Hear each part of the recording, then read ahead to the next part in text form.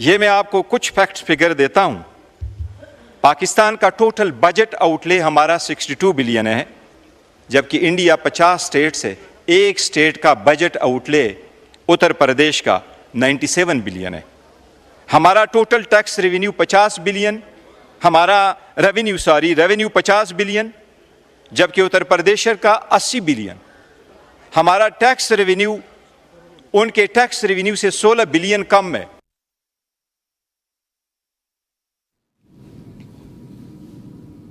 All right, viewers, now turbulence in the skies, uncertainty on the ground. Air India's recent string of technical snags and flight cancellations has raised serious concerns about the airline's safety standards and operational efficiency. Now, from engine troubles to hydraulic leaks, this national carrier, which was once known as the Maharaja, woes are piling up for it now, leaving passengers absolutely frustrated and in dire situation. Now, questions have been raised on the reliability of India's aviation infrastructure, and now serious questions are being raised on Air India and the Tatas. Here's a quick report. Take a look. Another day, another series of aviation incidents. Early Tuesday, Flight AI-180, a long-haul Boeing 777 from San Francisco to Mumbai, made a scheduled stop in Kolkata. But what followed was anything but routine. A technical fault was detected in the left engine just after landing. For hours, passengers sat on board. At 5:20 a.m., they were finally asked to deplane. The captain cited safety concerns. Engineers were seen inspecting the aircraft on the tarmac. But this is not an isolated incident. In fact, it's part of a string of troubling disruptions. Flight AI-2493 from Mumbai to Ahmedabad cancelled. The reason? Operational delays led the crew to exceed their legal duty limits as defined by FDTL regulations. The same AI-180 flight, a transcontinental journey, halted midway. Engine trouble again. A question lingers, was the aircraft airworthy to begin with? AI-915, Delhi to Dubai, cancelled. A Boeing 787 grounded over technical issues. No alternate aircraft. No explanation for stranded passengers. AI-143, Delhi to Paris. Another Dreamliner, another failure. This time, a hydraulic leak. AI-159, Ahmedabad to London. A flight to Europe cancelled moments before takeoff, citing a last-minute technical snag. 2 बार हमारी ये flight cancel हुई है और air India कोई जवाब नहीं देते। हम मैसेज भी करते तो इतना होल्ड होता है, हमको 15-15 मिनट होल्ड रखना पड़ता है और हमको सामने से भी अच्छा कोई रिस्पांस नहीं आता है एयर इंडिया में से। अब हम लोग अभी अगली बार से एयर इंडिया में आने वाले नहीं है। From short-haul domestic to high-profile international routes, technical snags seem to follow the Air India logo across skies and runways. And these are just incidents from the last few days. And despite this, a templated response is all that follows.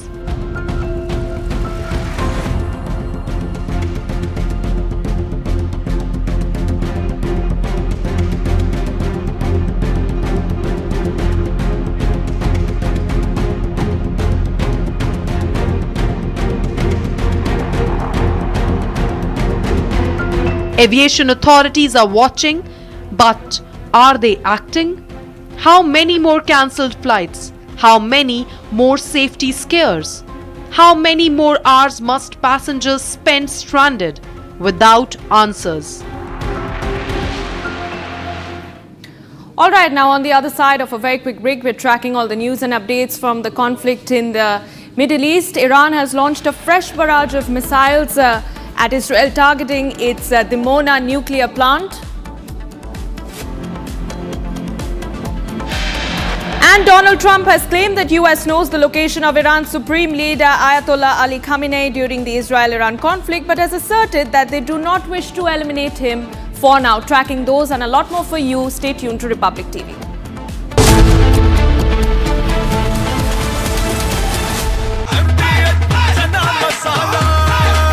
अब छोलिया हो या लोबिया, सफेद चने या काले चने, सब कुछ मजेदार बने।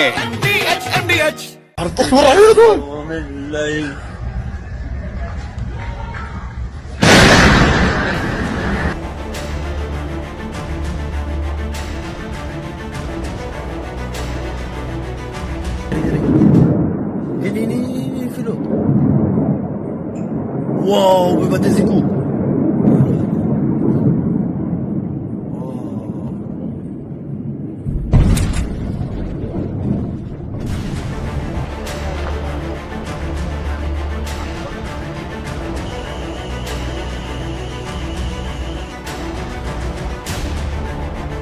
As you can see behind me, this is the result of the latest barrage of rockets fired at our residential communities by Iran.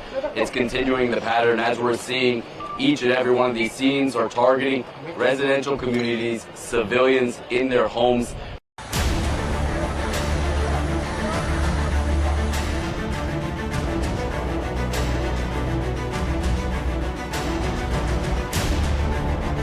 אחרי שקיבלנו את ההתראות בלילה, נכנסנו לממ"ד, המתנו, היה את האזעקה, המתנו.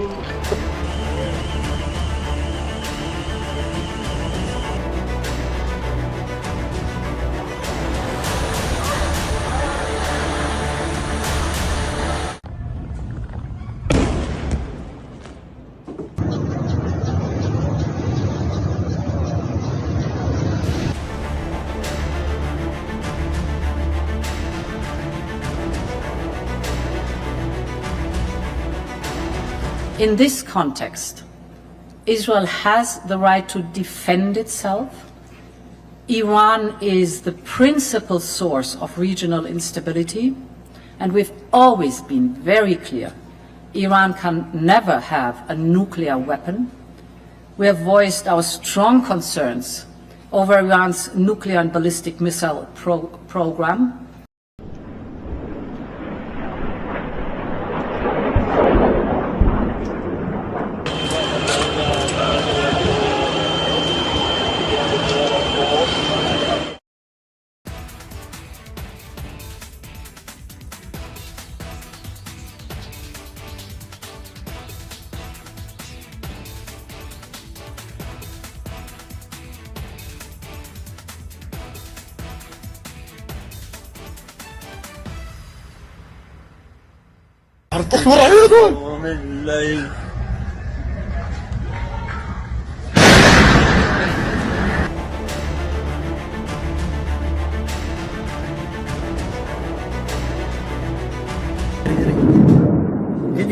नहीं फिरो।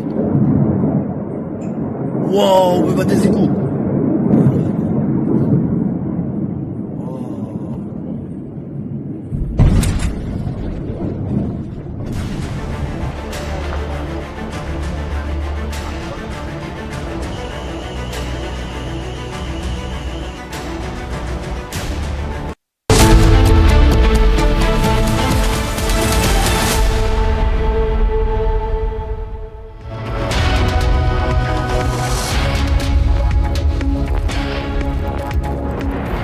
A very good morning, viewers. It's 10:30 and you're watching Republic TV. I'm Deepak Suresh Kumar and our focus is on India, Canada hitting the reset button on their ties. High commissioners will be reappointed and we'll get you all the latest from Alberta, but after a quick check on the headlines.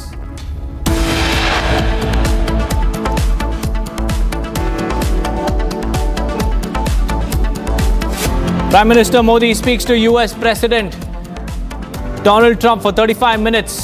Talks over Pahalgam attack and India's Operation Sindoor.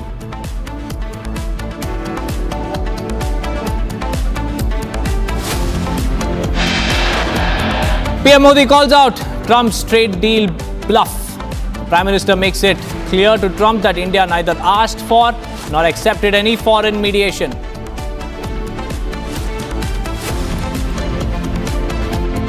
As a necessary first step, an exchange of views frank, open exchange of views around law enforcement, transnational repression as two examples, an agreement to provide the necessary foundations to begin to rebuild a relationship, and we will, we're both committed to work towards that, but there's a lot of work that will need to be done.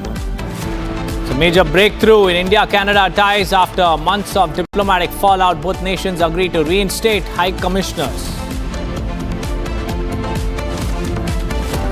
Iran launches fresh barrage of missiles on Israel, targets Dimona nuclear plant.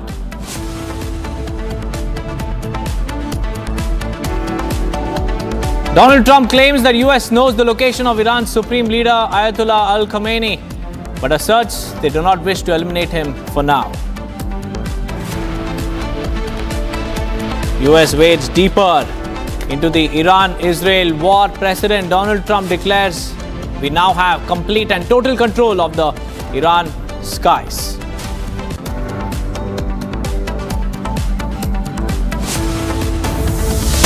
What's up, viewers? We have some big breaking news coming in. A strong letter by Justice Yashwant Verma to former Chief Justice of India, Justice Khanna. Justice Verma has refused to resign or step down. Justice Verma says that he has been denied personal hearing, in-house committee report. He has called it a fraud, and Justice Verma desperately defends himself. Justice Verma has now hit back, refusing to resign, calling the in-house probe a fraud and accusing the system of denying him a fair hearing. And this is a scathing letter to the former CJI, Justice Khanna. We have our executive editor, legal, Rhythm Bharadwaj, joining us live on the phone line. Rhythm, this is a desperate attempt by Justice Yashwant Verma to cover up and also defend himself. Absolutely. This was actually on May 6th, earlier that it had been filed. It is not a new development, Deepak, but we've accessed this letter, which is clearly him defying anything that has happened in this case. In fact, the letter very clearly says he was advised by the former Chief Justice of India, Justice Khanna, to resign or take voluntary retirement within 48 hours. He refused to do so, and that is when the panel's report was forwarded to the president, and action is now being taken. It has reached the level of, we are being told, impeachment motion being moved by the government with consultation with all sides. One of the rare times that an impeachment motion against a judicial officer is being moved. The judge declined to take Chief Justice of India's advice. Now, I want to go through the content letters. May 6th was the date on which he wrote this letter. May 4th, is when the letter was written by former Chief Justice of India, Justice Khanna, to him after he got the report stating that yes, there was unaccounted cash found in the storeroom of Justice Verma. He writes that he believes that this was an unfair process to him. He then says, you have to understand, I have served the institution for more than 11 years. A decision such as the one your letter advises me to take entails due deliberation. You cannot just give me a 48-hour window. He then says at no point during the inquiry I was told that the evidence has been gathered. I was never afforded a meaningful opportunity to address the allegations. These are all the words that are usually said in any case. If in fact the kind of hearing that is not given to the person is afforded and the person wants it. And then finally, Justice Verma says, even after finding of serious misconduct was rendered, advice was rendered, justice sent. In the other case he talks about, it says, was given sufficient time. He says that therefore you will be distraught to know, Justice Khanna, that we have not been given proper time, and therefore this report is flawed. He attacks the report and says it's fundamentally flawed, and therefore he says that this report should be maintained and be confidential, Deepak. Right, Rhythm. We also have Anil Tiwari, Allahabad High Court Bar Association President, joining us live this morning. A very good morning to you, sir. How do you look at this particular letter dated May 6th that we have accessed, where Justice Yashwant Verma is now casting aspersions on the in-house committee that was appointed by the Supreme Court, and also he has called the report of this committee fundamentally flawed and unjust? देखिए थोड़ा different है इसको देखिए. मेरा नजरिया ये है कि आप इस लेटर का लास्ट पैराग्राफ देखिए, जहां इन्होंने ये कहा कि रिपोर्ट के बारे में क्रिटिसाइज करने के बाद नीचे की तरफ लिखते हैं कि रिपोर्ट को कॉन्फिडेंशियल रखा जाए। ये इनका फ्रस्ट्रेशन देख लीजिए। आपकी रिपोर्ट को कॉन्फिडेंशियल रखने की बात कर रहे हैं, जबकि पब्लिक का ये राइट है कि जानने का। मैं इसको इस नजरिए से देखता हूं कि जस्टिस यशवंत वर्मा ने जज को एक सर्विस के एंगल से देखते हैं, जबकि सच्चाई ये है कि मेयर एलिगेशन, एक हल्का सा डाउट भी हो जाए तो जज को जज नहीं रह सकता। पब्लिक ट्रस्ट का सवाल है। इसलिए ये अपॉर्चुनिटी ऑफ हियरिंग की जो बात करते हैं, let the matter be, impeachment आएगा, उसमें जो कुछ होना है वहां पे तो डिबेट होगी। जस्टिस वर्मा इंस्टीट्यूशन से बड़े नहीं है। इंस्टीट्यूशन को बचाने के लिए जस्टिस वर्मा को खुद रिजाइन करना चाहिए। इसलिए जस्टिस वर्मा का ये फ्रस्ट्रेशन है, नथिंग एल्स। मेरी राय तो ये है, मैं तो आज आपके चैनल के माध्यम से ये कहूंगा कि please mister Verma, please step down to protect the interest of the public in judiciary, public faith systems. Sir, he has also claimed that. Please continue, sir. जो हमारी लड़ाई जो थी बार एसोसिएशन की, ये उसकी जीत है। उसकी दिशा में हम पब्लिक की जीत है, आम जनता की जीत है, न्याय की जीत है। मैंने पहले भी कहा था कि सिस्टम में 99% जजेस आर ऑनेस्ट। एक आदमी पे डाउट होता है, पूरा सिस्टम कोलैप्स करने की सिचुएशन आ जाती है। सिस्टम पूरा जब कोलैप्स हो जाएगा तो कंट्री कोलैप्स हो जाएगी, डेमोक्रेसी कोलैप्स हो जाएगी। जस्टिस वर्मा इस एंगल से नहीं देखते। वो तो ये सोचते हैं कि मैं एक नौकरी कर रहा हूं, इसलिए मुझे अपॉर्चुनिटी ऑफ हियरिंग की जरूरत है। Not at all required. पिछली 4 बार 5 बार इससे पहले इंपीचमेंट प्रोसीडिंग क्या हुआ? ये नहीं फेयर है तो ये खुद एफआईआर कर देते कि इनके घर में कुछ गड़बड़ियां हुई हैं। इन्होंने क्यों नहीं एफआईआर की? तो अब मेरा तो ये कहना है कि इंपीचमेंट अलग से चले, इनके ऊपर तुरंत इमीडिएटली एफआईआर होनी चाहिए। ये रिजाइन इसलिए नहीं कर रहे हैं क्योंकि इन्हें पता है कि जैसे ही रिजाइन करेंगे वैसे ही ये एफआईआर इनके खिलाफ हाईकोर्ट बार खुद कर देगी। इसलिए इन्हें पता है इस बात। High court, Allahabad high court bar is opposing his every move we are opposing it, because ये हमारे यहां से गए थे और इन्होंने हमारा बहुत नुकसान कर दिया है। इलाहाबाद हाईकोर्ट को आज इनके नाम से जोड़ा जा रहा है और जिसकी हम लोगों को बहुत तकलीफ हुई है। Right, many thanks for joining us, sir, with those insights. Well, that was Anil Tiwari, the president of the Allahabad High Court Bar Association. Clearly, they're stating that Justice Yashwant Verma must step down to save and protect the sanctity of the judicial system. Let's now move across to other news. We are tracking flight Air India 996 operated by the aircraft Boeing 787 has been cancelled in Dubai due to a technical glitch. After all passengers had already boarded, aircraft was to operate from Dubai to Delhi.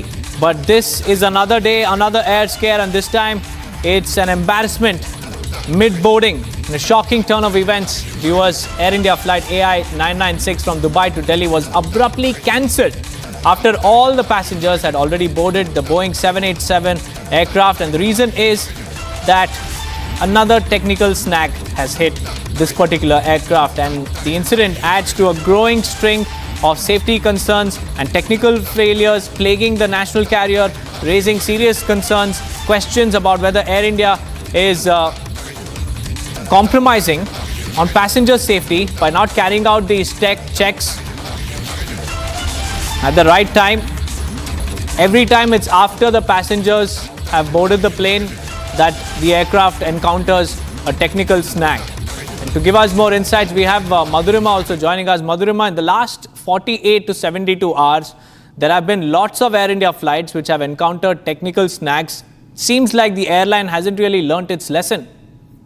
Well, absolutely, Deepak, and such cancellations continue even after, remember, that crucial meeting that happened between the DGCA, the government officials, and Air India Express, where they highlighted as to that they will be held accountable for these cancellations. Remember, like you were very rightly pointing out, that in the past 48 hours, there have been 6 cancellations of Air India flights, and this is the 7th one in the row where yet another cancellation has taken place.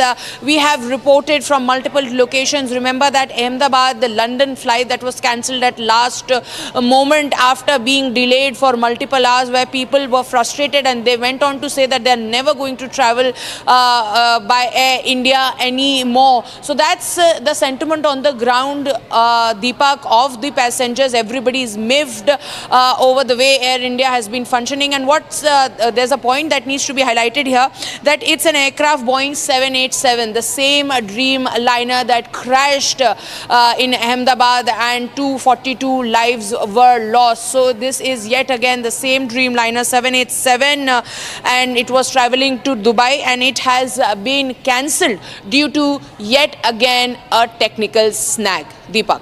Right, Madhurima, there are questions being raised. Is this sheer negligence, a maintenance crisis, or a systemic rot that the Air India is not willing to fix? And we also ask viewers, how many more close calls before accountability kicks in?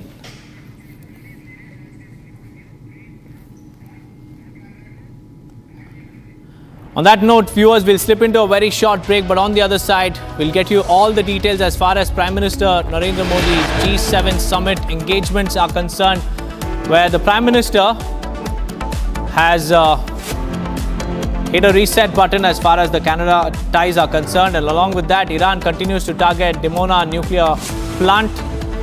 Further escalation in the West Asia conflict. Stay tuned.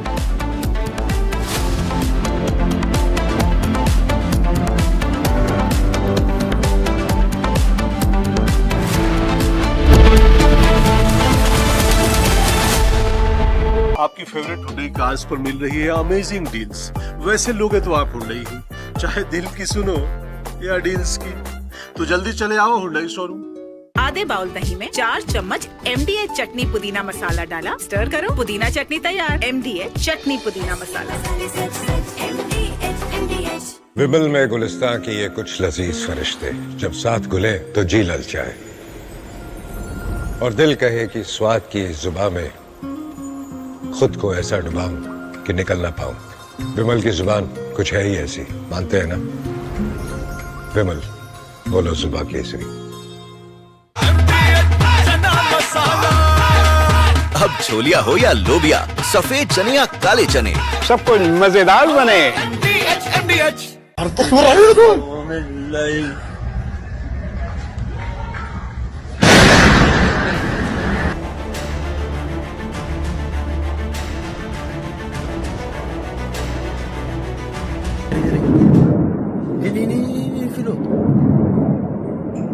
Wow, vai bater esse cu.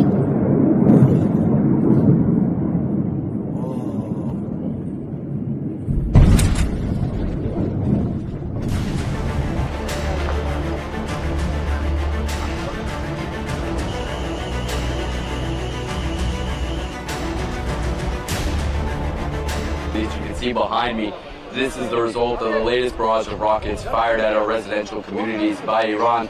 It's continuing the pattern as we're seeing.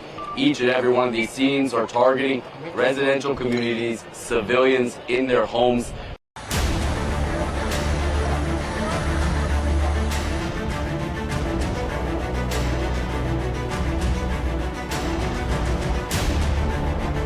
אחרי שקיבלנו את ההתראות בלילה, נכנסנו לממ"ד, המתנו, היה את האזעקה, המתנו.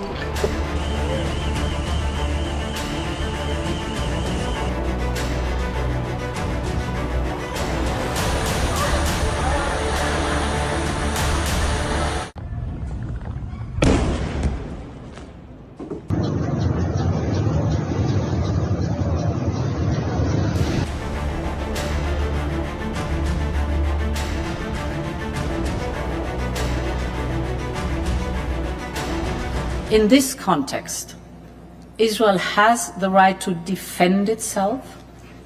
Iran is the principal source of regional instability, and we've always been very clear. Iran can never have a nuclear weapon. We have voiced our strong concerns over Iran's nuclear and ballistic missile program.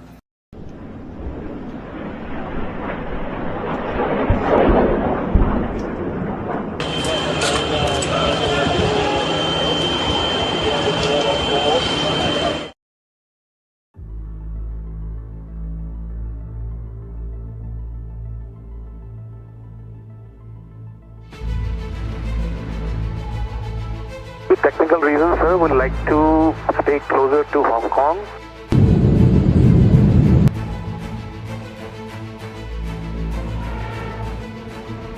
And yes, sorry, say again. Technical reasons, sir, would like to stay closer to Hong Kong. Maybe we will come back and land back into Hong Kong once we sort out the problem. We don't want to continue further. And yes, maintain passenger level, advance and able for right turn to Hong Kong. Able right turn right now in 315.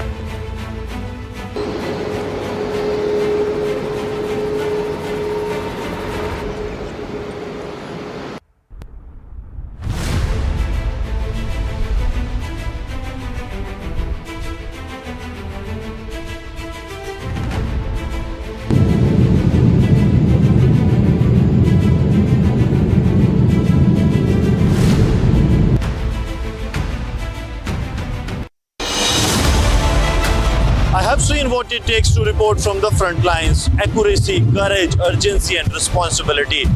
At Republic School of Journalism, you will be trained for that reality. It's not theory, it's live learning from a working newsroom from day one. If you want to report the truth when it matters the most, Republic School of Journalism is where you begin. Courses begin on 30th June. Apply now.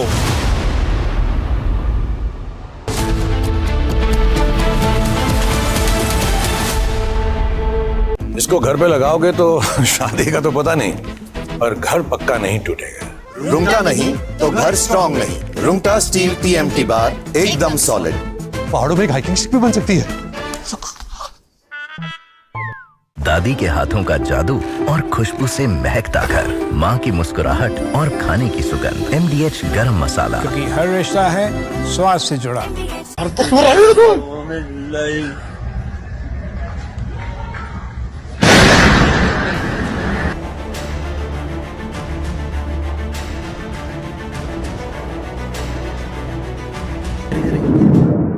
Ini filo.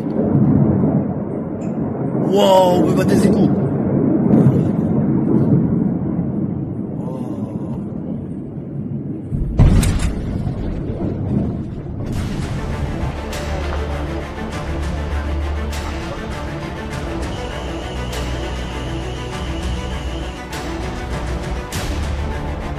As you can see behind me, this is the result of the latest barrage of rockets fired at our residential communities by Iran.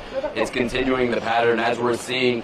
Each and every one of these scenes are targeting residential communities, civilians in their homes.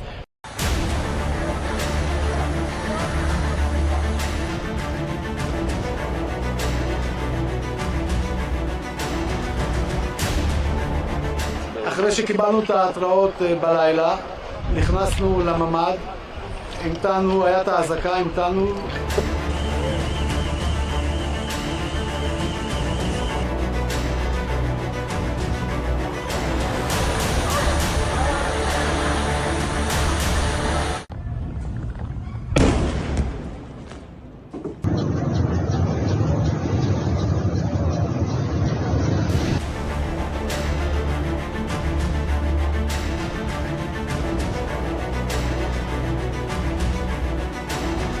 In this context, Israel has the right to defend itself.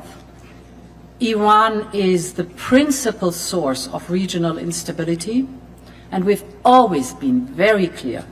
Iran can never have a nuclear weapon. We have voiced our strong concerns over Iran's nuclear and ballistic missile program.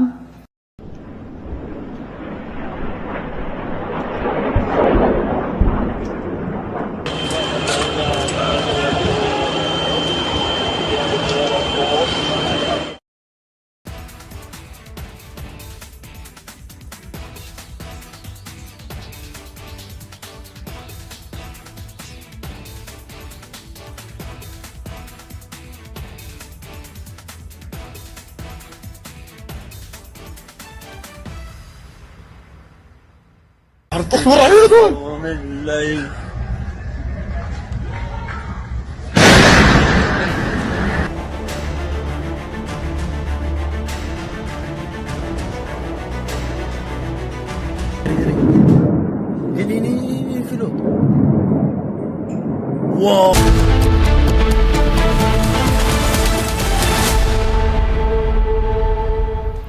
Welcome back, viewers. Now let's get you a look at Arnab, India's first indigenously built anti-submarine warfare shallow water craft. Take a look.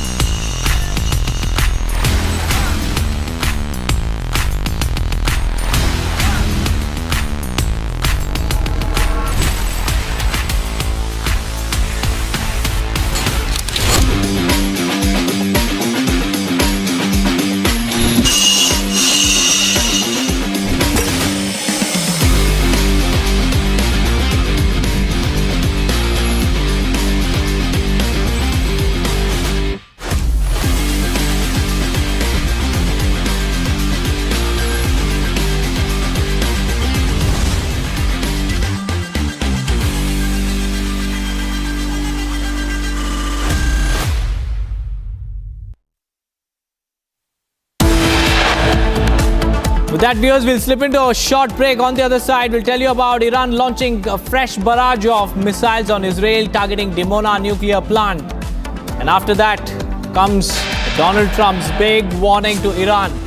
He says that US knows the location of Iran's Supreme Leader Ayatollah Al Khamenei, but asserts they do not wish to eliminate him for now. Stay tuned for more on that.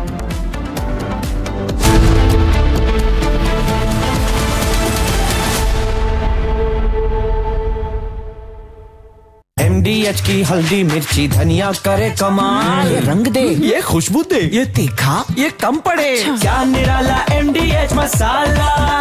विमल में गुलिस्तां के ये कुछ लजीज फरिश्ते जब साथ घुले तो जी ललचाए और दिल कहे कि स्वाद की जुबान में खुद को ऐसे डुबाऊं कि निकल ना पाऊं। विमल की जुबान कुछ है ही ऐसी, मानते हैं? विमल, बोलो जुबान कैसी?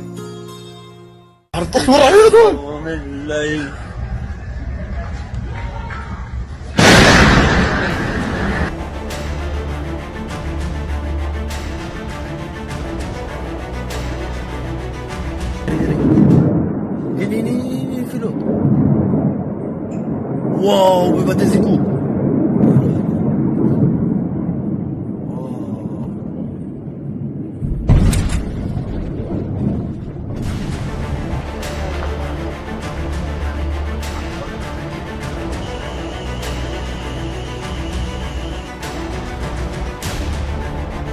As you can see behind me, this is the result of the latest barrage of rockets fired at our residential communities by Iran.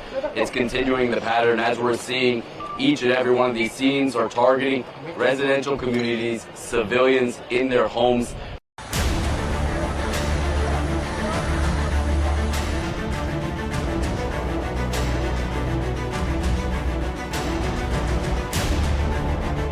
אחרי שקיבלנו את ההתראות בלילה, נכנסנו לממ"ד, המתנו, היה את האזעקה, המתנו.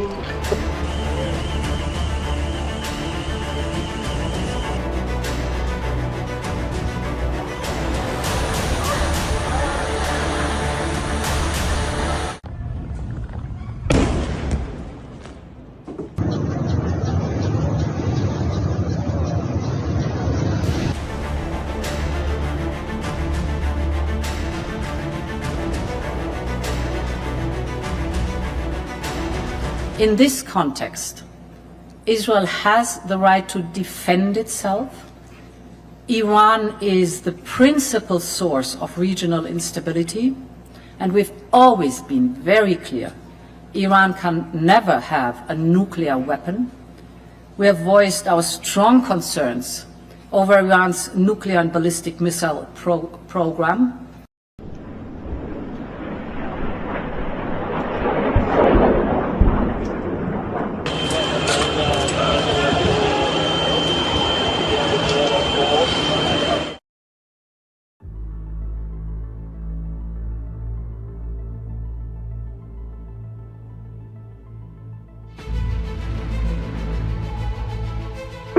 reasons, sir, would like to stay closer to Hong Kong.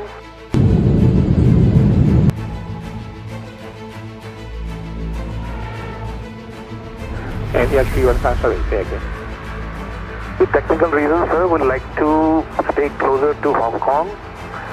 Maybe we will come back and land back into Hong Kong once we sort out the problem. We don't want to continue further. You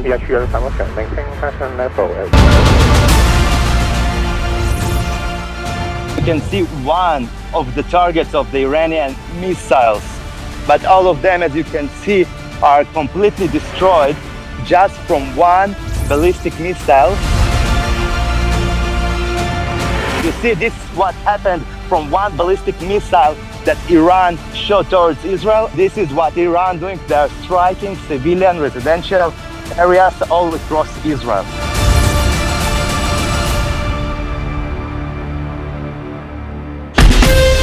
From Asia's largest news headquarters, setting the agenda for Bharat.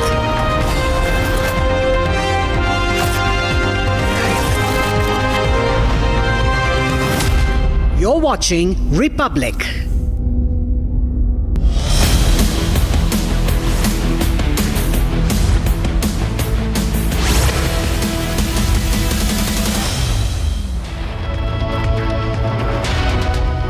Thank you for staying with Republic TV. You're watching Live and Breaking this Wednesday with me, Oyana Mitra. We're getting in a lot of political reactions to that 35-minute phone call between Prime Minister Modi and US President Donald Trump. We're tracking that and a lot more for you in this edition. But first, the headlines at 11 a.m.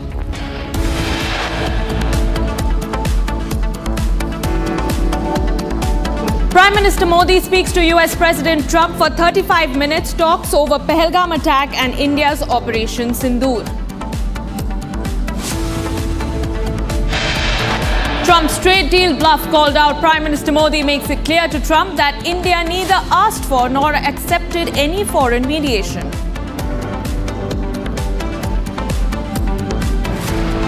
Air India flight cancelled in Dubai due to a technical issue after all passengers had already boarded.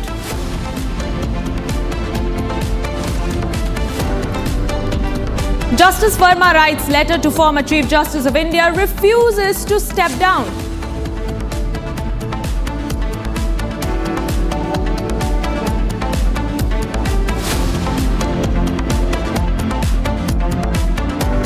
As a necessary first step, an exchange of views, frank, open exchange of views around law enforcement, transnational repression as two examples, an agreement to provide the necessary foundations to begin to rebuild a relationship, and we will, we're both committed to work towards that, but there's a lot of work that will need to be done. Major breakthrough in India-Canada ties after months of diplomatic fallout. Both nations agreed to reinstate high commissioners. Iran launches fresh barrage of missiles on Israel, targets Dimona nuclear plant.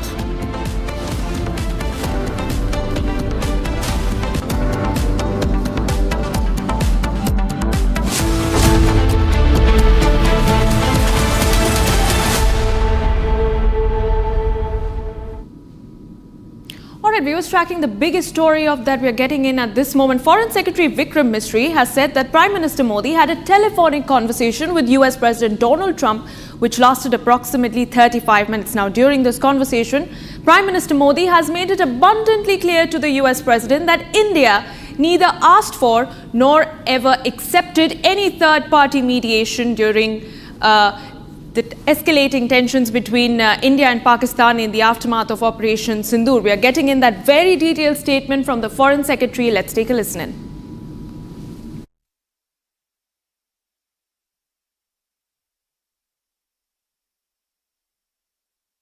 प्रधानमंत्री मोदी ने राष्ट्रपति Trump से operation सिंदूर के बारे में विस्तार से बात की। प्रधानमंत्री मोदी ने राष्ट्रपति ट्रंप को स्पष्ट रूप से कहा कि 22 अप्रैल के बाद भारत ने आतंकवाद के खिलाफ कार्रवाई करने का अपना दृढ़ संकल्प पूरी दुनिया को बता दिया था। प्रधानमंत्री मोदी ने कहा कि 6-7 मई की रात को भारत ने पाकिस्तान और पाकिस्तान ऑक्यूपाइड कश्मीर में सिर्फ आतंकी ठिकानों को ही निशाना बनाया था। प्रधानमंत्री मोदी ने राष्ट्रपति ट्रंप को स्पष्ट रूप से कहा कि इस पूरे घटनाक्रम के दौरान कभी भी किसी भी स्तर पर भारत अमेरिका ट्रेड डील या अमेरिका द्वारा भारत और पाकिस्तान के बीच मध्यस्थता जैसे विषयों पर बात नहीं हुई थी। सैन्य कार्रवाई रोकने की बात सीधे भारत और पाकिस्तान के बीच दोनों सेनाओं की एग्जिस्टिंग चैनल्स के माध्यम से हुई थी और पाकिस्तान के ही आग्रह पर हुई थी। प्रधानमंत्री मोदी ने जोर देकर कहा कि भारत ने न तो कभी मध्यस्थता स्वीकार की थी, न करता है और न ही कभी करेगा। इस विषय पर भारत में पूर्ण रूप से राजनीतिक एकमत है। राष्ट्रपति ट्रंप ने प्रधानमंत्री द्वारा विस्तार में बताई गई बातों को समझा और आतंकवाद के खिलाफ भारत की लड़ाई के प्रति समर्थन व्यक्त किया। All right, that was the detailed statement given by the Foreign Secretary on that 35-minute conversation between Prime Minister Modi and US President Donald Trump. Let's remember, viewers, that India has emerged as a strong voice and a representative of the global south on the world platform. And along the sidelines of the G7 summit, this conversation that took place between Prime Minister Modi and US President Donald Trump holds a lot of significance because India has made its stance absolutely clear. And despite sharing a healthy friendship with the United States, Prime Minister Modi has gone on to call out Donald Trump's bluff, saying that there was no talks of any trade deal between India and US during Operation Sindoor, as was claimed by Trump at the time. And not only that, Prime Minister Modi has also gone on to make it very clear that India never really needed any foreign intervention, neither nor third-party intervention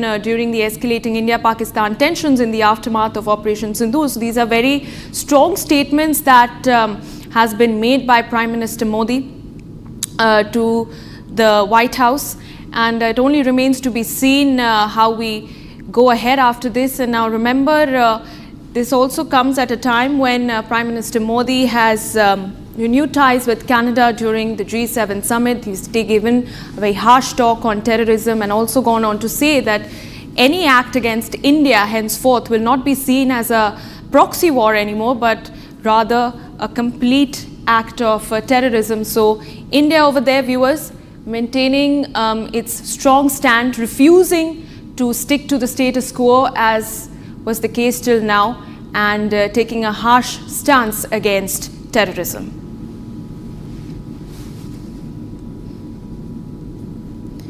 All right, and just to give you more details about that 35-minute conversation between Prime Minister Modi and US President Donald Trump. The conversation lasted about 35 minutes, and Prime Minister Modi has had a detailed discussion with Trump on Operation Sindoor and made it categorically clear that India has and will never accept a third-party intervention. All right, shifting focus to the massive crisis that has hit India's aviation sector. We're now learning that an Air India flight 996 operated by aircraft Boeing 787 has now been cancelled in Dubai due to a technical issue yet again, and this after all passengers had already boarded. And we're learning that this aircraft was to operate on the Dubai-Delhi leg. Major embarrassment for Air India, viewers. Another day, another technical snag, and yet another flight, Air India flight cancelled from the Dubai leg. And this comes as we've been reporting on back-to-back technical snags that have come to the fore, especially in the aftermath of the tragic AI-171 crash. And now questions are being continuously raised on why Air India is not enhancing its safety checks, why the passengers have been left in the lurch, and why there's absolutely no accountability on behalf of Air India and the Tata Group. And now remember, viewers, in the past 48 to 72 hours, we've seen at least 8 to 9 such flights being grounded or being cancelled due to such technical issues. And now we are getting in the news that yet another flight, Air India 996, which was to operate from the Dubai to Delhi leg, has been cancelled in Dubai, and this after the passengers had completed their check-in and boarding process.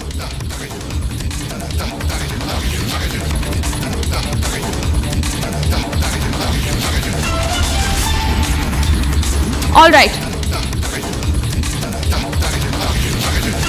right, we are being joined by Madhurima, my colleague. She joins me from the newsroom, and we also have a guest, Group Captain GP Bajpai. He's an aviation expert. Sir, thank you for speaking to Republic TV this morning. Madhurima, I'd like to go to you first. Yet another day and yet another embarrassment for Air India. Tell us the details of this latest flight. Well, Oyona, let us take a view as the flight number AI 996 operated by aircraft Boeing. This is yet another 787 Dreamliner Boeing series that has been cancelled. It was en route for Dubai, and after multiple delays, this has also been cancelled due to a technical snag. So in last 48 hours, this is the 6th Air India flight, so I beg your pardon, the 7th Air India flight that has been cancelled due to a technical snag, and this all is unraveling ever since that crash took place in Ahmedabad. What needs to be seen here is, Oyona, just a year back, a whistleblower in the United States of America had addressed the US Senate asserting that the Boeing is not focusing on the quality of manufacturing of their aircrafts, and it is going to unravel soon. The statement that he made in front of the US Senate was they're trying to put a band-aid over a band-aid to solve the situation, but it is going to collapse, and this is what is happening now, one after another. Multiple technical snags, various cancellations, only the brunt being bore by the common man, the passenger. Oyuna. Right. All right, I'd like to take my next question across to Group Captain GP Bajpai. Sir, how much more time and how many more such flights before Air India actually goes on to take some responsibility and accountability? Because at the end of the day, it is the passenger safety and the travel, the journey of the passengers which is being affected. And of course, this is coming from an airline which has always maintained that passenger safety is paramount. Madam, it would be difficult to make any comment on the affected flight which has been cancelled or returned back to base after boarding the passenger, unless until we know the full details of the technical difficulty the pilots have encountered. However, it is absolute truth, in too less a time, too many cancellations of the flight, too many grounding of the aircraft, too many returning the flight back to the base from air. It's indicating there is some serious internal turmoil going within Air India, which is a topic of detailed debate. You are right, because in case of the minor unserviceability, there is a system of MEL, minimum equipment list, which is promulgated by manufacturer in the form of MMEL, and then it is rebuilt by the airline operator, which is further approved by the regulating authority. In our case, it is the DGCA, and then this handbook is handed over to the captain of aircraft in the form of MEL handbook inside the aircraft, which is to be referred in case of minor unserviceability of any system or equipment. Generally, this used to be an exception so that uninterrupted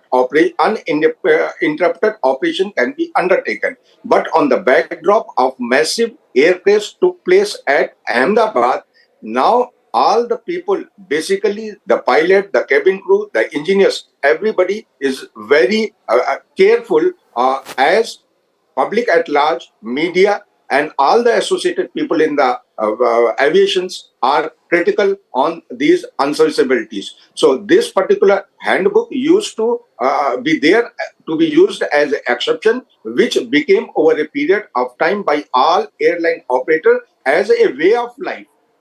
Presently, due to this crash, people are very careful to use these publications so that the flight can go on. In this publication, it is clearly spelled all those equipment and the system with minor unserviceability, which does not affect the flight safety. Pilot can continue the flight. the procedures are divided in two parts. One part used to be the engineer's action, AME's action, and followed by the operational procedure. Ultimately, the captain of the aircraft has to be confident that if we follow these procedures, there will not be any flight safety issue. At last, it is the captain or commander of the flight who is in the utmost authority that at any time he can cancel the flight, he can return back to the base on the name of or for the sake of flight safety. This is my say. As far as the Air India's internal turmoil, there is a big topic for which we require a detailed debate. Well, absolutely. Group Captain Vajpayee, let me ask you a question on the technicality. We are seeing that multiple hydraulic leaks that are being reported. Ever since this crash took place, like you very rightly pointed out, a greater effort is being made to ensure safety. Were these not made before? Because these technical snags coming one after another, multiple flight cancellation, how is it happening one after another? Or are the things unraveling too far, too soon? What is the reason behind these multiple cancellations? Were the aircrafts, carriers, they were not as cautious than they are now that such cancellations are taking place? As I told just now also, the earlier MEL procedures were being executed very easily. Now people have become more careful. That's point number one.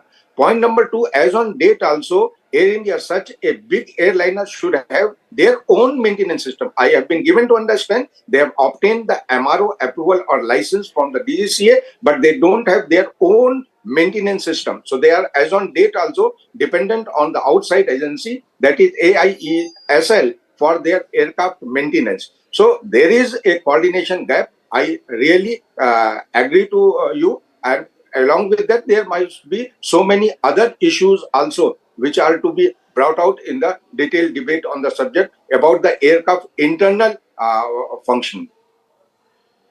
Because the same aircraft is being flown by so many other airlines also across the world. However, such frequent technical failures, returning to the base, cancellation of the flights, grounding the aircraft is not sufficient. I agree. No, a technical snag is a routine. Wherever there is an operation, it is bound to happen. Absolutely. Thank you, Group Captain Vajpayee, for speaking to Republic Media Network. You've put it very amicably as what's happening now as the aircrafts and the airline carriers are being way more conscious than they were before after that crash. Over to you, Oyuna. Take us through that detailed report as to multiple snags that have been reported in different aircrafts of Air India. Absolutely, Madhurima. Let's take our viewers through the details of the incidents that have been reported over the last 48 to 72 hours. This is the first incident, viewers. This was on June 16. This was an AI315 flight which was operating on the Hong Kong to Delhi leg. It had to make a U-turn after it took off. And why? Due to a technical snag. In fact, a mid-air glitch was issued which forced the aircraft to make a return to Hong Kong. And while all passengers were safely deboarded, we can only imagine how harrowing the experience must have been. And with absolutely no clarity from Air India, the passengers had to be deboarded. All right, this is a second incident from the same day. So one day, the second incident, this is from June 16. This is an SV3112 flight. There was an air scare on Jeddah, on a flight from the Jeddah to Lucknow leg. And we were learning that sparks and smokes were seen from the plane wheels. So, of course, this is something that must have been very scary for the passengers, after which there was an investigation on spot and all passengers had to be deboarded and they were disembarked safely. But again, yet another technical snag reported. This is a third flight that we're reporting on. This was a Delhi to Ranchi flight on the same day again.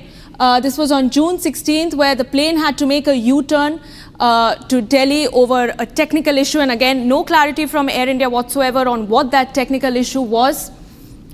and this was reported shortly after takeoff from the national capital, and flight operations resumed shortly after inspection and clearance. So this is the third incident from the same day. All right, now we are moving on to June 17th, which was yesterday. This is an Air India 2493 flight which reported a technical snag on the Mumbai-Ahmedabad leg, and operational issues led to a delay in the flight, and again no clarity for the passengers. The flight was cancelled after a long wait. All right, let's move on. Same day, that is from yesterday, a second incident was reported. This is Air India 180 flight on which a technical snag was reported. This was a San Francisco to Mumbai flight which had stopped for a routine layover at Kolkata, during which a technical issue was reported and all the passengers had to be deboarded. And first it was delayed after takeoff from Kolkata, and then shortly after the flight was cancelled altogether. This is the sixth incident that we're reporting on. This is an Air India 915 flight from Delhi to Dubai, which was cancelled. And this is after the passengers completed all their check-in and boarding process. The airlines informed them that the flight from both the legs, from Delhi and from Dubai altogether, stands cancelled due to technical issues. And let's remember, viewers, in all of these cases, it has been a Boeing B787 aircraft. So this is the one particular fleet on which the spotlight is on. Our seventh case is also from June 17th, which was from yesterday. This is an Air India 143 flight which was operating from Delhi to Paris, and this flight was cancelled altogether. And shortly after the cancellation, the passengers got a little bit of clarity that it was in fact a hydraulic leak which led to the cancellation. Here we have another case. This is an AI 159 flight which was operating from Ahmedabad to London, which stands cancelled. This was the same route on which the AI 171 Air India flight was operating on the 12th of June, after which it led to a fatal accident. This was the same route, and due to a technical issue, this flight stood cancelled yesterday. All right, viewers, now India's aviation regulator DGCA has pulled up Air India and Air India Express over a spate of maintenance-related delays, diversions and service disruptions.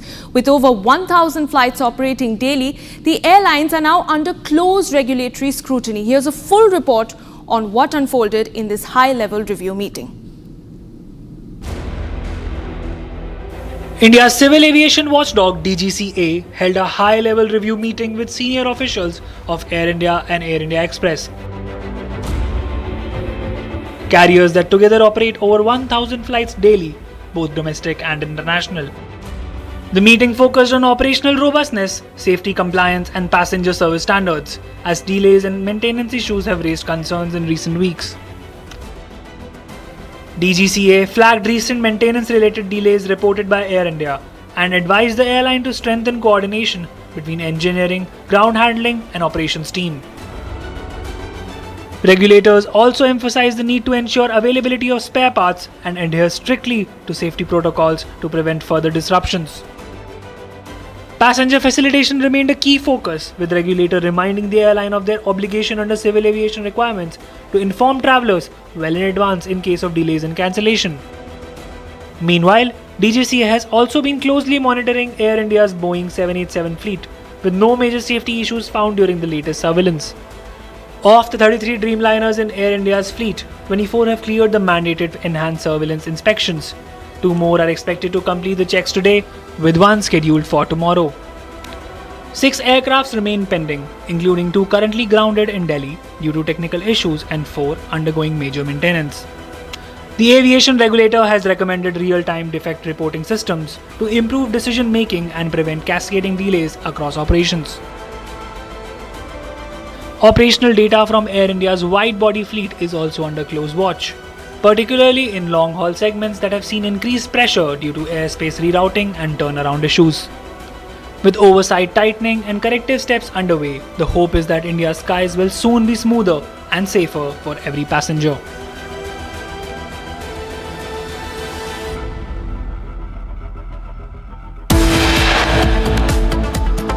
All right, on the other side of a very quick break, Iran has launched a fresh barrage of missiles on Israel targeting the Dimona nuclear plant.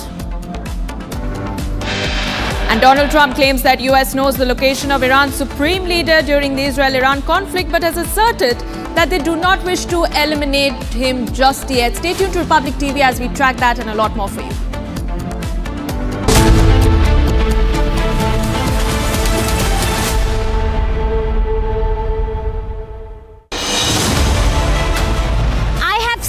What it takes to report from the front lines. Accuracy, urgency, courage and responsibility. At Republic School of Journalism, you will be trained for that reality. It's not theory, it's a live learning inside a working newsroom from day one. If you want to report the truth when it matters the most, RSJ is where you begin. Courses begin on June 30th. Apply now. ये है secret recipe MDH का जीरा SIP जल जीरा मसाला SIP SIP जीरा SIP MDH का जल जीरा सिप MDH का जल जीरा SIP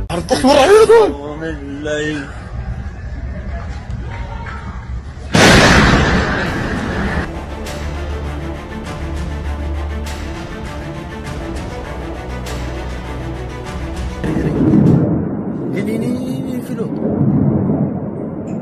וואו, בבתי זיקוק.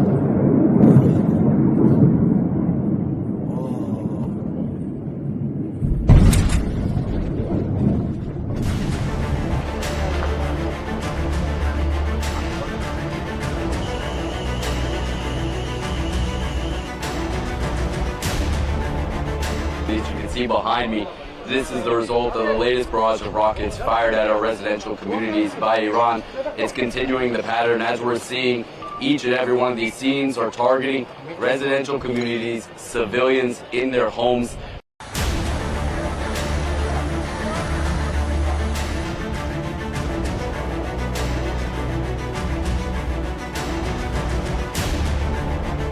אחרי שקיבלנו את ההתראות בלילה, נכנסנו לממ"ד, המתנו, היה את האזעקה, המתנו.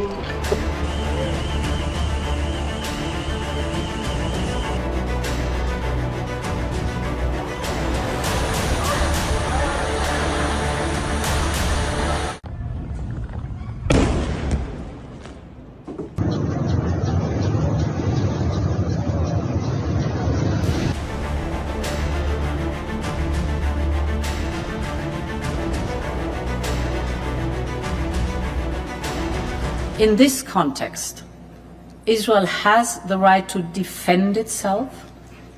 Iran is the principal source of regional instability, and we've always been very clear. Iran can never have a nuclear weapon. We have voiced our strong concerns over Iran's nuclear and ballistic missile program.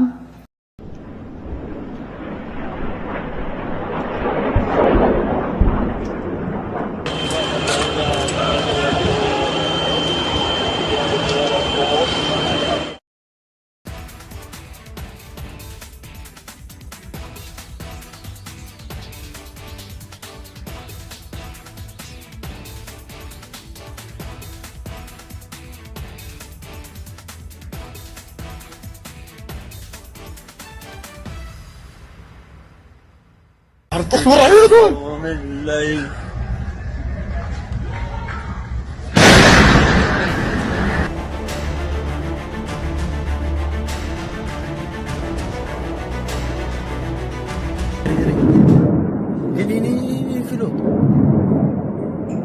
וואו, בבתי זיקוק.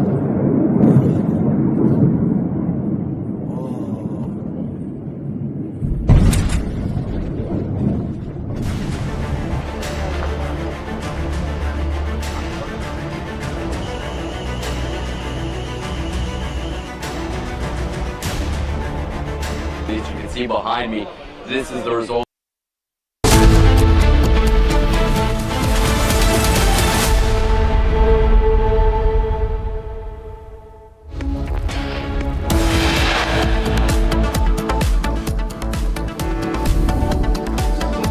Prime Minister Modi speaks to US President Donald Trump for 35 minutes over the phone line.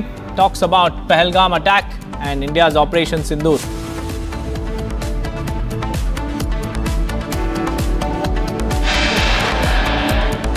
Trump's trade deal bluff called out. PM Modi makes it clear to Trump that India neither asked for nor accepted any foreign mediation. Air India flight cancelled in Dubai due to technical issue after all passengers had already boarded. Justice Verma writes a letter to former CJI dated May 6th, refuses to step down. As a necessary first step, an exchange of views, frank, open exchange of views around law enforcement, transnational repression as two examples, an agreement to provide the necessary foundations to begin to rebuild a relationship, and we will, we're both committed to work towards that, but there's a lot of work that will need to be done. Major breakthrough in India-Canada ties after months of diplomatic fallout. Both nations agree to reinstate high commissioners. Iran launches fresh barrage of missiles on Israel, targets Dimona nuclear plant.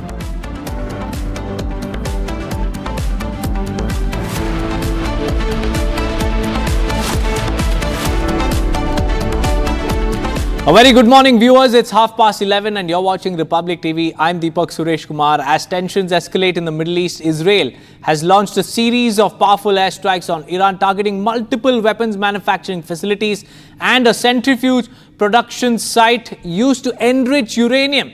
According to the Israeli Defense Forces, 50 Israeli Air Force fighter jets participated in the operation, striking sites linked to Iranian missile assembly and nuclear infrastructure. Clear-cut aerial superiority established by Israel over the skies of Iran. And one key target was the laboratory used for producing high-grade centrifuges, which Israel claims exceeds the enrichment levels needed for civilian nuclear use. And the strike comes as the US ramps up its military presence.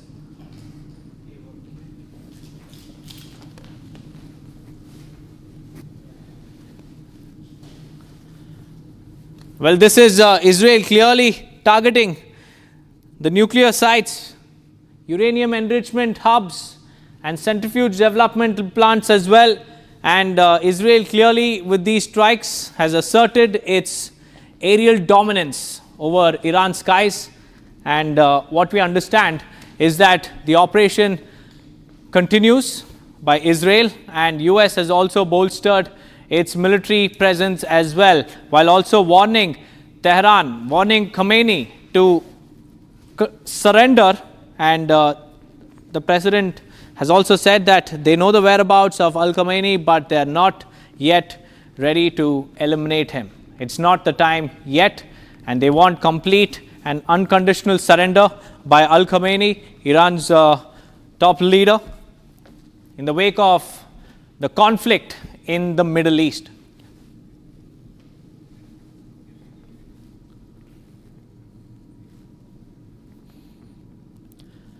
Viewers, let's now tell you about the areas that have been hit by Israel. First, let's go to Tehran. In Tehran, Parchin military base, the state broadcaster, the dramatic video that surfaced on social media where you can see the news presenter scampering to save herself, and Saharan fuel depot. Natanz is another main nuclear enrichment facility that was hit in the first couple of days of Israeli strikes. It is a facility that was reportedly attacked, and what we understand is that there is uranium and radioactive elements leak as well, but Iran has said that there is no such leak. Mashhad is another airport that was hit. It's a refueling plane airport where you can see several of Iran's jets get their fuels re-injected into their systems. And Tabriz is where the explosions were reported near a nuclear research center. These are the key areas that were targeted and struck by Israel. Now let's tell you what Iran has hit so far. Reportedly, Iranian strikes on between 12th and 16th of June. Haifa, several buildings have been hit in Israel. This is one of those locations, key locations in Israel that has been targeted by Iran. Along with that, there were multiple explosions and also loud sounds reported across Tel Aviv. Air raid sirens continue to be sounded across Tel Aviv. And what we understand is that the US Embassy, near the US Embassy as well, there were explosions that were reported. That's exactly what I'm talking about. A US consulate office, near that consulate, a missile was witnessed and it exploded. Loud sounds of explosions were heard by those members. And Western Galilee was another target of Iran in Israel. Thamra was again the key site that Iran had targeted and struck. Bat-Yam is another area in Israel that Iran believes has crucial military assets.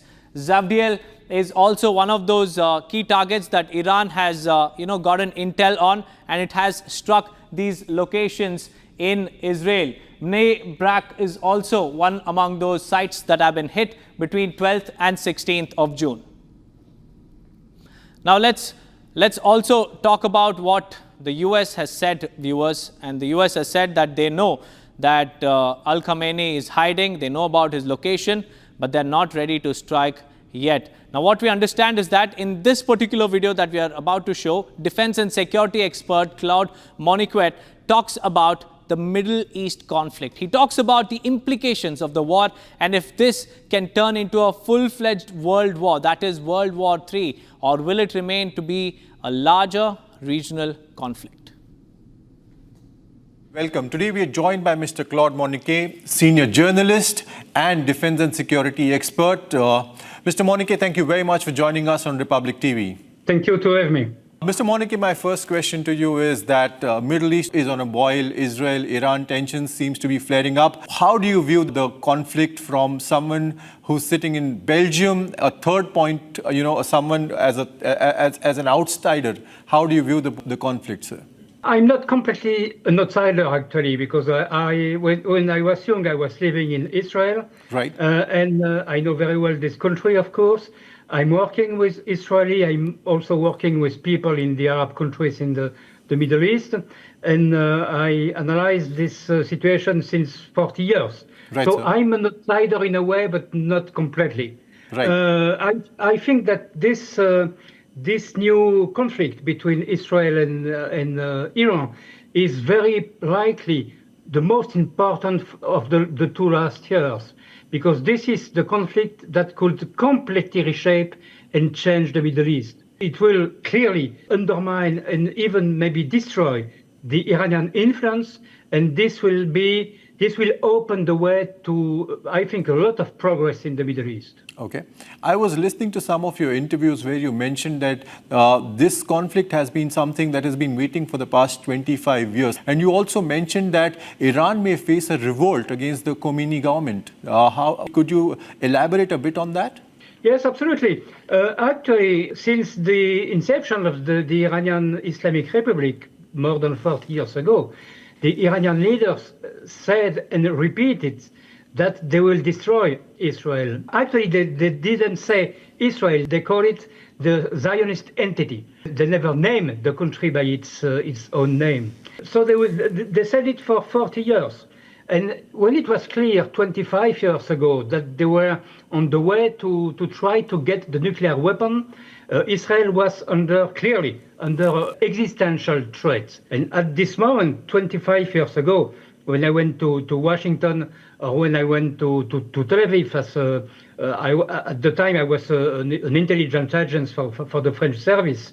25 years ago, the people I met in Washington and Tel Aviv told me that the war between Israel and Iran was unavoidable and another day will happen. So we had to wait 25 years, but for 25 years, Iran was repeatedly warned by the US, by the United Nations, by Israel itself, by the European countries, just name it, by quite all the countries of the world. They were warned not to develop a military nuclear program, but they did it. They lied to the world, they lied to the international community, to the International Atomic Energy Agency, they lied to everyone in the world, but at the end of the day, no, it's over for this program. Right. But then even while addressing in his addresses, Netanyahu has particularly mentioned specifically that his war is not against the people of Iran. How do you substantiate that the people of Iran will actually revolt? Do you think this is going to lead towards that? What is your view on that? It's difficult to say. It's clearly not a war against the Iranian people. In the past, before the Islamic Republic, the relations between Iran and Israel were very good at the time of the Shah. And there was a very big Jewish community in Iran, and a lot of Iranian people had a very friendly view to Israel. And Israel was not an enemy of Iran, and Israel doesn't want to be an enemy of Iran. Right. What the Israeli leaders say today is that they hope that this war will completely undermine the Iranian leadership, and at this time maybe there will be a way for the Iranian people to take their own destiny in their hand and to revolt against this power, which just bring them more than 40 years. This terrible regime just bring repression and confusion and a very, very difficult and sad life for Iranian people. So maybe today, or tomorrow or in a few weeks, maybe it could be the moment for the Iranian people to take their own destiny in their hand. Okay. Now that it has started, how long do you think the conflict will continue, sir? Do you see a timeline? Do you see that it might end? Do you see there could be a ceasefire, an intervention from US? What do you think happening? What may happen?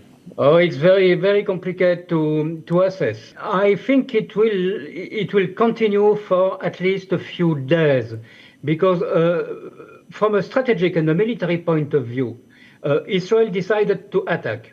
If they stop the attacks now, it is absolutely unsure that they could attack again in some weeks or some months. Mm-hmm. And the military, the nuclear military program is not completely destroyed.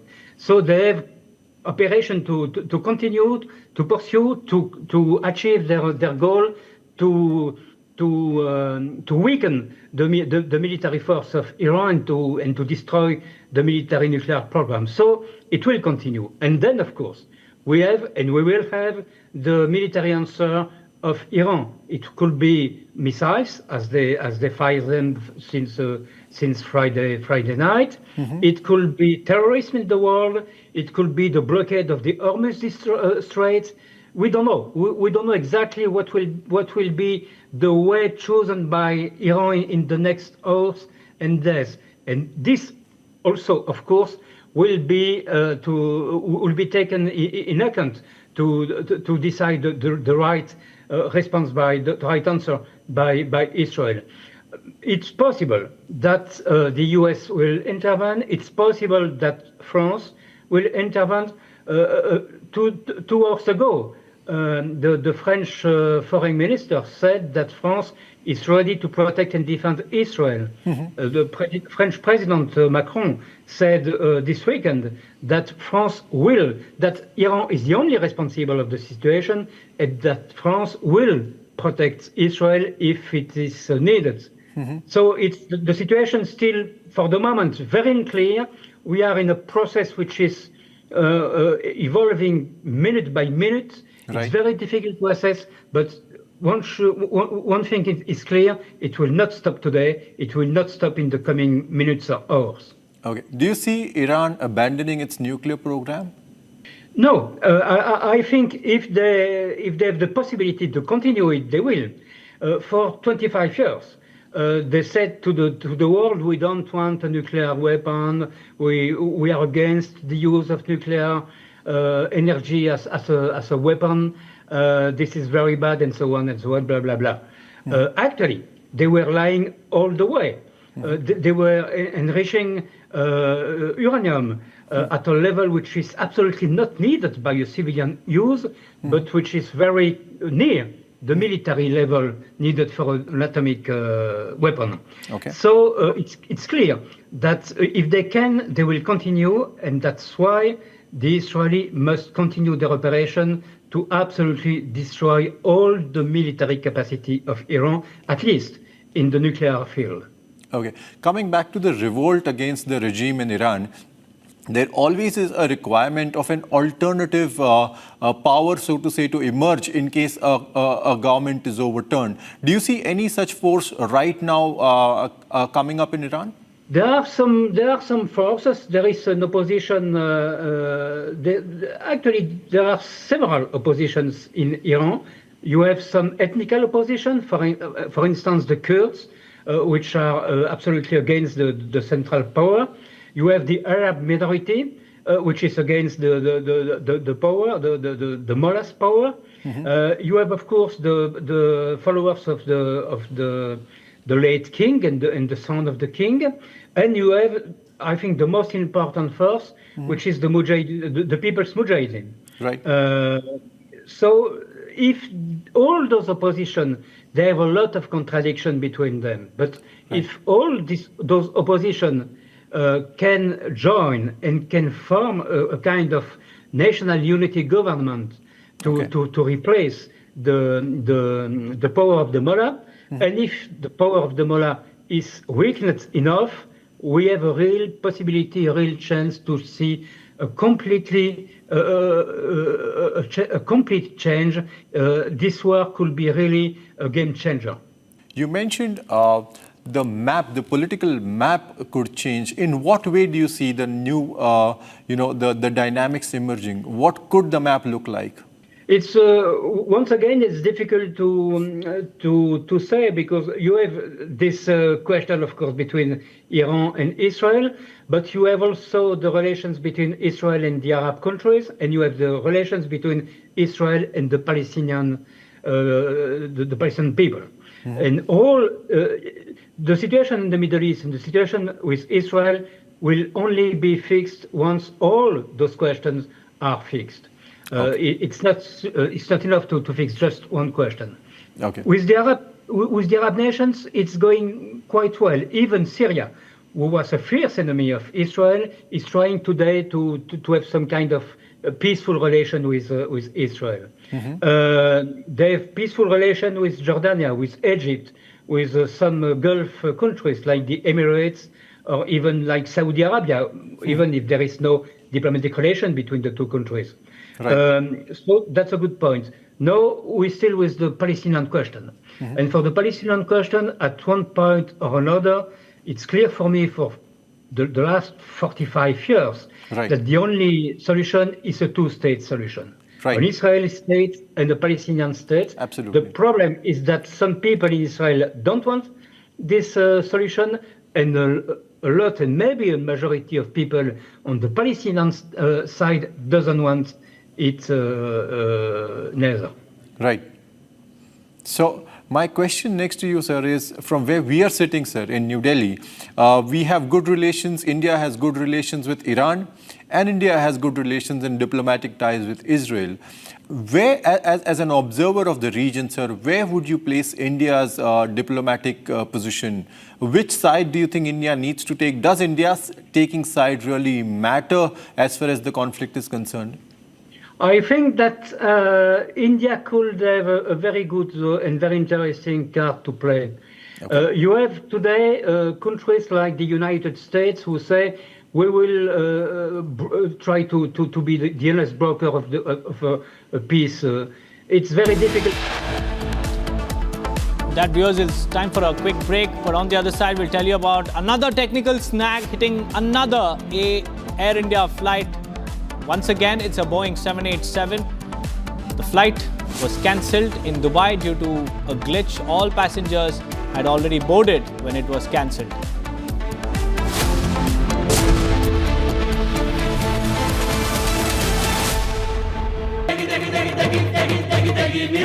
MDH की देगी मीरज, देगी मिर्च का तड़का, अंग अंग फड़का। MDH की देगी मीरज। विमल में गुलिस्तां के ये कुछ लजीज फरिश्ते जब साथ घुले तो जी ललचाए, और दिल कहे कि स्वाद की जुबां में खुद को ऐसे डुबाऊं कि निकल ना पाऊं। विमल की जुबां कुछ है ही ऐसी, मानते हैं? विमल, बोलो जुबां कैसी? MDH की हल्दी मिर्ची धनिया करे कमाल, ये रंग दे, ये खुशबू दे, ये तीखा, ये कम पड़े, क्या निराला MDH masala. Ini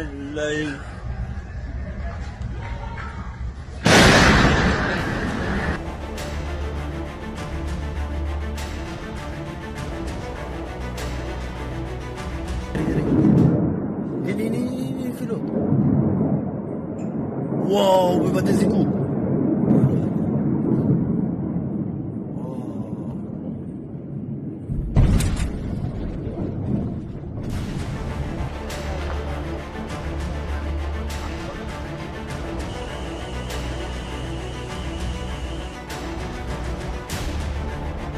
As you can see behind me, this is the result of the latest barrage of rockets fired at our residential communities by Iran.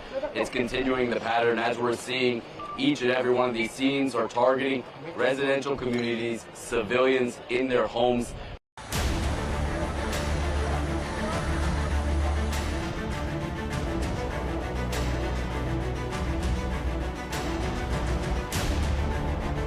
אחרי שקיבלנו את ההתראות בלילה, נכנסנו לממ"ד, המתנו, היה את האזעקה, המתנו.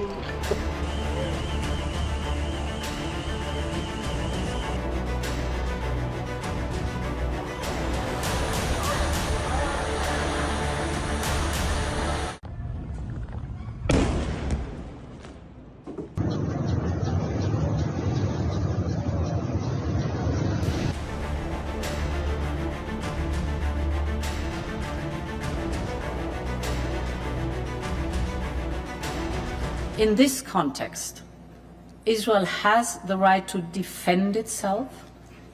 Iran is the principal source of regional instability, and we've always been very clear. Iran can never have a nuclear weapon. We have voiced our strong concerns over Iran's nuclear and ballistic missile program.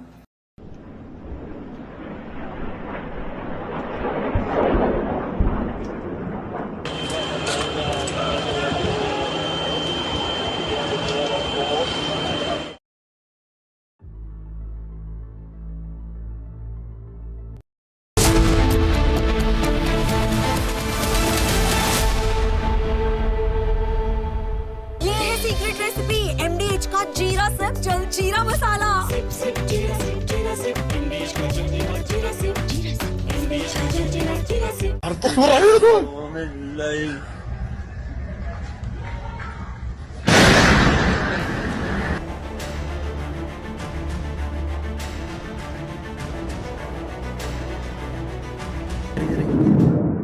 Ini Philo. Wow, berbatu siku.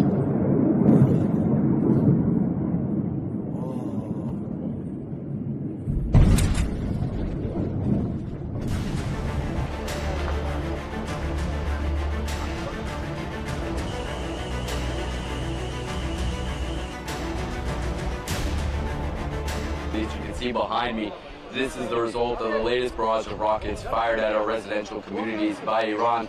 It's continuing the pattern as we're seeing.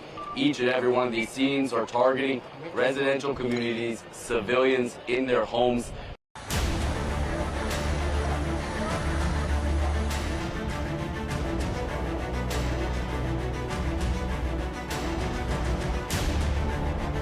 אחרי שקיבלנו את ההתראות בלילה, נכנסנו לממ"ד, המתנו, היה את האזעקה, המתנו.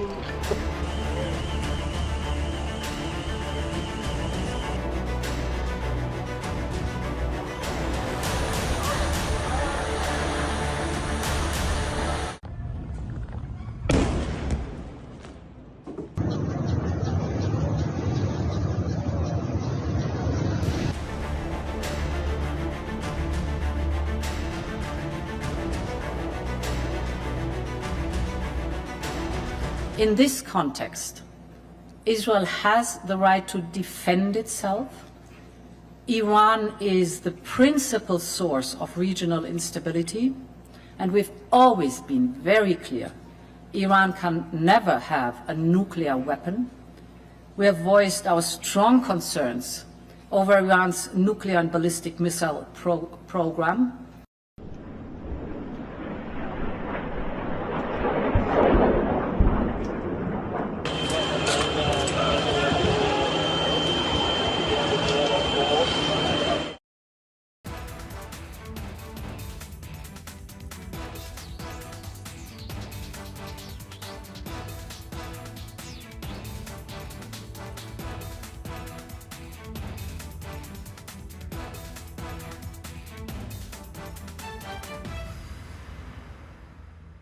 Ini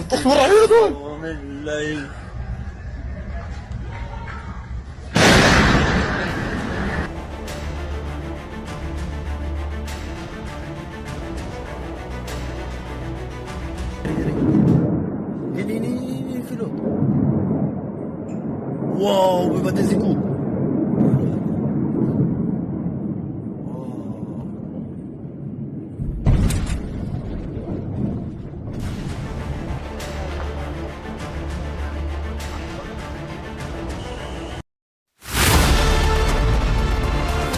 We don't just get you the headlines, we report on them. We get information from the highest level of sources. We get you news from the men in uniform, from those on the front. At Republic School of Journalism, you will learn how real reporting is done on the ground and in real time. The RSG Diploma course begins on June 30th. If you want to lead the story, start here. MDH की हल्दी मिर्ची धनिया करे कमाल, ये रंग दे, ये खुशबू दे, ये तीखा, ये कम पड़े, क्या निराला MDH मसाला। विमल में गुलिस्तां की ये कुछ लजीज फरिश्ते जब साथ घुले तो जी ललचाए और दिल कहे कि स्वाद की इस जुबान में खुद को ऐसा डुबाऊं कि निकल ना पाऊं। विमल की जुबान कुछ है ही ऐसी, मानते हैं ना? विमल, बोलो जुबान Kesari.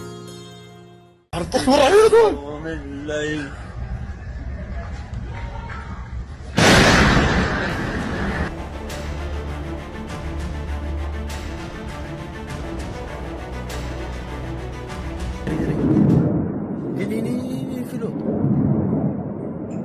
Wow, berbatu siku.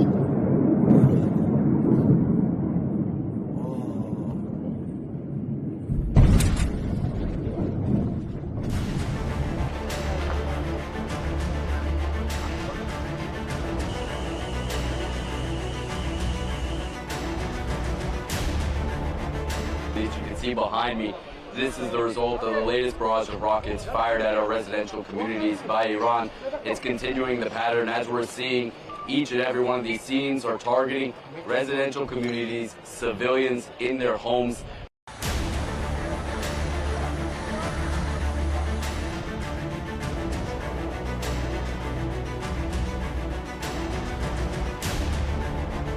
אחרי שקיבלנו את ההתראות בלילה, נכנסנו לממ"ד, המתנו, היה את האזעקה, המתנו.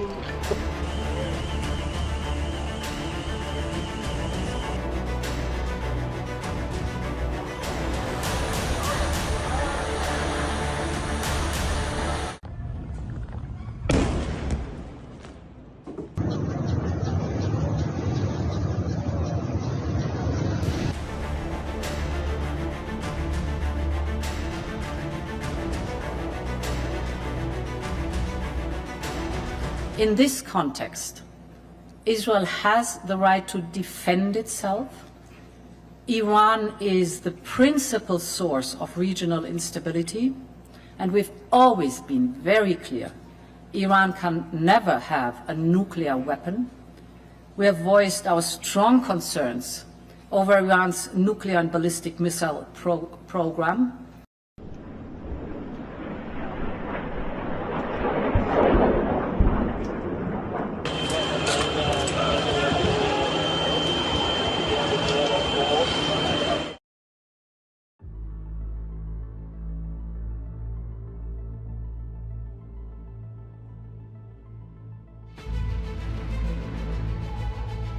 With technical reasons, sir, would like to stay closer to Hong Kong.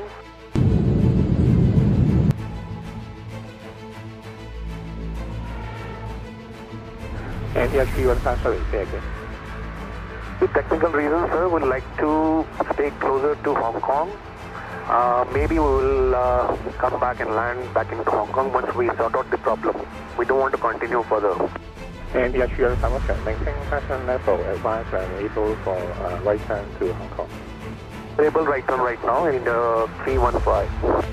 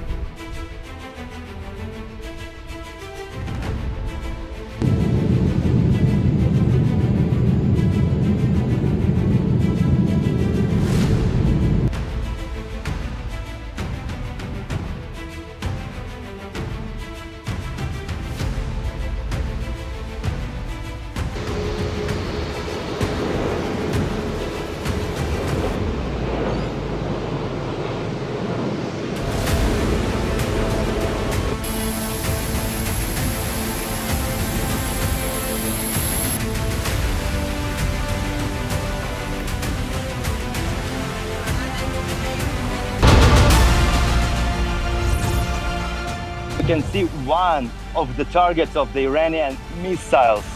But all of them, as you can see, are completely destroyed just from one ballistic missile. You see, this is what happened from one ballistic missile that Iran shot towards Israel. This is what Iran doing. They are striking civilian residential areas all across Israel.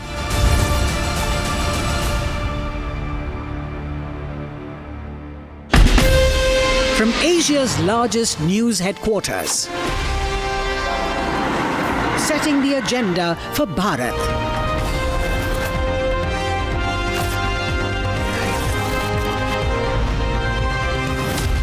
You're watching Republic.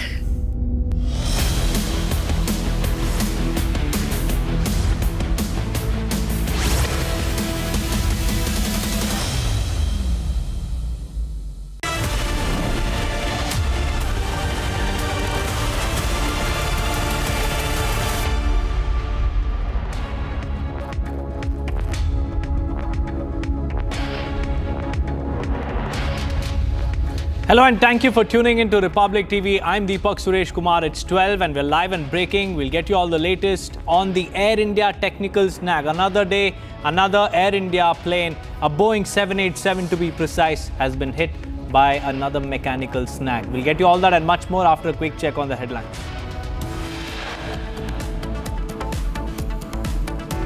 Prime Minister Modi speaks to US President Trump for 35 minutes, talks over Pahalgam attack and India's Operation Sindoor. Trump's trade deal bluff called out. PM Modi makes it clear to Trump that India neither asked for nor accepted any foreign mediation. Air India flight cancelled in Dubai due to a technical issue after all passengers had already boarded. Justice Verma writes a letter to former CJI, refuses to step down. May 6th letter accessed.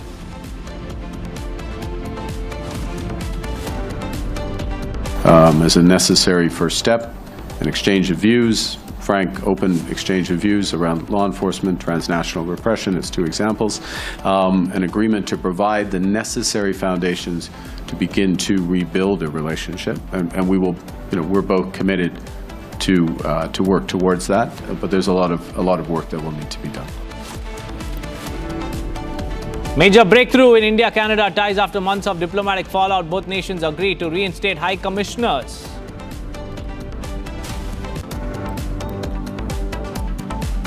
Iran launches fresh barrage of missiles on Israel, targets Dimona nuclear plant.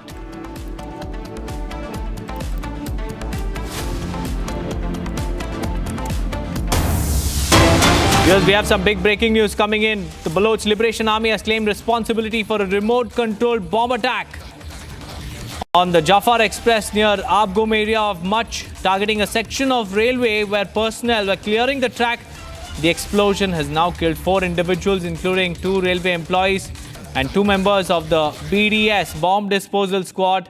And additionally, 3 others have suffered serious injuries. The BLA stated that the attack was part of their ongoing campaign for an independent sovereign Balochistan. This is another attack carried out near the Jafar Express, where the railway personnel were carrying out track clearing operations, and it's exactly at that point that the Baloch Liberation Army, which had installed some explosives there, had targeted these railway personnel, and several of them have been left injured, while 2 railway employees and 2 members of the bomb disposal squads have been killed. We also have Major Samarpar Tool joining us live on this broadcast. A very good morning, good afternoon to you, Major. This is another attack by the BLA. When do you think that this conflict, this regional dispute will end? Well, Deepak, as you see the recent developments which have taken place and the momentum of attacks that increased during Op Sindoor, so that is a clear indication of what the Balochistan Liberation Army and Balochistan Liberation Front, and they are getting together along with the help and assistance of Tehreek-e-Taliban Pakistan. and to some extent the Taliban of Afghanistan. So they are working together against this CPEC and also trying to get freedom to the Balochistan people because of the mass elimination and ethnic cleansing that has been going on in this area since 2013. Young girls and boys, almost of one generation, which was yet to come, has been wiped out. And all the international agencies have been informed about it. The UN is aware of it. The mass graves have been reported to the United Nations and to the other international agencies. Yet there has been no action from anyone.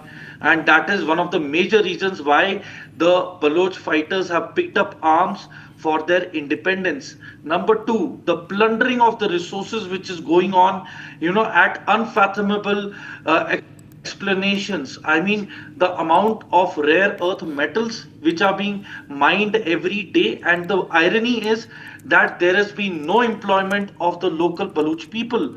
It is all the Chinese and the Chinese companies and their laborers who are doing this, and the local people of Balochistan have not got any benefit out of these projects, whereas it is supposed to be otherwise.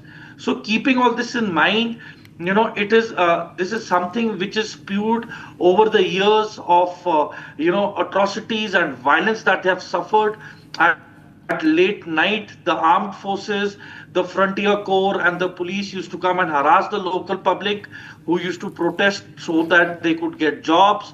And in protest, anybody used to get injured, used to be later on who they used to go to the hospitals, they were kidnapped, and there were disappearances of individuals and young youth from the hospitals are very grim at the moment.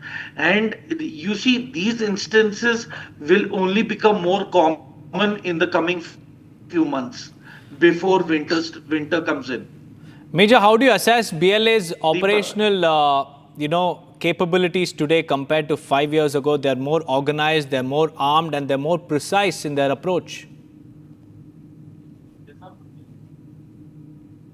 See, in the coming years, they have acquired funding and support from foreign agencies, and majority of the faction which has been helping them out is TTP, Tehreek-e-Taliban Pakistan.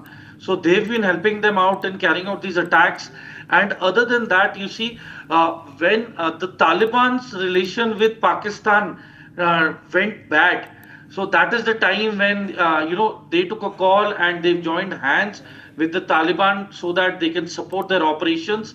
So they are getting most of the weapons from Peshawar and the local population which is against the Pakistan forces. Deepak.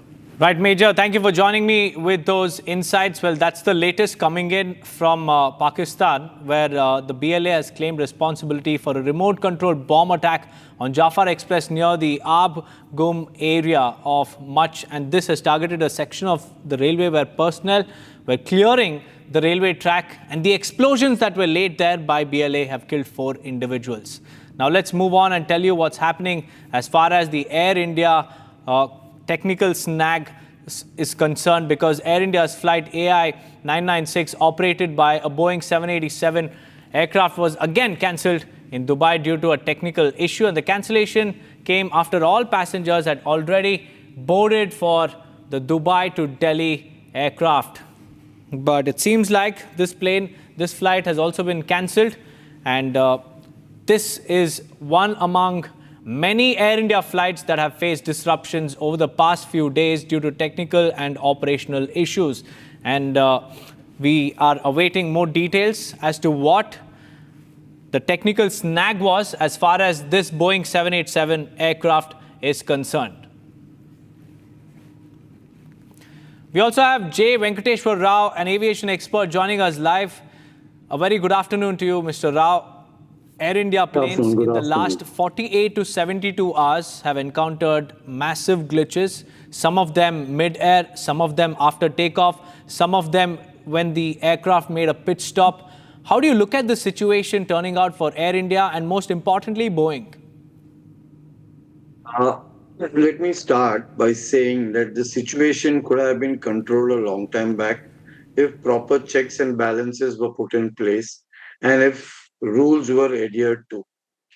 Having said that, the delays or the glitches that you find now on the Dreamliner is thanks to the DGCA having woken up now and issued an order on 13th of June, wherein they said that there will be a one-time check before departure of the flight time India with effect from 15/6/2025, inspection of fuel parameter monitoring and associated system checks, inspection of cabin air compressor and associated systems, electronic engine control system test, engine fuel driven actuator operational test and oil system check, serviceability check of hydraulic system, review of takeoff parameters.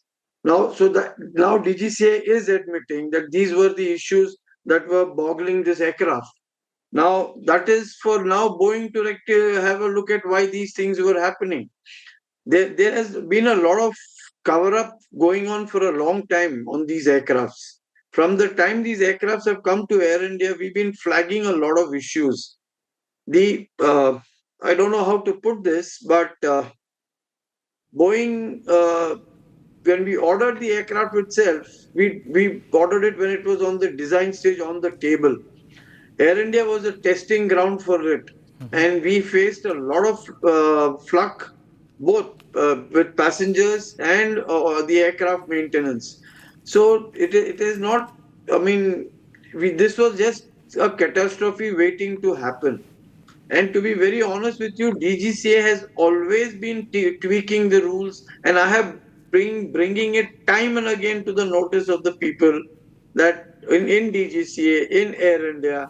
In fact, I have also written to the FAA, I've written to EASA, I've written to CASA. Everybody was quiet on this.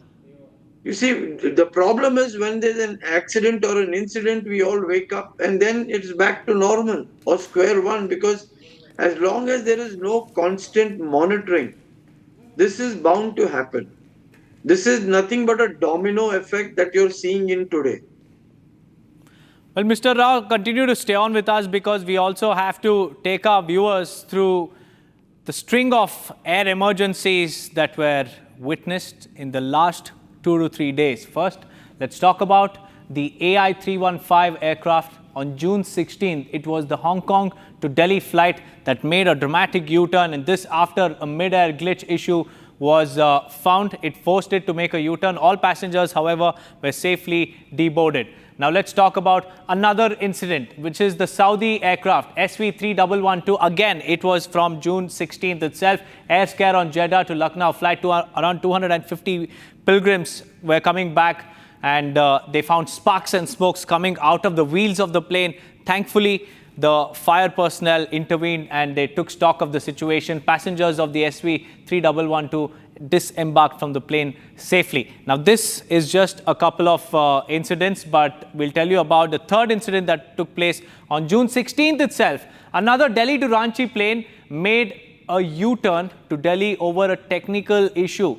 The technical issue was reported after takeoff from Delhi, and the flight ops resumed only after inspection and clearance. And all of this happened on June 16th. And the very next day, another Air India flight 2493, there was an air scare on the Mumbai-Ahmedabad plane, and the operational issue had delayed the flight. The flight was then cancelled over flight duty time limit. It exceeded the limit, the time limit of the personnel there, so the flight was cancelled. And following that, on the very same day, AI-180, technical snag on San Francisco to Mumbai, which is via Kolkata flight, and the technical snag was reported in the left engine when the plane had already reached Kolkata. And the technical snag delayed the takeoff from Kolkata airport, and the passengers were made to wait for a long time. AI-915, June 17th, again, it was a Delhi to Dubai.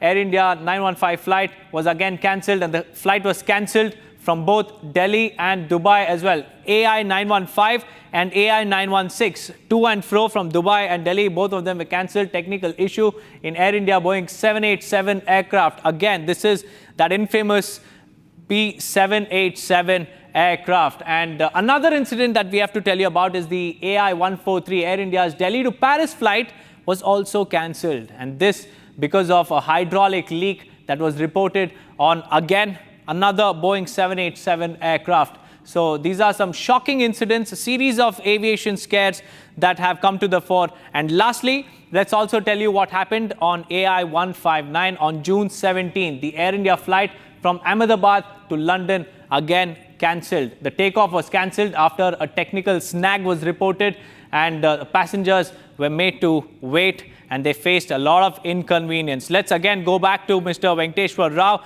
to get us more insights. Mr. Rao, I was speaking to a DGCA contact of mine, and he was saying that if one, flight is hit by a technical glitch, there is a series. It's a domino effect that you were talking about. Why is it that every time a plane takes off is when they find a technical glitch? Why can't they do the checks before takeoff? The flights are scheduled in such a manner that it doesn't get a lot of ground halt. You see, these aircrafts are the workhorses of the company. And they wait for the manual checks. That means the manual provides for checks at certain hours, after certain hours. So they think that if they have complied with that, they've complied with most of it. But that is not a fact. This is a machine. It can develop snags at any given point of time. So those checks have to be done regularly. Now, you were mentioning about FDTL. Let me tell you, Air India has been the biggest violator of FDTL, rest period, FTL, and we have been flagging them. We have even taken them to court. All these violations endanger the lives of the passengers. And unfortunately, a company like Tata, I'd like to tell the viewers, I'm second generation Tata. My father was very close to GRD Tata in the aviation field. And he would not have brooked a single breach of rules. But today, and this is mostly due to political interference. And I take responsibility for this statement because I have seen that, officers who violate rules, who break the rules, they are godfathers in the politicians who tell DGCA, don't take action against these people. Like Arnab was talking the other day about 30 lakh rupees fine on a pilot. And understand one thing, that has been paid by the company. The pilot who's violated the rules, nothing has happened to him. Why should the pilot go scot-free? Doesn't he know his job? Doesn't he know his responsibilities? And I have no qualms in taking names, but the issue started in 2008 and 2010 when a lady officer called Harpreet Singh came into flight safety. She had absolutely no respect for the law. She had absolutely no respect for following the rules. And she has been protected, and even today she's protected. In 2023, DGCA itself has found her forging audit reports. She was not even entitled to sign it, but she signed it. This is how brass these people can be. They do it with impunity because nobody is going to take action against them. And this has been happening for quite some time. This lady has been getting away with blue murder. And then she had her whole courtier. Like there was a Captain DX Space who's written to DGCA that if I follow this rule, my company will have a loss. So don't bring in this rule. How can DGCA allow all this to happen? So what you're seeing today is just a domino effect. We were waiting for something, and I have always been forewarning them. Are you waiting for an accident to wake up? And it would appear that even today they haven't woken up as yet, and they're just trying to cover up. And this will only lead to further, unpleasant situations. That's right, Mr. Rao. Instead of waking up, all we can see is cover-up attempts being done. But what we need to tell our viewers is that all of this points at just one thing, and that is passenger safety. is being compromised, and it's time that the airlines and the plane makers wake up and fix these issues before another life is lost. But many thanks, Mr. Rao, for joining us on this broadcast. Let's now move on to an unthinkable praise from Pakistan's parliament. Viewers, a sitting MP has openly admitted that Uttar Pradesh, an Indian state, is economically stronger than Pakistan itself, and the comparison isn't just startling, it's a humiliation for Islamabad and a big nod for Yogi model of governance.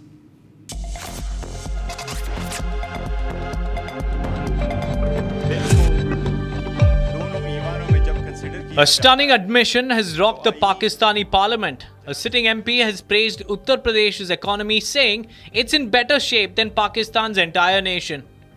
In a video now viral on social media, the MP says Pakistan's total budget is $62 billion, while Uttar Pradesh alone has a budget of $97 billion. ये मैं आपको कुछ fact figure देता हूं। पाकिस्तान का total budget outlay हमारा 62 billion है, जबकि इंडिया 50 स्टेट से एक स्टेट का बजट आउटले उत्तर प्रदेश का 97 बिलियन है। हमारा total tax revenue 50 billion, revenue 50 billion, जबकि उत्तर प्रदेश का 80 बिलियन। हमारा टैक्स रेवेन्यू उनके टैक्स रेवेन्यू से 16 बिलियन कम है।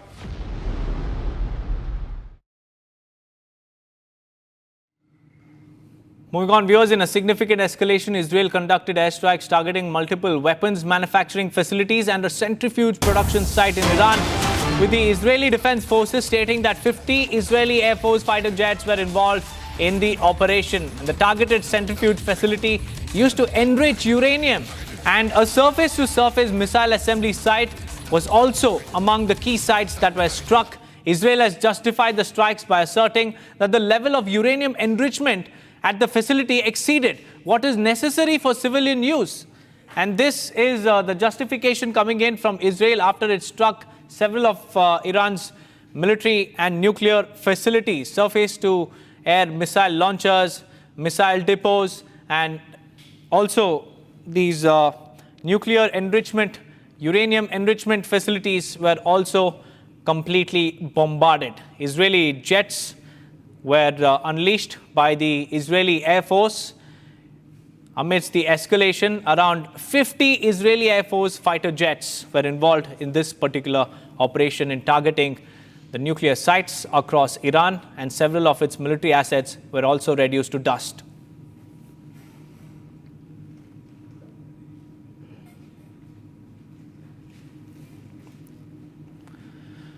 Well, viewers, tensions between Israel and Iran have reached a boiling point as the IDF unleashed a series of powerful airstrikes on Iranian military targets, which we just told you about. And in this explosive compilation, we bring you those 9 shocking videos capturing the sheer scale and intensity of these attacks, from missile-laden drones to precision air raids. These visuals reveal the raw reality of modern warfare and the escalating conflict that's gripping the Middle East.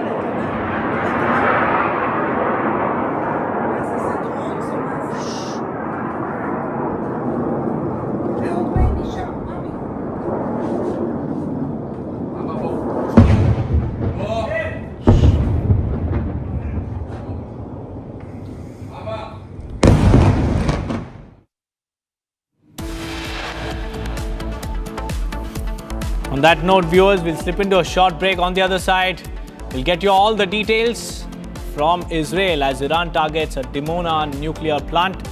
Along with that, we'll also tell you about how India has called out Trump's trade deal bluff after Prime Minister Modi makes it very clear to Trump that India neither asked for nor accepted any foreign mediation. Stay tuned.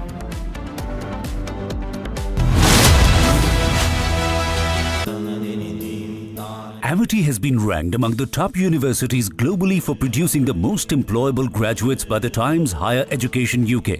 Yet another testimony to Amity's excellent placement record.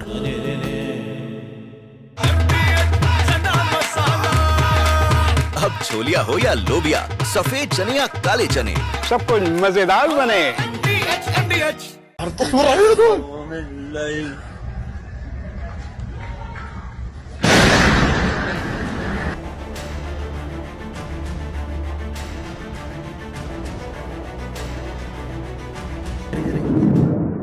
Ini filho. Uau, vai bater esse cu.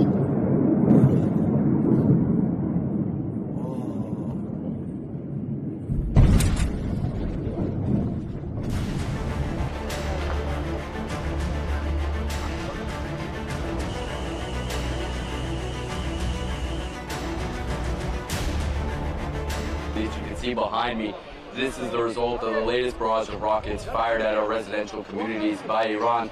It's continuing the pattern as we're seeing. Each and every one of these scenes are targeting residential communities, civilians in their homes.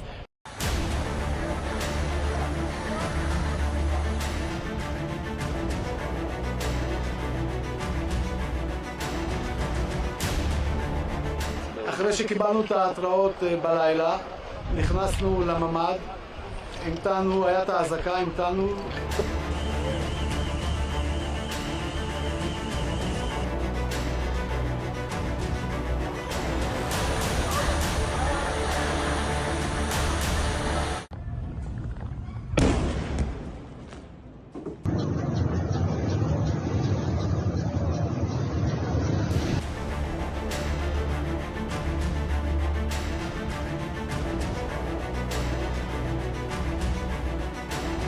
In this context, Israel has the right to defend itself.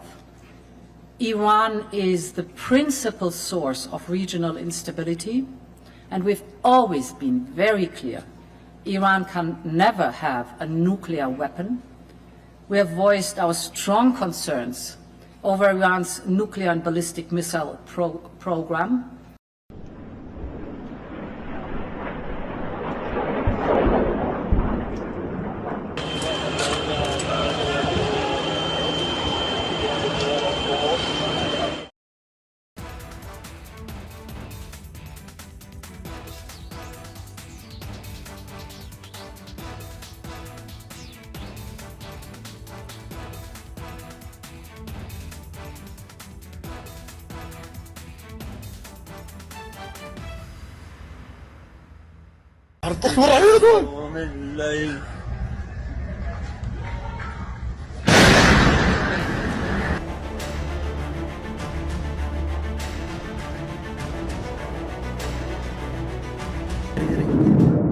Ini filho.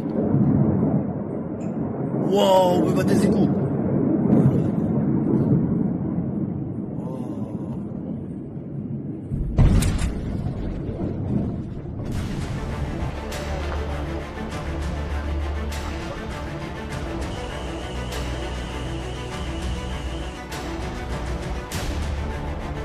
As you can see behind me, this is the result of the latest barrage of rockets fired at our residential communities by Iran. It's continuing the pattern as we're seeing.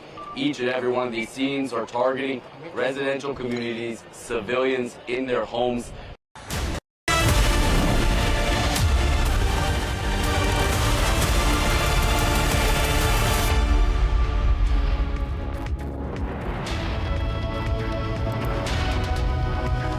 Welcome back, ladies and gentlemen. You're watching Live and Breaking with me, Ketan Kadam, at 12:30 p.m. this Wednesday afternoon. A threat of assassinating Ayatollah Khomeini from the US president. An evacuation ordered immediately of Indian students from Iran. Those are the realities that we are looking at in West Asia this afternoon. I'll bring you all the details on this developing story in just a moment, but as always, let's start this live and breaking bulletin with the headlines. Baloch Liberation Army claims responsibility for remote-controlled bomb attack on Jafar Express train. 4 killed.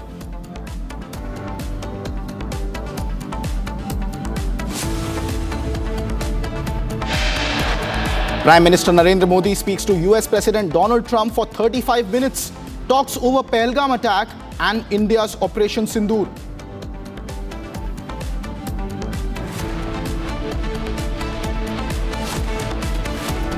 Trump's trade deal bluff called out. Prime Minister Modi makes it exemplarily clear to Trump that India neither asked nor accepted any foreign mediation.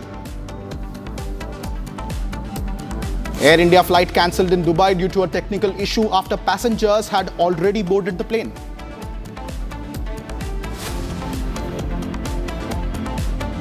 Justice Verma writes letter to former Chief Justice of India, refuses to step down.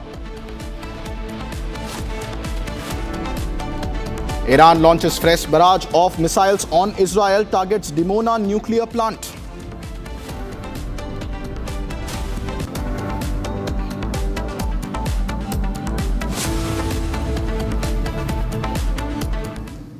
Ladies and gentlemen, the situation continues to be extremely grim in Israel following sirens regarding a hostile aircraft infiltration that was sounded between 9:04 a.m. this morning and 9:19 in the southern Golan Heights, which is in the northern part of Israel. 3 UAVs or drones that were launched towards Israel from Iran were intercepted by the Israeli Air Force. Sirens were sounded in accordance to the protocol at the moment, and the Israeli Defense Forces have confirmed that their Air Force has successfully intercepted 3 unmanned aerial vehicles or drones that are UAVs in the southern Golan Heights region. Remember, ladies and gentlemen, this is extremely contested territory in the northern part of Israel, and in the Golan Heights, which have always been part of various conflicts and skirmishes with Israel. In perspective, IDF now has notified that 3 unmanned aerial vehicles of Iran were intercepted successfully by the Israeli Air Force in southern Golan Heights. That's the big breaking news update that we are tracking as the situation escalates between Israel and Iran at the moment. Mass evacuations are underway from Tehran, including India, bringing back its citizens from there. Many of them had crossed over to Armenia as well. And the barrage of missiles and unmanned aerial vehicles continues from the Iranian side with no respite and no signs of any ceasefire-like situation. In fact, in the last 24 hours, the situation has further deteriorated, with even US President Donald Trump launching direct threats to the supreme leader of Iran, Ayatollah Ali Khamenei. And he's also gone on to say on record that he was in their crosshairs and could have been assassinated. At this stage, the situation continues to remain grim as there is no information yet on a direct attack on US. However, the Iranian barrage of missiles and drones on Israel continues. That's the big breaking news update that we are tracking at this point of time. I have my colleague Shavan joining us live from the newsroom with more details on the story. Shavan, more drones intercepted now in the southern Golan Heights. This is also the first notified drone interception in the northern part of Israel, especially in the southern Golan Heights. What's the latest we are picking up in terms of updates? Well, in fact, let me take you through the details that we have right now from both the countries, beginning with Israel. The Israeli Defense Forces have just put out a statement a short while back saying that they have been able to intercept UAVs. That was around 9 o'clock Israeli time, and this was in South Golan, where they were able to intercept. As far as the Iranians are concerned, they say that this is the 11th wave of missile strike that they have essentially carried out. In fact, this time they've also used Fatah missiles that have been used by the Iranians to target multiple military installations in Israel. In fact, this is a list that has been provided by the Iranian Foreign Ministry, which basically includes a number of air bases in Israel, which includes the Al Jalil base, that's the military headquarters in northern Israel, the Haifa port infrastructure that has been targeted. Apart from that, Ovada Air Base, that's the command center and the electronic warfare control hub. The Nevatim Air Base, remember this happens to be the air base which houses the F-35s, that's the F-35 squadrons in the Nevatim Air Base, and of course multiple power plants. Important to point out here that these are claims that have been made by the Iranians. In fact, there is a statement that the IRGC has also put out a short while back stating that their targets remains only those military installations. both sides have contradicted this, countered this, if I may say so. The Israelis say that their only target right now are the nuclear facilities in Iran. In fact, they're hoping that the United States of America would be drawn into this, and the final lap of the war would be conducted by the United States of America. As far as the Iranians are concerned, they claim that it's not the nuclear facilities that are being targeted or the military installations, it's the civilian areas. In fact, just a short while back, we received a video coming in from the Iranian Foreign Ministry where they have put out details of how a nursing home has been targeted by the Israelis. Now, both sides have made multiple claims. Now, in the fog of war, what's really happening is that there is extensive damage that both the countries have witnessed right now, and there isn't any sight of de-escalation at this point in time, because the Israelis are certainly hoping that President Trump will come on board and they will carry out what they're calling the final lap, and the end of the conflict would be the elimination of the Supreme Leader himself. But President Trump, remember, last evening has already indicated that the United States of America isn't really planning to eliminate the Supreme Leader of Iran, at least for now. That's what President Trump has to say. As far as the fighter jets that have moved to the military bases in Europe, multiple US officials who have been quoted by the Western media have indicated that these are defensive positions that have been taken by the forces, the American forces. Shravan, please stay with us as we are getting more breaking news information coming in, as you rightly pointed out, of the fog of war. However, the first official confirmation, ladies and gentlemen, coming in from the Iran's foreign ministry that reported that the country's Fatah missiles were significantly enhanced and the precision impact strikes were carried out in the last round of escalation between Israel and Iran. These are hypersonic missiles that were used by Iran last night. That is now the official statement coming in from the Iranian Foreign Ministry, whose air defense has been completely neutralized by the initial rounds of strikes and cyber assault by Iran. These were visuals from last night and also coming in from previous days in a significant matter of escalations, ladies and gentlemen. The hypersonic missiles of Iran have been weaponized and have been operationalized in this latest bout of escalation between Israel and Iran. That's the latest breaking news update that we are tracking. This hypersonic missile travels apparently at the speed of Mach 13 to 15 and takes only 336 seconds to reach to its target reportedly. That's the big breaking update that is coming in. And as we track these developments very closely, Republic TV is the only network to report from both Israel and Iran. And here is a detailed ground report from a nursing home in Qasr-e-Shirin in the Kermanshah area of Iran. At the same time, this was Iran that was claiming that Israel targeted various medical institutions in the Kermanshah area, starting from the first night of the attack on June 13. Take a look at this report, ladies and gentlemen.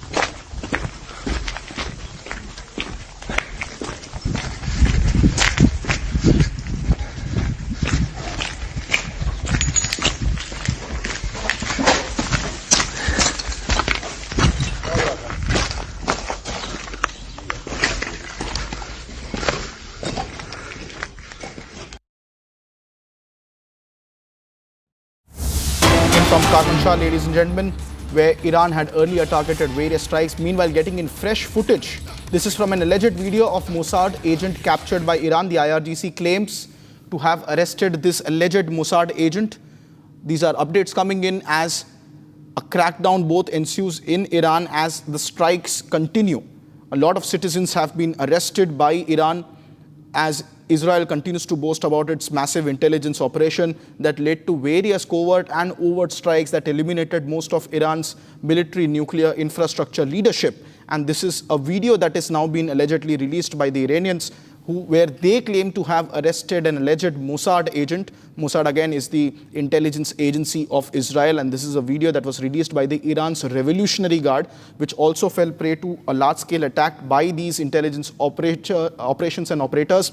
We saw how precision strikes of Israel were driven by detailed intelligence both inside of Tehran and from other party sources, and now the IRGC is claiming to have ensued and started a crackdown on these Mossad agents in Iran, and this is a purported video released by the Iran's Revolutionary Guard of allegedly arresting a Mossad agent. That's the big breaking news update on your screen, ladies and gentlemen. This is a video that was released by Iran's Revolutionary Guard in particular, which is one of the special forces, the elite guards of Iran, where they claim to have arrested a Mossad agent. Meanwhile, ladies and gentlemen, in a significant escalation, Israel conducted airstrikes targeting multiple weapons manufacturing facilities and centrifuge production sites in Iran, with the Israel Defense Forces stating that nearly 50 Israeli Air Force jets were involved in this operation. The targeted centrifuge facility used to enrich uranium and a surface-to-surface missile assembly site were among the key areas that Israel has claimed to struck.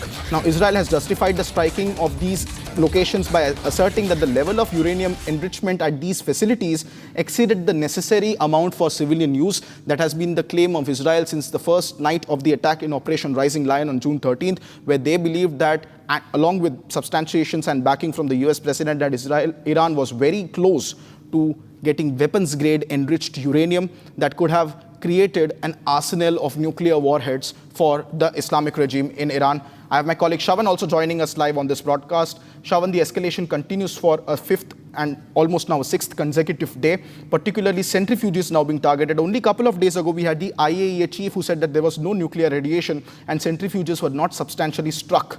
Now, Israel claims to have struck these infrastructure in particular. What's the latest that we are picking up in terms of Israel's ongoing strikes on the nuclear facilities of Iran?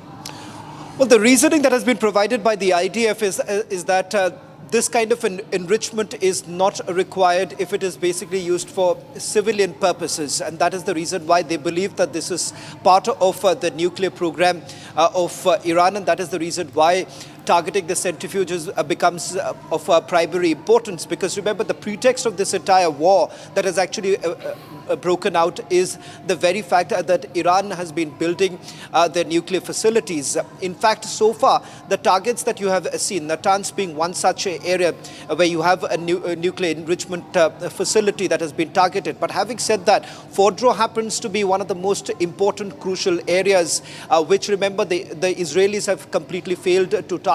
The reason being is that the Israelis do not have the capacity right now to carry out these bunker busters in that very area. That is the reason why they're certainly hoping that the United States of America will basically step in, because it's only the United States of America which has the capability as well as the resource to carry out these bunker boosters, and that can only be done by them. And that's why they're certainly hoping that US will be drawn into this entire picture, and perhaps they would be able to complete what they have essentially started. But remember, US has been absolutely non-committal about this entire issue, because right from the beginning, President Trump has been saying that United States of America does not want to fight a war for others, and that is the reason why they haven't really stepped in. So far, whatever they have essentially done, they've done it as an ally of Israel, and that is the reason why they've been able to help Israel in this barrage of missiles that have been launched by the Iranians. The Iranians, on the other hand, have been maintaining that if at all United States of America is interested in diplomacy, if they're serious about diplomacy, then perhaps the time is ripe that they pick up the phone and speak to Prime Minister Netanyahu and call in for a ceasefire. Thank you very much, Shavan, for tracking those details. It is extremely crucial to also note that this escalation of Israel continuing to strike centrifuges comes just a couple of days after the IAEA Board of Governors meeting. We'll be closely tracking, ladies and gentlemen, these updates. But meanwhile, here is all that is happening on the war front in West Asia in this quick wrap of stories. The Iran-Israel conflict escalated further as more Iranian missiles were intercepted over Tel Aviv, prompting the Israeli military to launch a series of strikes near Tehran. Israel claims now that the ongoing offensive, which has killed at least 224 people in Iran, is aimed at halting Iran's progress towards developing more nuclear weapons. Rising hostilities in Iran dominated the G7 summit's final discussions. Canadian Prime Minister Mark Carney, hosting the summit, called for de-escalation across the Middle East, urged a ceasefire in Gaza, warning that Iranian crisis igniting a border conflict or a regional conflict can be an issue for the entire region. G7 leaders also reiterated our commitment to the pursuit of peace and stability in the Middle East. Made clear that Iran is the principal source of regional instability and terror. And we've been consistently clear that Iran can never have a nuclear weapon. We urge that the resolution of the Iranian crisis leads to a broader de-escalation of hostilities.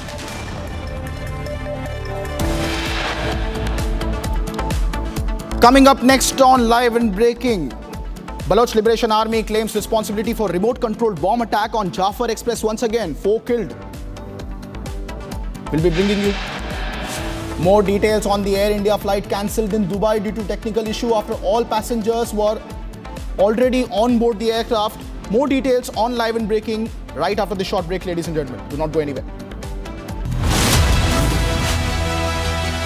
आधे bowl दही में 4 चम्मच MDH चटनी पुदीना मसाला डाला, stir करो, पुदीना चटनी तैयार। MDH चटनी पुदीना मसाला। विमल में गुलिस्तां की ये कुछ लजीज फरिश्ते जब साथ घुले तो जी ललचाए और दिल कहे कि स्वाद की इस जुबां में खुद को ऐसा डुबाऊं कि निकल ना पाऊं। विमल की जुबान कुछ है ही ऐसी, मानते हैं ना? विमल, बोलो जुबां Kesari.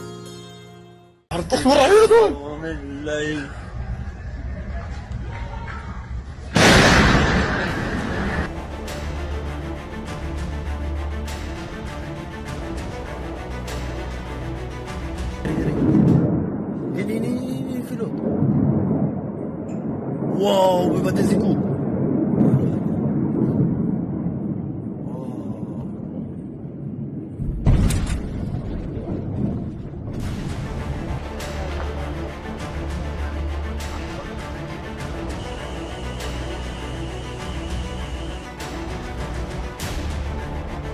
As you can see behind me, this is the result of the latest barrage of rockets fired at our residential communities by Iran. It's continuing the pattern as we're seeing. Each and every one of these scenes are targeting residential communities, civilians in their homes.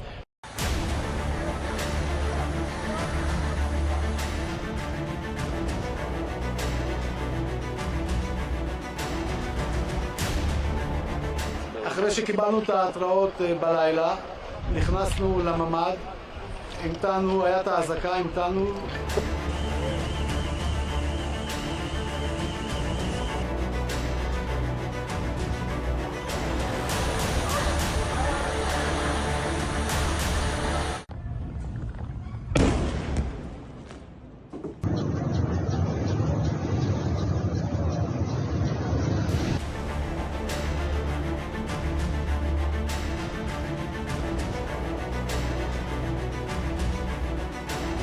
In this context, Israel has the right to defend itself. Iran is the principal source of regional instability, and we've always been very clear. Iran can never have a nuclear weapon. We have voiced our strong concerns over Iran's nuclear and ballistic missile program.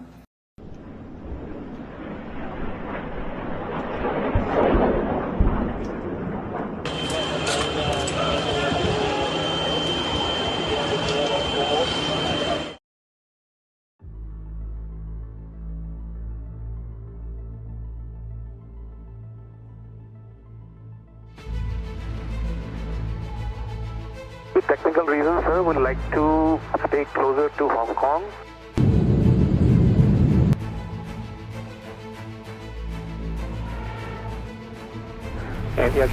Sorry, say again. With technical reasons, sir, we'd like to stay closer to Hong Kong. Maybe we will come back and land back into Hong Kong once we sort out the problem. We don't want to continue further. And the actual maintain passenger level advance and able for right turn to Hong Kong. Able right turn right now in the 315.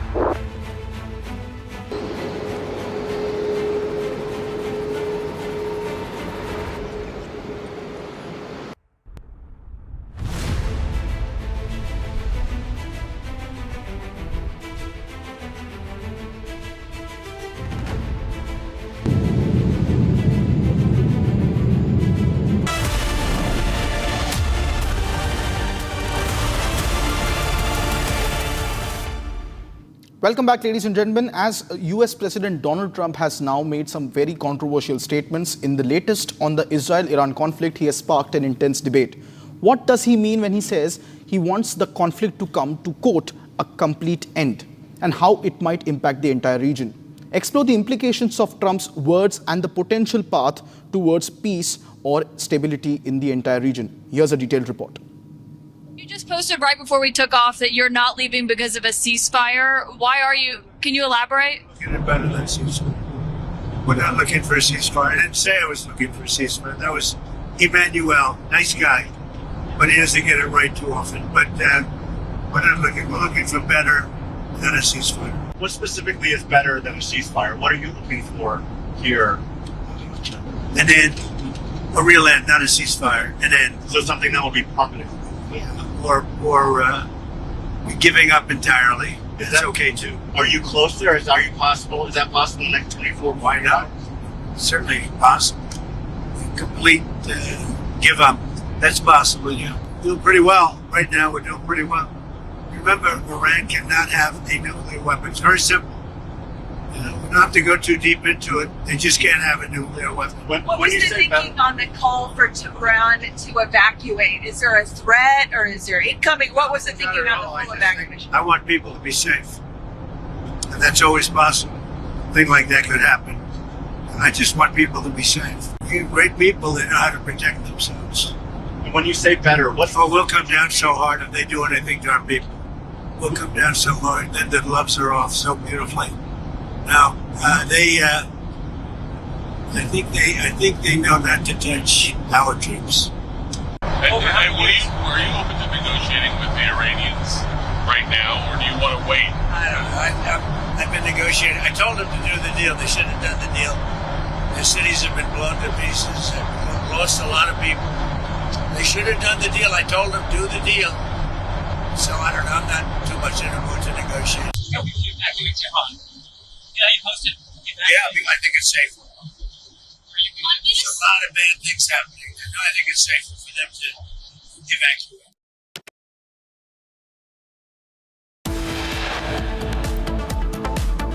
Coming up next on Live and Breaking, Prime Minister Narendra Modi speaks to US President Donald Trump for nearly 35 minutes. Talks over Pahalgam attack and India's Operation Sindoor. Also coming up next, Air India flight cancelled in Dubai due to a technical glitch after passengers were already on board that aircraft. What happened? More details following in on Live and Breaking. Do not go anywhere, ladies and gentlemen. दादी के हाथों का जादू और खुशबू से महकता घर, माँ की मुस्कुराहट और खाने की सुगंध। MDH गरम मसाला, क्योंकि हर रिश्ता है स्वाद से जुड़ा।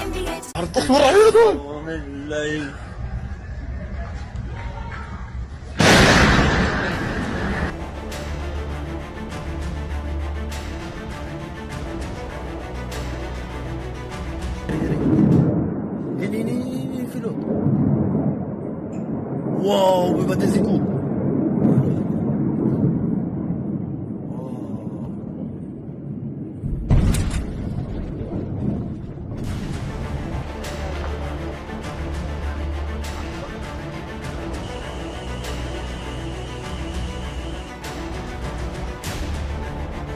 As you can see behind me, this is the result of the latest barrage of rockets fired at our residential communities by Iran. It's continuing the pattern as we're seeing. Each and every one of these scenes are targeting residential communities, civilians in their homes.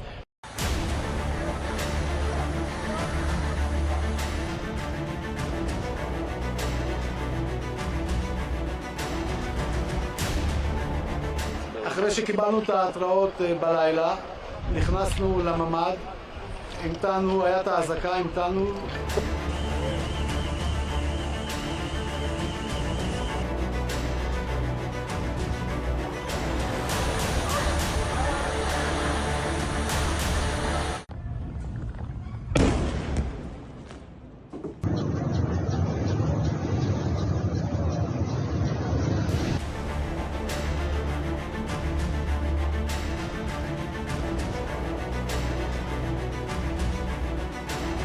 In this context, Israel has the right to defend itself.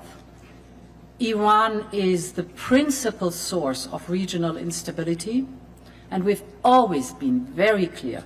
Iran can never have a nuclear weapon. We have voiced our strong concerns over Iran's nuclear and ballistic missile program.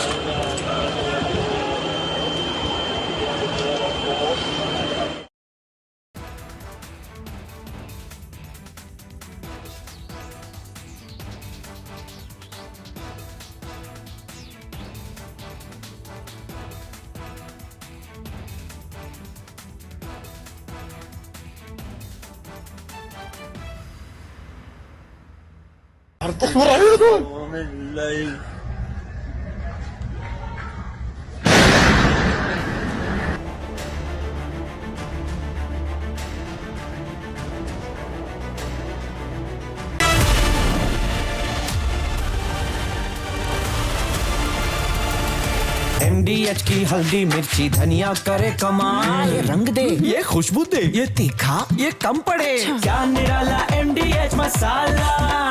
विमल में गुलिस्तां के ये कुछ लजीज फरिश्ते जब साथ घुले तो जी ललचाए और दिल कहे कि स्वाद की जुबां में खुद को ऐसे डुबाऊं कि निकल ना पाऊं। विमल की जुबां कुछ है ही ऐसी, मानते हैं? विमल बोलो जुबां कैसी?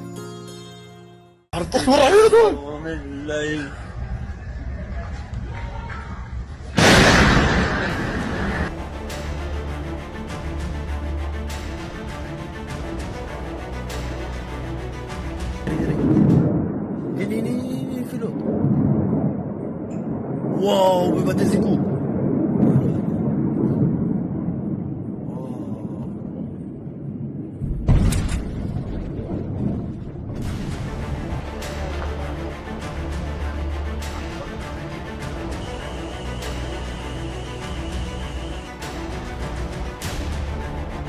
As you can see behind me, this is the result of the latest barrage of rockets fired at our residential communities by Iran. It's continuing the pattern as we're seeing. Each and every one of these scenes are targeting residential communities, civilians in their homes.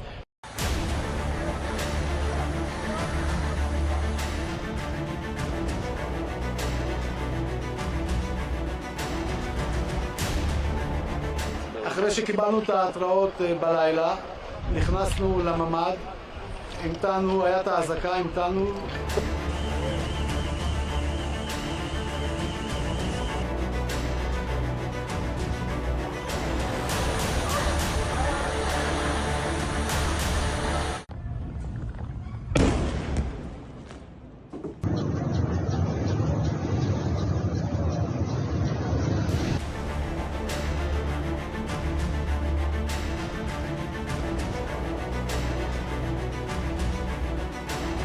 In this context, Israel has the right to defend itself.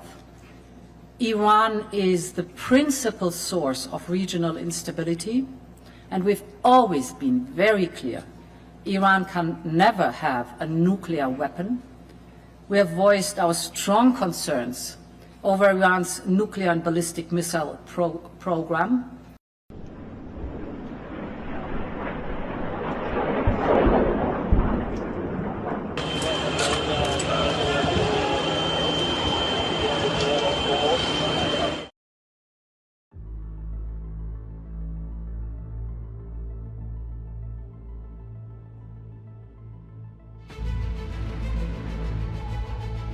With technical reasons, sir, would like to stay closer to Hong Kong.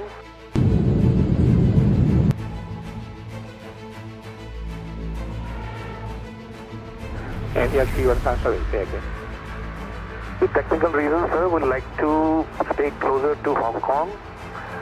Maybe we will come back and land back in Hong Kong. You can see one of the targets of the Iranian missiles, but all of them, as you can see, are completely destroyed just from one ballistic missile. You see, this is what happened from one ballistic missile that Iran shot towards Israel. This is what Iran doing. They are striking civilian residential areas all across Israel.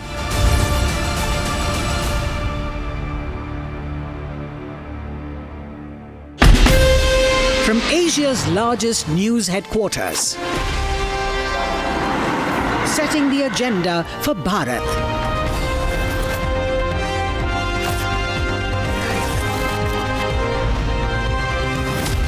You're watching Republic.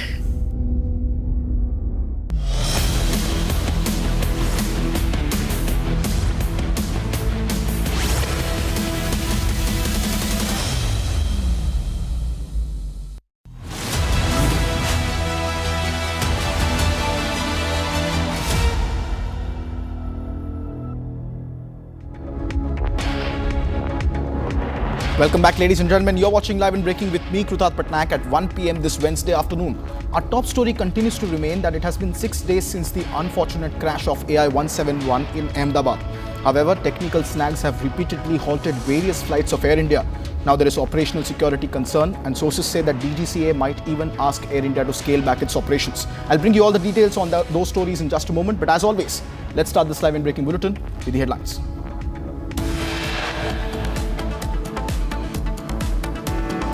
Baloch Liberation Army claims responsibility for remote-controlled bomb attack on Jafar Express train. 4 people killed.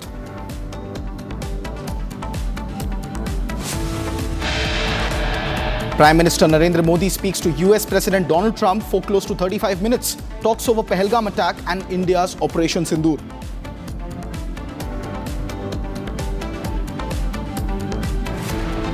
Trump's trade deal bluff officially called out. Prime Minister Narendra Modi makes it exemplarily clear that India has neither accepted nor will accept any foreign mediation. Air India flight cancelled in Dubai due to technical issue after all passengers were already boarded.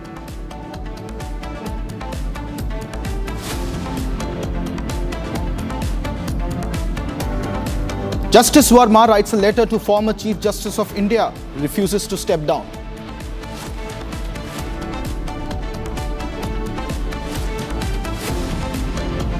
Iran launches fresh barrage of missiles on Israel, targets Dimona nuclear plant.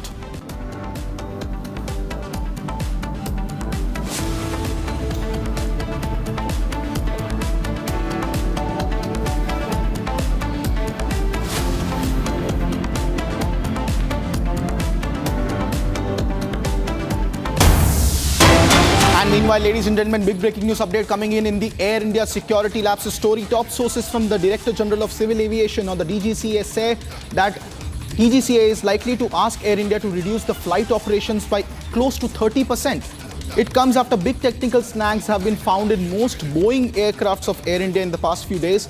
Regulator orders Air India to fix the snags first and go through thorough inspection.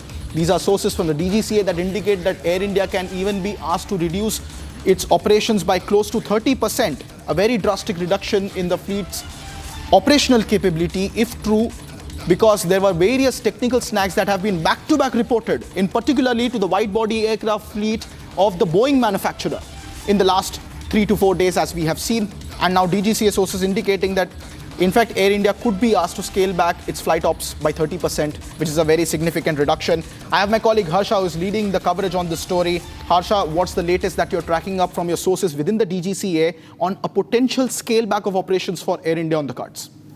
Yes, Krutat, you rightly pointed out, and yesterday there was a very important meeting which was called by DGCA, where all the Air India and Air India Express officials were called virtually to have a meeting. We very well know that the engineering head was also called, and right now from the sources which we have got to know is that now the Air India operation will reduce by 30%. The regulator has strictly asked Air India to reduce their flight operation by 30% because of the emerging technical snags continuously and on most of their Boeing 787 fleet. In the past continuation in the in last 5 days, we have seen how there have been multiple technical snags emerging in the international flight and domestic flight as well. And keeping in mind that inspections are not being done, the equipment fixing is not being done, the regulator has clearly stated Air India that this is the high time until this inspection will not be done. The 30% flight and aircraft will be grounded, they'll be halted, they'll be put at isolation bay or at the MRO division until unless the spot checks are not done, inspections are not done, the equipments are not fixed. Air India will not be allowed to fly with the maximum capacity. They have to reduce their flight operation by 30%. This is the very big which we are learning. We can say that's a very big step and first strict action against Air India which the regulator has taken since the time of the plane crash. Back to you. Thank you very much, Harsha, for tracking those details. Stay with us as I am also being joined by Captain Ehsan Khalid, who's a veteran pilot, also joining us live on this broadcast with more details. Captain Ehsan, my first question to you, who will be joining us soon on just a moment on the screen, ladies and gentlemen, as we are closely tracking the developments coming in, that DGCA sources perhaps indicate that Air India could be asked to scale back significantly its flight operations, as close to 30%. That is what the sources are telling Republic, and this is after multiple lapses that have been reported in the Boeing aircrafts, the wide-body fleet. Captain Ehsan joins us live on the broadcast. Sir, this is very unprecedented if it happens, in fact, because when fleets are grounded, it is usually a make or a model particularly, and these groundings, as we have seen in the past on 787's case, the FAA had in fact announced a global grounding of aircrafts, but DGCA particularly asking Air India to scale back its operation. Does it point out to several MRO faults or several safety standard protocols which are very specific and niche to Air India's case at the moment, that DGCA would perhaps ask it to scale back operations? Do you see this happening? Good afternoon. First of all, I am not privy whether DGCA has asked to scale operations of Air India or not. It is our conjecture that it may.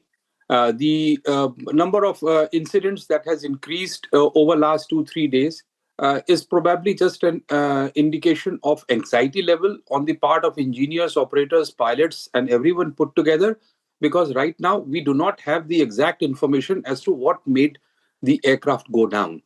Therefore, each and everything is being looked at from the microscopic angle. That could explain why we are having more than the normal kind of a snag, and each snag is also being now in the scanner of the media too. Coming back to the fact that scaling down of operations of Air India or the fleet, I think it is right to happen only after we know what has happened. Okay, we might be actually barking at the wrong tree. If it was a, let's say, software issue, then it has nothing to do with maintenance, it has nothing to do with Air India practices, while all these can improve a lot. Okay. Well, we have to agree that Air India, the best chance for Air India to revive is Tata companies. If Tata cannot revive it, cannot make it better, then this airline has no more future. And is there a way to shut down the operations of 30%? I don't know. That will further, actually what will happen is when you do that, there is more pressure that you put in onto the operations and commercial, and there would be cracks developing there. So any knee-jerk reaction like this, 30% down, 50% here, not there, is going to actually be shown. Because you see, Captain Ehsan, just stay with us for a moment. I'm also getting in a fresh breaking news update, and I'll just come to you right back after the second. Sorry to interrupt you. Ladies and gentlemen, flight AI 2491 from Mumbai to Lucknow has been cancelled due to operational constraints. That's the latest update that we are tracking related to the flight crew's duty time regulations. Now, this is a new factor that has now entered into the latest spate of cancellations of Air India. Despite efforts in arranging an alternate route, the flight could not be operated, resulting in significant delays and eventual cancellation of both onward sector and the return sector.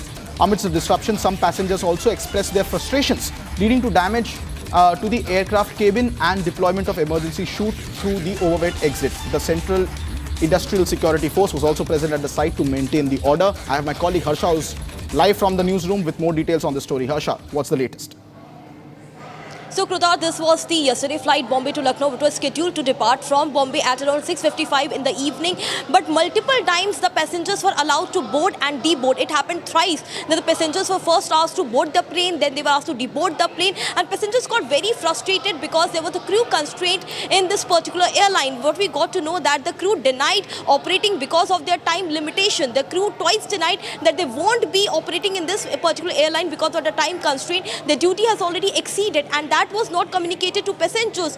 Multiple times they boarded and deboarded, and finally at the end the flight got cancelled, and we saw there was a immense unrest and frustration among the passengers. The passenger had to open the chute and the overwing exit of this particular aircraft. The aircraft couldn't fly yesterday from Bombay to Lucknow, and the passengers had to cancel their flight, and also till now no rescheduling of this particular Bombay to Lucknow flight has been done by Air India.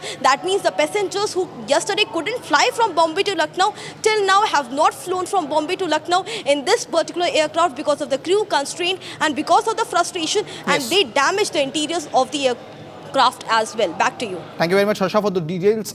Captain Ehsan also continues to remain with us on the broadcast. Captain Ehsan, my question to you would be, in this case, we have seen in repeated cases, particularly concerning Air India at the moment, where people have been struck on aero bridges or people have been asked to deboard and reboard again.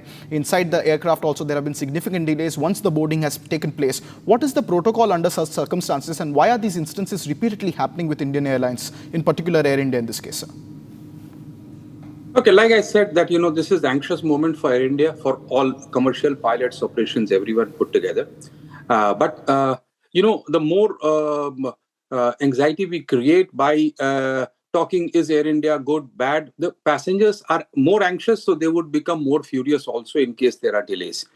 India is a very strange country as of now, where we are the demand for aviation resources is overstripping the supply side. And so the delays are there. In this particular case, like we just saw that, the pilot cancelled the flight due to flight time FDTL, that is flight duty time limitation. Okay, passengers don't understand what FDTL is. Okay, FDTL, and pilot says my duty is over, I will go back. Passenger says, oh, I paid for it, and then you are going back. How come? They don't understand that if the pilot was on duty and then the technical delays happened or the aircraft came in late, and the pilot has now already been on duty for more than 10 hours, 11 hours, 12 hours, depending upon whatever the roster is, they can't operate beyond that. And if they operate beyond that, then they are tired and fatigued. So what? Passengers would say, if they are fatigued, even we are fatigued. No. When a pilot is fatigued, then his reaction time is definitely more than 4 seconds. And that being compromised, he or she will not be able to operate the aircraft safely, where a malfunction or an emergency desires them to be reactive in 4 seconds.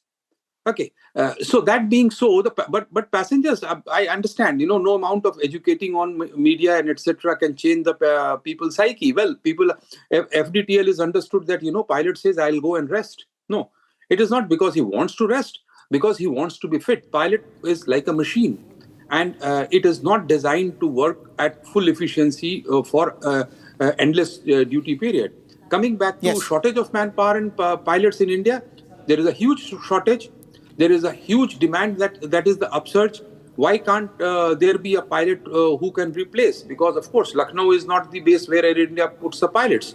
So if there is a delay and that causes the flight duty time limitations to be exceeded, then now it's a very big thing. Why boarding and offboarding? Well, now they're just trying to juggle it out that, okay, now the weather is clear, or now the technical snag will be cleared. Let's board it so that there is no more delay. But they realize that, no, it's not going to happen, and why keep them on board? Will bring it down. We have to understand that it's not by design that people want to frustrate the pilot or the passengers. Okay, the circumstances as of now is very anxious. So number one thing, okay, we must have an official statement from the preliminary official statement, what went wrong. That will bring down a lot of anxiety. And when that thing comes down, then there would be much lesser reporting of snags for everything. Now, it's not at all to suggest that, now is the time when pilots are not accepting any snag. To give you an example, I go to the aircraft and I find one bulb is not working. It may be a lav bulb or something, lavatory bulb. Okay. I would accept it for all my flying career and write it that this bulb needs to be replaced. But right now, when there is an electrical problem being discussed, yes, sir, and the cabin crew says that, that light is flickering, I said, oh, stop. Let the engineer look at it.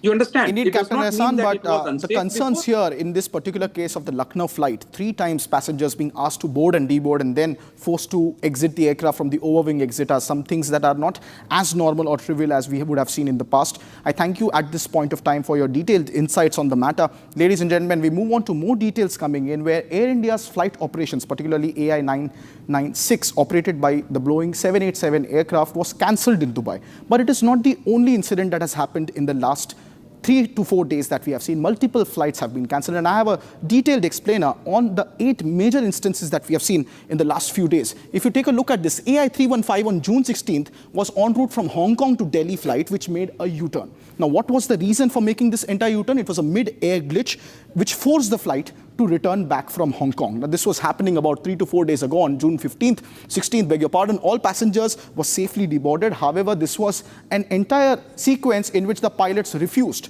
to, in fact, carry on with the flight and they were asked to come back. This was SV3112 on June 16th, which was Saudi Arabia flight. It was an air scare on the Jeddah flight, which was on the Lucknow flight route. And while making a landing there were some issues and sparks and smokes were seen from the plane's forward landing gear. And there were some issues which were pointed out, following which even this international airline, the Saudi Arabia Airlines, was also found with a technical glitch. Now, moving on to more updates that were coming in, all the passengers safely disembarked in this flight in particular. However, another serious landing gear concern was already brought up in this case. Now, this was a Delhi to Ranchi Air India flight, which was again on June 16th, where the plane had to make a U-turn to Delhi over another technical issue. Now, what are the details of these technical issues are something that are not yet made privy to the people and have been reported to the DGCA perhaps. But these technical issues were reported soon after takeoff from Delhi, which shows that perhaps there were some concerns with the pilots when they took off and they felt that they could no longer carry on and they had to return back to Delhi. The flight ops resumed after inspection and clearance, which also shows that there was perhaps some maintenance concern or perhaps some mechanical fault that the pilots might have found out, which is why they did not feel safe enough to continue that flight. This is another flight, AI 2493 on June 17th. Now, this air scare from the Mumbai-Ahmedabad plane was something that again repeated itself on the Ahmedabad circuit. This one was, there was an operational issue which led to the delay of the flight on June 17th. Following which, when further details were gotten, the flight was cancelled over an FDTL issue, another technical issue that was faulted between the Mumbai and Ahmedabad Air India flight. Now, on June 17th, AI 180, a technical snag on board a long-haul flight, San Francisco to Mumbai via Kolkata. It was a very premier, important route of Air India. This flight also experienced some technical snags which were reported in the left engine. Now, the engines of the Boeing 787 airliner were extremely under focus because of the AI 171 crash, supposedly which happened because of the stalling of the aircraft because of issues in both the engines. Now, this technical snag also led to delay of the takeoff from Kolkata. And this was a long-haul flight from Kolkata, Mumbai, and San Francisco. That was on June 17th. Now, on June 17th, again, AI 915, Delhi to Dubai flight. Now, this flight was also cancelled. What was the reason of cancelling this flight? Well, it cancelled from both Delhi and Dubai. And subsequently, when investigation was done as to what was the initial cause, a technical issue in the Air India's B787 aircraft was once again found. The same Boeing 787 fleet, which has also been one of which perhaps the pilots have been extremely critical about in the past few days, about the safety of operating these flights, and multiple of them have been cancelled in the past few days. AI 143, June 17th, Air India's Delhi to Paris flight also experienced the same fate. It was delayed and subsequently cancelled. There was a hydraulic leak reported in the Boeing's, again, 787 aircraft. Now, these are concerns that have repeatedly come in, and the most important one and the last one in this entire flight is AI 159 on June 17th, Air India's flight from Ahmedabad to London, the very same route on which AI 171 was flying. This flight, takeoff was cancelled because, again, another technical snag was reported on the same route on which that unfortunate crash took place on June 12th. And the takeoff was cancelled after a technical snag was reported on June 17th. That was just 5 days after the AI 171 crash. That was the AI 159, which was renamed on that sector from AI 171 to 159.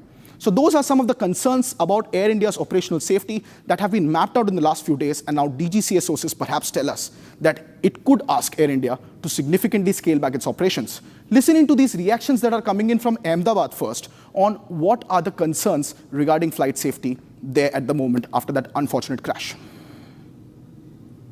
Management है ना वो सही नहीं है, इसीलिए passenger को तकलीफ हो रहा है। मैं 2 दिन से आके मेरा रिलेशन के घर में रहा हूँ। कल इधर आया, फिर वापस गया मेरा रिलेशन घर में, फिर आज आया, फिर डिले हो गया। तो हम रिक्वेस्ट कर रहा है एयरलाइंस के कि आप अच्छी तरह से मैनेजमेंट करो, हम आपके साथ हैं। क्योंकि टाटा कंपनी है, हमारी इंडियन कंपनी है और इंडियन के लिए उसने दिया हुआ है, इसीलिए मैं खुश हूँ। लेकिन ये पब्लिक के जो परेशानी है वो कुछ दूर होएगा तो हम उसके लिए रिक्वेस्ट कर सकते हैं। कल भी मेरी फ़्लाइट कैंसिल हुई थी, मैं बहुत परेशान हुई थी। कल भी 1 बजे की थी, बाद में डिले की 3 बजे की और बाद में वो कैंसिल हुई। और वो लोग ताज में स्टे देने वाले थे, बट वो भी फिक्स टाइम नहीं था कब देने वाले थे। और आज भी ऐसा है, मॉर्निंग 11:40 की थी फ़्लाइट, अभी 2:45 की हुई, अभी 3 बजे की हुई है। अभी आज भी कैंसिल होगी या नहीं पता नहीं, बहुत परेशान हुए ऐसे। हमने तो बोला था कि हमको रिफंड कर दो ऐसा कुछ, पर वो लोग कुछ नहीं कर रहे, हमारा सुन ही नहीं रहे कुछ। कल भी आए थे, कल भी 5,000 हुआ, आज भी 10,000 हुआ। ऐसा तो थोड़ी हरोज हो सकता है। इसलिए हम कंपनी को वही बोलना चाहते हैं कि फ्लाइट डिले हो तो पहले से इन्फॉर्म करिए। Moving on, viewers, to other stories that we're tracking for you. Strong letter sent by Justice Verma to former Chief Justice of India, Justice Khanna. Justice Verma refused to resign. He refused to step down. Justice Verma says he has been denied personal hearing in-house committee. Justice Verma has defended himself, and we'll get you more on that. And that's the big update we have right now. Viewers, one of the biggest judicial scandals that has in the history of the country. And Justice Verma, meanwhile, stays defiant. Justice Verma, it's a strong letter in strong words, but Justice Verma, he has sent he had written to former Chief Justice of India, Justice Khanna, Justice Sanjeev Khanna, refusing to step down. And we have our Executive Editor for Legal Affairs, and we have Rhythm joining us. Rhythm, tell us more details about this letter by Justice Verma. And clearly what we understand is that he continues to defend himself, and he is defiant, and he refuses to step down. That's right. This letter was written on the 6th of May. This is a letter that was sent to former Chief Justice of India, Justice Khanna.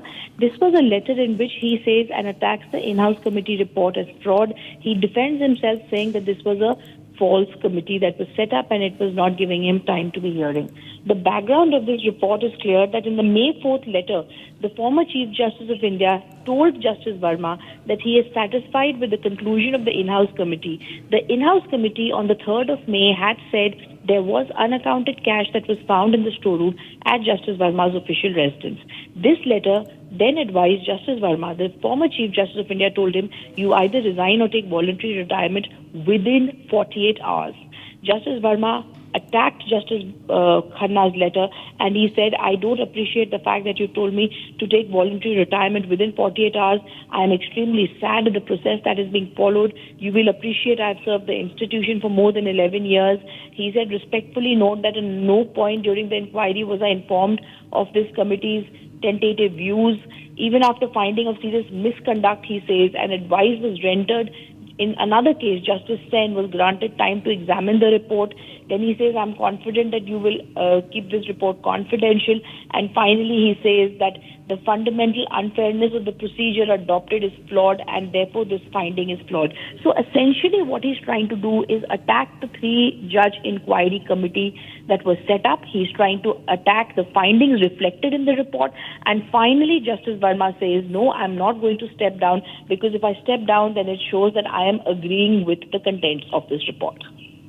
Right. Thank you so much, Rhythm, for joining us with those details coming in on that story.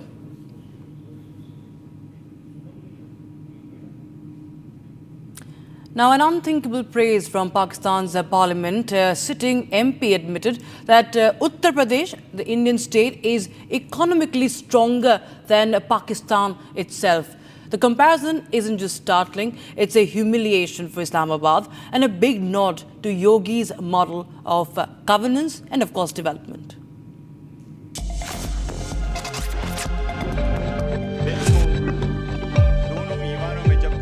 A stunning admission has rocked the Pakistani parliament. A sitting MP has praised Uttar Pradesh's economy, saying it's in better shape than Pakistan's entire nation.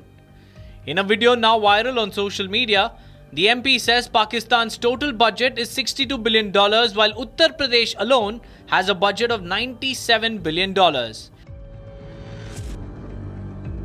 ये मैं आपको कुछ facts figure देता हूं। पाकिस्तान का total budget outlay हमारा 62 billion है, जबकि इंडिया 50 स्टेट से एक स्टेट का बजट आउटले उत्तर प्रदेश का 97 बिलियन है। हमारा टोटल टैक्स रेवेन्यू 50 बिलियन, हमारा रेवेन्यू 50 बिलियन, जबकि उत्तर प्रदेश का 80 बिलियन। हमारा टैक्स रेवेन्यू उनके टैक्स रेवेन्यू से 16 बिलियन कम है।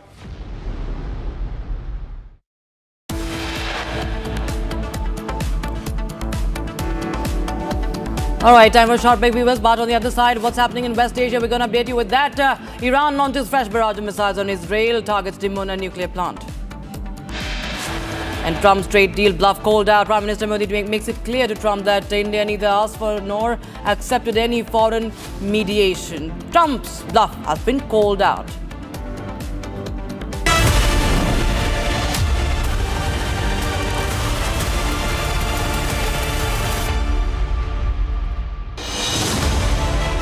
I have seen it, what it takes to report from the front lines. Accuracy, urgency, courage, responsibilities. At Republic School of Journalism, you'll be trained for that reality. It's not theory, it's live learning inside a working newsroom from the day one.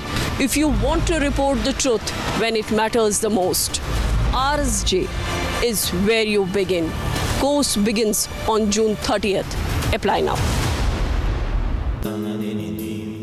Amity has been ranked among the top universities globally for producing the most employable graduates by the Times Higher Education UK. Yet another testimony to Amity's excellent placement record. ये है secret recipe MDH का जीरा SIP jaljeera मसाला।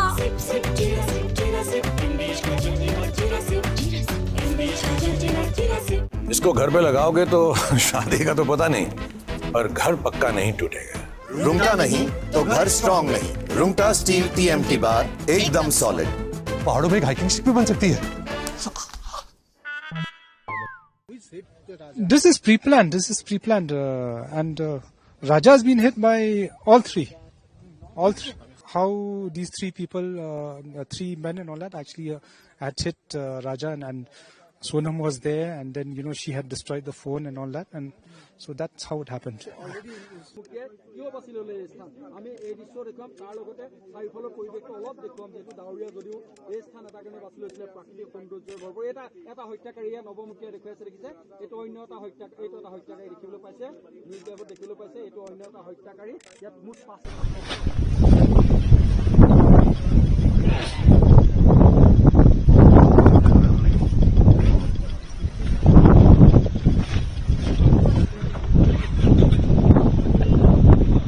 कि तमाम जो पूरा परिसर है, पार्किंग का परिसर है, और इसके ही जो क्राइम सीन को रिक्रिएट किया जाना है। तमाम से कुछ ही देर में सोनम और बाकी जो जा रहे हैं वो यहाँ पर पहुंचेंगे और क्राइम सीन को रिक्रिएट किया जाएगा। सबसे बड़ी बात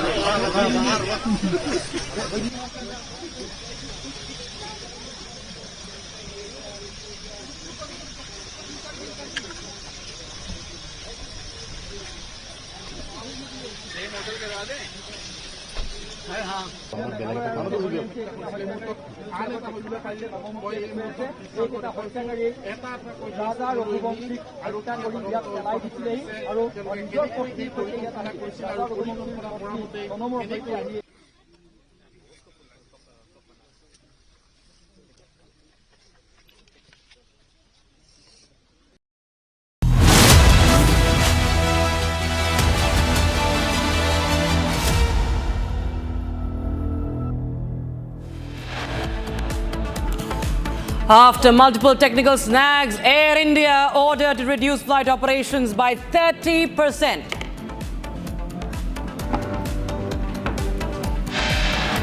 Air India flight cancelled in Dubai due to a technical issue after all passengers had already boarded. Trump's trade deal bluff called out. Prime Minister Modi makes it clear to Trump that India neither asked for nor accepted any foreign mediation. Justice Verma writes letter to former Chief Justice of India, refuses to step down. Iran launches fresh barrage of missile on Israel, targets the Dimona nuclear plant.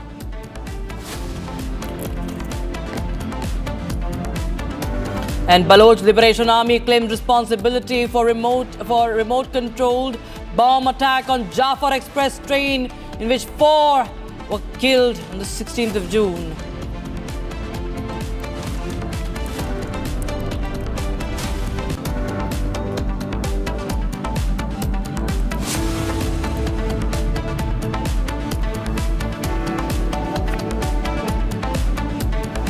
Very good afternoon, viewers. You're watching live and breaking. I'm Rakshita Mishra with you. We start with the updates coming in from West Asia as the situation is only escalating. Israel has conducted airstrikes targeting multiple weapons manufacturing facilities and a centrifuge production site in Iran, with Israel Defense Forces stating that 50 Israeli Air Force fighter jets were involved in operation.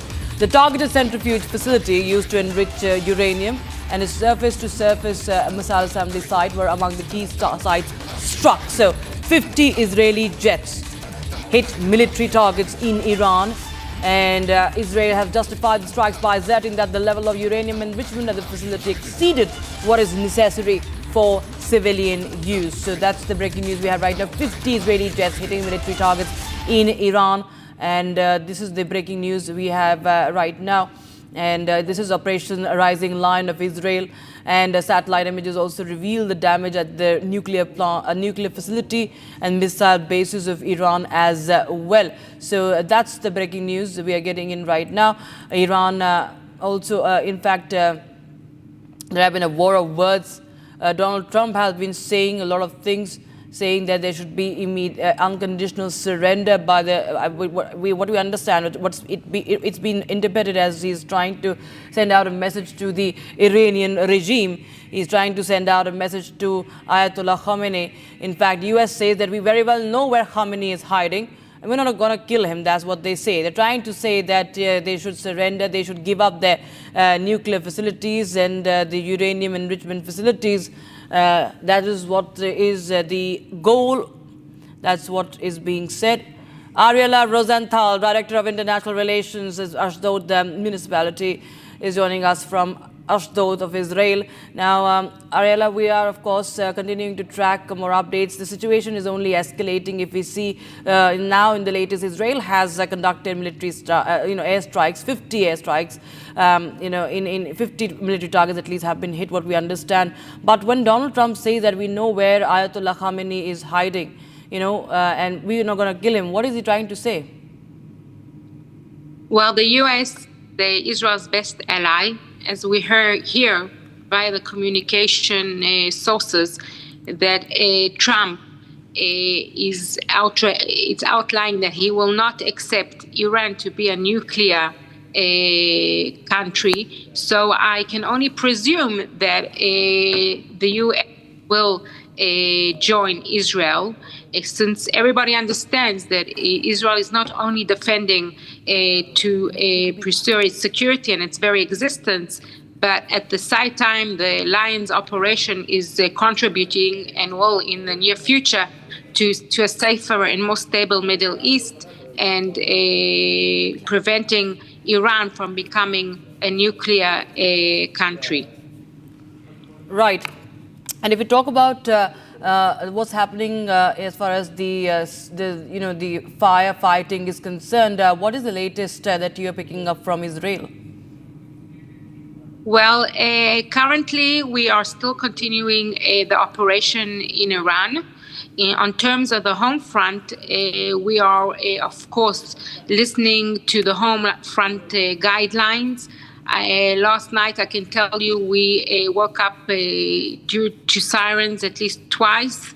Thank God there was no devastation, but thousands of missiles have been launched to kill and destruct the state of Israel without defining military targets and just targeting civilians. There were diplomats that have been hit also, and there's lots of destructions. throughout the country. So this is the real difference between Israel and Iran. Israel is only targeting military plants, whereas the Iranian regime is launching missiles, ballistic missiles, on human and dense populations of the country of Israel. Right, and we've seen warnings coming in from the Israeli Defense Minister yesterday also, and we understand that some nuclear facilities have also been targeted in the latest by Israel as well. And what will be the next step of action as far as the Operation Rising Lion is concerned? Because, no matter what Trump says, even Netanyahu has made it very clear that, even Khamenei is not off limits. Of course, Israel cannot and will not accept the current situation where the Iranian regime will be with the nuclear weapons and ballistic missiles headed by nuclear defenses. This will not be accepted by the state of Israel. My Prime Minister Netanyahu has made it clear that when he says they will not be with nuclear weapons, they will not be. And this is why they arose the Lion operations and the Rising Lion, and I'm sure that my country will, if it has to, will target all military and all facilities who are continated with the Iranian regime. I just request you to stay on with us. We're just bringing our viewers this report on the latest tensions that have been only on a boiling point now. They're reaching a boiling point now, and the Israeli Defense Forces unleashing a series of powerful airstrikes on Iranian military targets. And in this compilation, we are bringing you the 9 shocking videos that capture the sheer scale and intensity of the attacks, from the missile-laden drones to the precision air raids.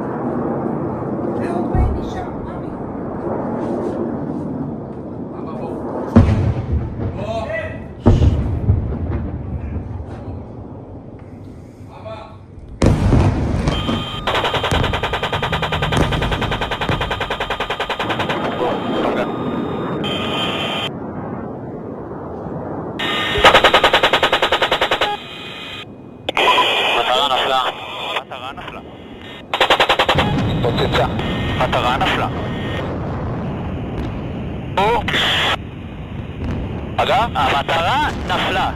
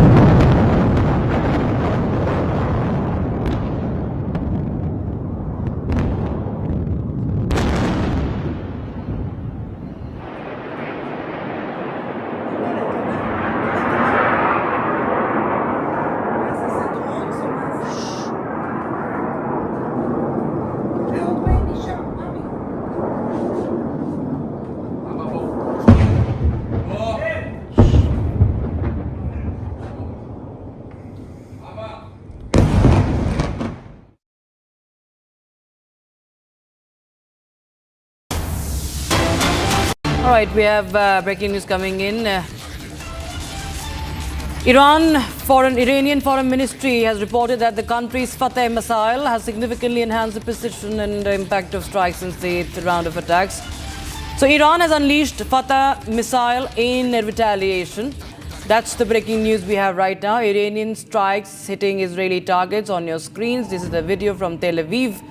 And this is the Fateh missile that takes 336 seconds to reach its target, reportedly evading interception also through frequent course changes and radar wave blocking. So there you have. This is Operation True Promise 3 of Iran. And you can see the Iranian strikes at Tel Aviv, on Tel Aviv.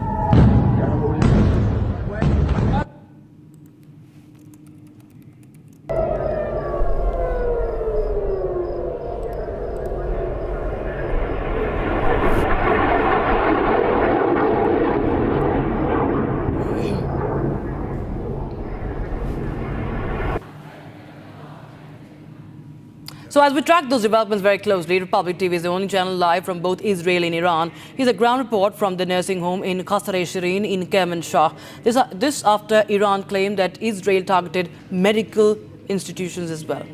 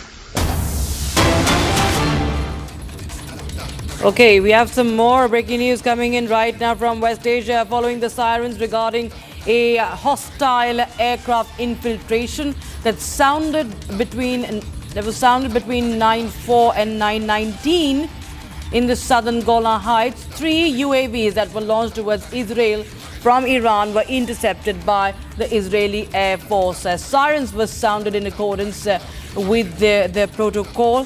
And this is the update we have, the Golan Heights there. This is the breaking news we have right now. The sirens regard 3 UAVs that were launched towards Israel from Iran were intercepted by the Israeli Air Force. So from both sides we see there is a sign of only escalation, and sirens blaring in Israel, sirens blaring in Tehran, in Israel. Also, barrage of missiles fired by Iran on Tel Aviv. And now another video that we're getting in right now, and we are breaking this for you, is that fresh footage of alleged video of Mossad agent being captured. That's what we are breaking next. This is another breaking news. We can go ahead with that breaking. This is an alleged video of Mossad agent being captured. The IRGC claims to have arrested a Mossad agent. That's the update we are getting in right now. Remember, yesterday Iran had also claimed that it has hit the Mossad headquarters, and there you have this video, this permitted video. Allegedly, this is a Mossad agent that has been captured by Iran. Mossad, the spy agency of Israel, the intel agency, and there you have this man who has been pinned down. And Iran claims that this is a Mossad agent that has been arrested by the Iranian authorities amidst the escalation. There you have, he has been pinned down to the ground, and this is how he has been arrested. This is a big escalation, of course, coming in right now. Iran claimed that a Mossad agent has been arrested, and many such claims have been made by Iran. In fact, 2 days ago, there was also news of an Iran executing a Mossad agent. That is the update we are getting right now. So Tehran says they've arrested a Mossad agent and they have made there's several charges against him as well. So that's the breaking news we are getting in right now. This is the video, a dramatic arrest of a Mossad agent captured on a camera. And the fact that Iran has released a video of this sends out a big message from Iran. And, there is a reason why they have released this video claiming that this is a Mossad agent that they have arrested. And this is, of course, another... this could be a setback to Israel if at all it's true, if the claims are true. And this is the update we're getting in right now. Yesterday we saw how Iran had also claimed that it has attacked via the airstrikes.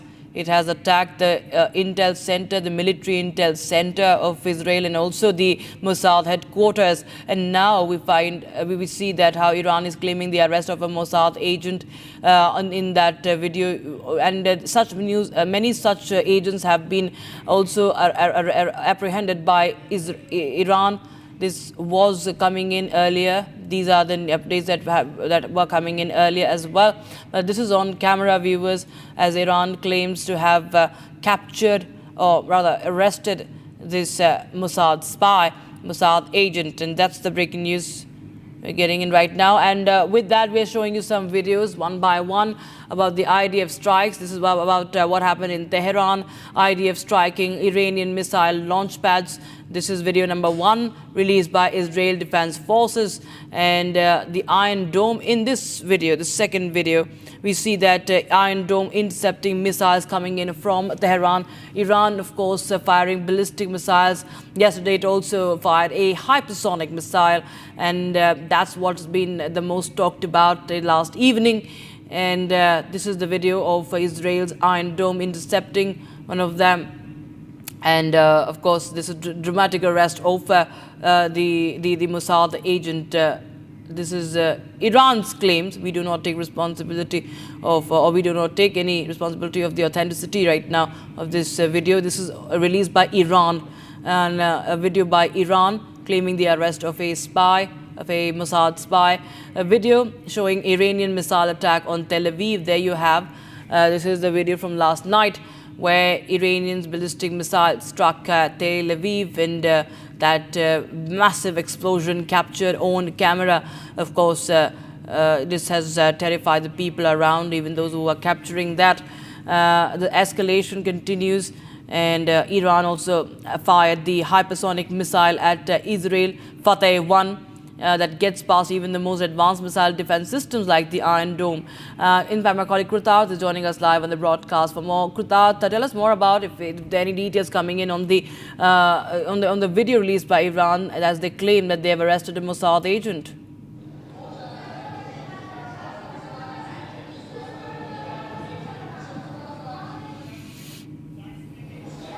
And more breaking visuals coming in from Iran, ladies and gentlemen, as we track the escalation between Israel and Iran. These are explosions being reported from various parts of Iran. The first visual that will be on your screen in just a moment is an explosion coming in from the Arnab Industrial Park of the Keshwar Square in Iran.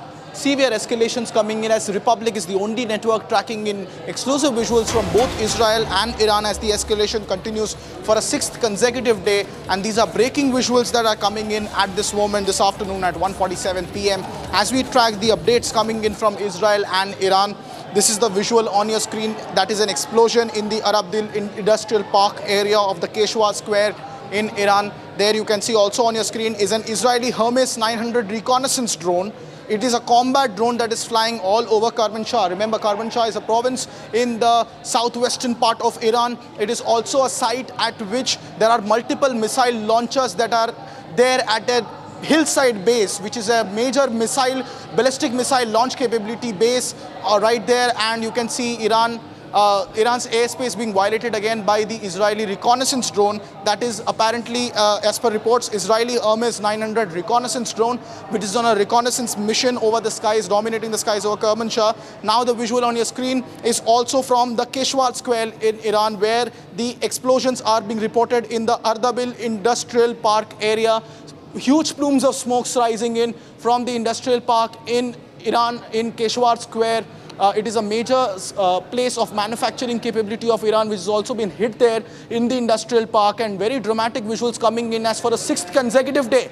Heavy barrage of Israeli air domination continues in various parts of Iran indiscriminately. It was a couple of days ago that the Israeli Air Force had asserted that it has complete domination of airspace in western Iran, all the way up to the outskirts of Tehran. And the next visuals that will be coming on your screen in just a moment will be of the Parchin military complex in Tehran. I'll get to that visual in just a moment, but these are visuals coming in from the Keshwar Square in the Ardabil Industrial Park area of Iran. There you can see huge plumes of smokes rising because there was a massive strike that was done here. Just moments ago, we also saw over the Kermanshah area, where a major military missile base of Iran is also located.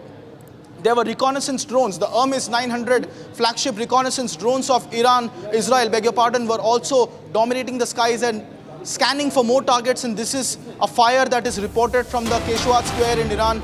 More breaking updates coming in as we look at more visuals coming in from Iran. Republic, the only network reporting these visuals live and first. These are shots coming in from an Iranian military complex on the outskirts of Tehran.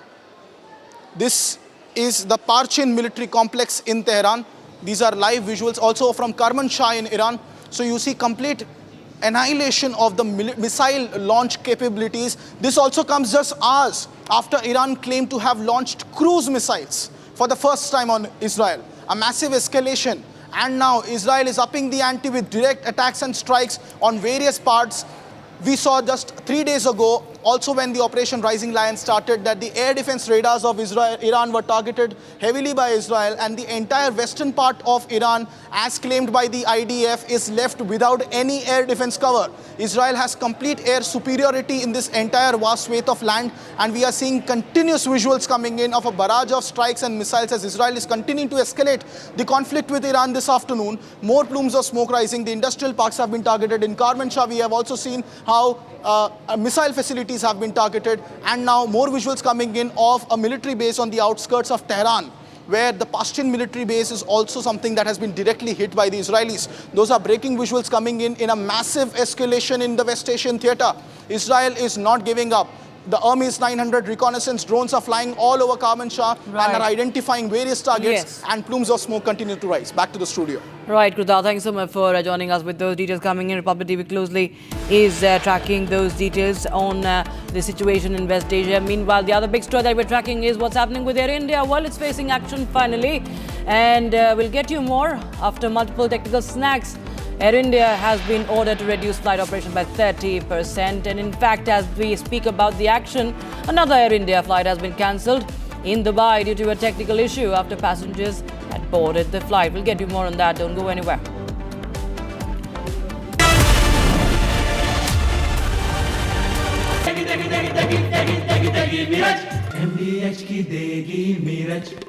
देगी मिर्च का तड़का अंग अंग फड़का MDH की देगी मिर्च। विमल में गुलिस्तां के ये कुछ लजीज फरिश्ते जब साथ घुले तो जी ललचाए, और दिल कहे कि स्वाद की जुबान में खुद को ऐसे डुबाऊं कि निकल ना पाऊं। विमल की जुबान कुछ है ही ऐसी, मानते हैं?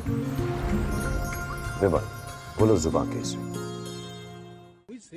This is pre-planned, and Raja has been hit by all three. How these three people, 3 men and all that, actually had hit Raja, and Sonam was there, and then she had destroyed the phone and all that, and so that's how it happened.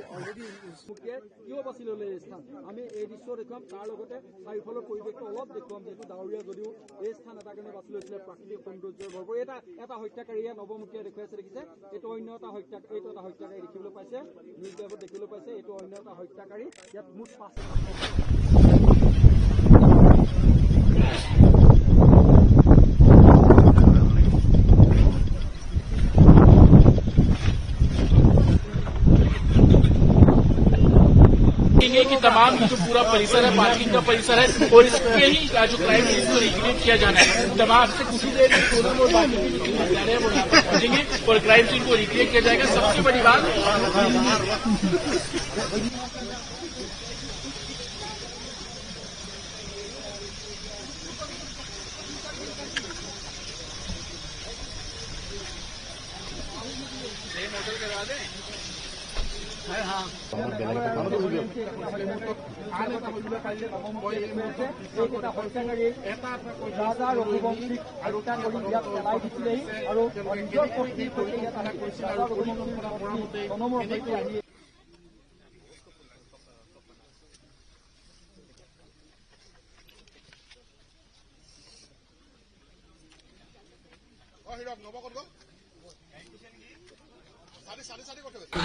This reconstruction has been based on the interrogations we've been conducting over the last few days. I have already told you that in the interrogations they have admitted to the offence, and we just had to actually replay or recast how they had done it. And we started off from the Maulakiat parking lot where they had kept the scooties. Then we have moved on to a place about 3 to 4 kilometers from Boisarong parking lot, whereby they had stopped to take photographs, and there was an attempt in that place, but it was not peaceful because Raja started off his bike, and so they had to move on. And they had stopped about 200 meters away from the Boisarong parking lot. There only photographs were taken, but attempt was not made in that point. We finally came to the Boisarong parking lot where the scooties were kept. We ascertained where the scooties were kept. We had ascertained where Raja was standing. We had taken to replay the whole thing. We had taken one of our personnel from the fire and emergency services as Raja to replay the role of Raja. We have ascertained what was the position just before the murder, who was standing where, and how the blow took place. So 3 blows took place. The first blow was by Vishal, alias Vicky. The second blow was by Anand, and the last blow was by Akash. On Prime Time, we're not just reading the news, we are leading it with responsibility. Every night, we're asking tough questions, breaking the biggest stories, and setting the national agenda. At Republic School of Journalism, you will learn how to front the news with confidence, clarity, and conviction. RSJ Diploma begins June 30th. Your Prime Time starts here.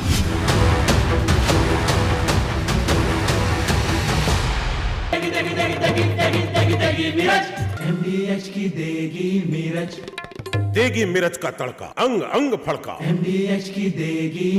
You just posted right before we took off that you're not leaving because of a ceasefire. Why are you? Can you elaborate? Get better than ceasefire. We're not looking for a ceasefire. I didn't say I was looking for a ceasefire. That was Emmanuel, nice guy, but he doesn't get it right too often. But we're not looking. We're looking for better than a ceasefire. What specifically is better than a ceasefire? What are you looking for here? And then a real end, not a ceasefire. And then so something that will be permanent. Or giving up entirely. Is that okay too? Are you close there? Is that possible in the next 24? Why not? Certainly possible. Complete give up. That's possible. Yeah, doing pretty well right now. We're doing pretty well. Remember, Iran cannot have a nuclear weapon. It's very simple. We don't have to go too deep into it. They just can't have a nuclear weapon. What was the thinking on the call for Iran to evacuate? Is there a threat or is there incoming? What was the thinking on the whole evacuation? I want people to be safe. And that's always possible. A thing like that could happen. I just want people to be safe. You're great people that know how to protect themselves. And when you say better, we'll come down so hard if they do anything to our people. We'll come down so hard that the gloves are off so beautifully. Now, I think they know not to touch our troops. And are you open to negotiating with the Iranians right now, or do you want to wait? I don't know. I've been negotiating. I told them to do the deal. They should have done the deal. Their cities have been blown to pieces. They've lost a lot of people. They should have done the deal. I told them do the deal. So I don't know. I'm not too much in a mood to negotiate. Yeah, you posted. Yeah, I think it's safe. There's a lot of bad things happening. I think it's safer for them to evacuate.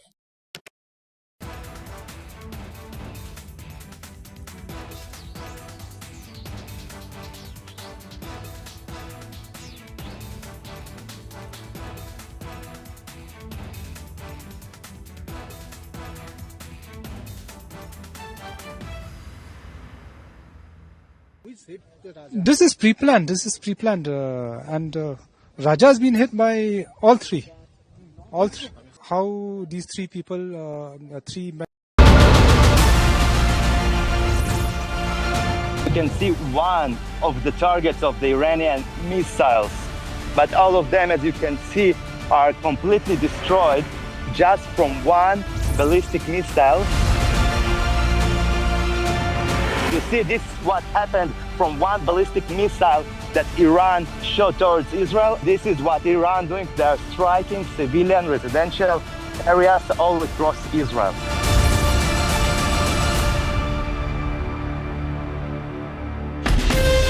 From Asia's largest news headquarters,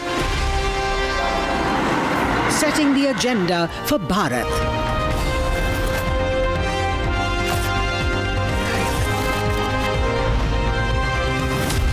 You're watching Republic.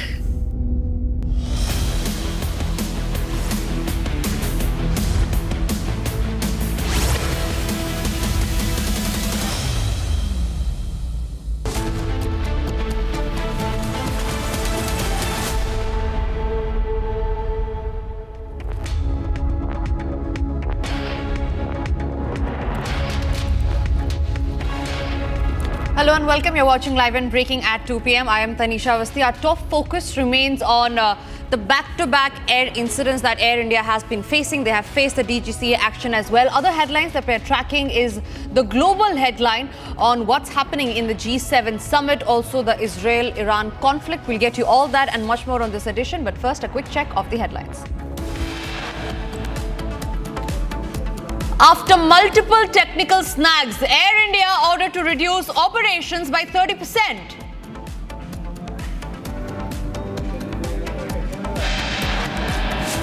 Air India flight cancellation in Dubai due to technical issue after all passengers had already boarded the flight.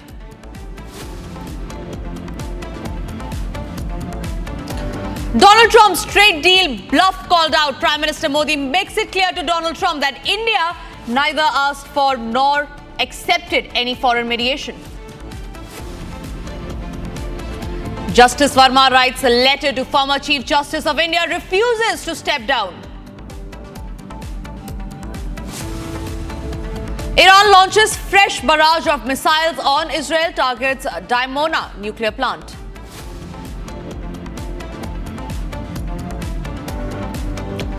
Baloch Liberation Army claims responsibility for remote-controlled bomb attack on Jafar Express train that had killed 4.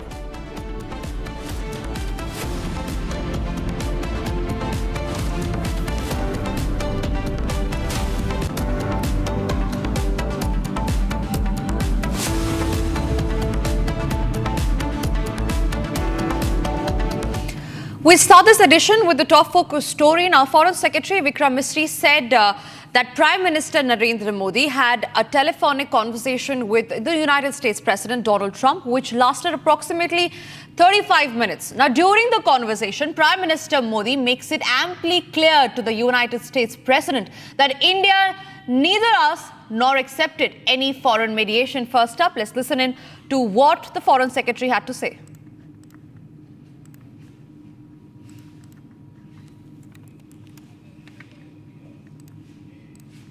प्रधानमंत्री मोदी ने राष्ट्रपति Trump से operation सिंदूर के बारे में विस्तार से बात की। प्रधानमंत्री मोदी ने राष्ट्रपति ट्रंप को स्पष्ट रूप से कहा कि 22 अप्रैल के बाद भारत ने आतंकवाद के खिलाफ कार्रवाई करने का अपना दृढ़ संकल्प पूरी दुनिया को बता दिया था। प्रधानमंत्री मोदी ने कहा कि 6-7 मई की रात को भारत ने पाकिस्तान और पाकिस्तान ऑक्यूपाइड कश्मीर में सिर्फ आतंकी ठिकानों को ही निशाना बनाया था।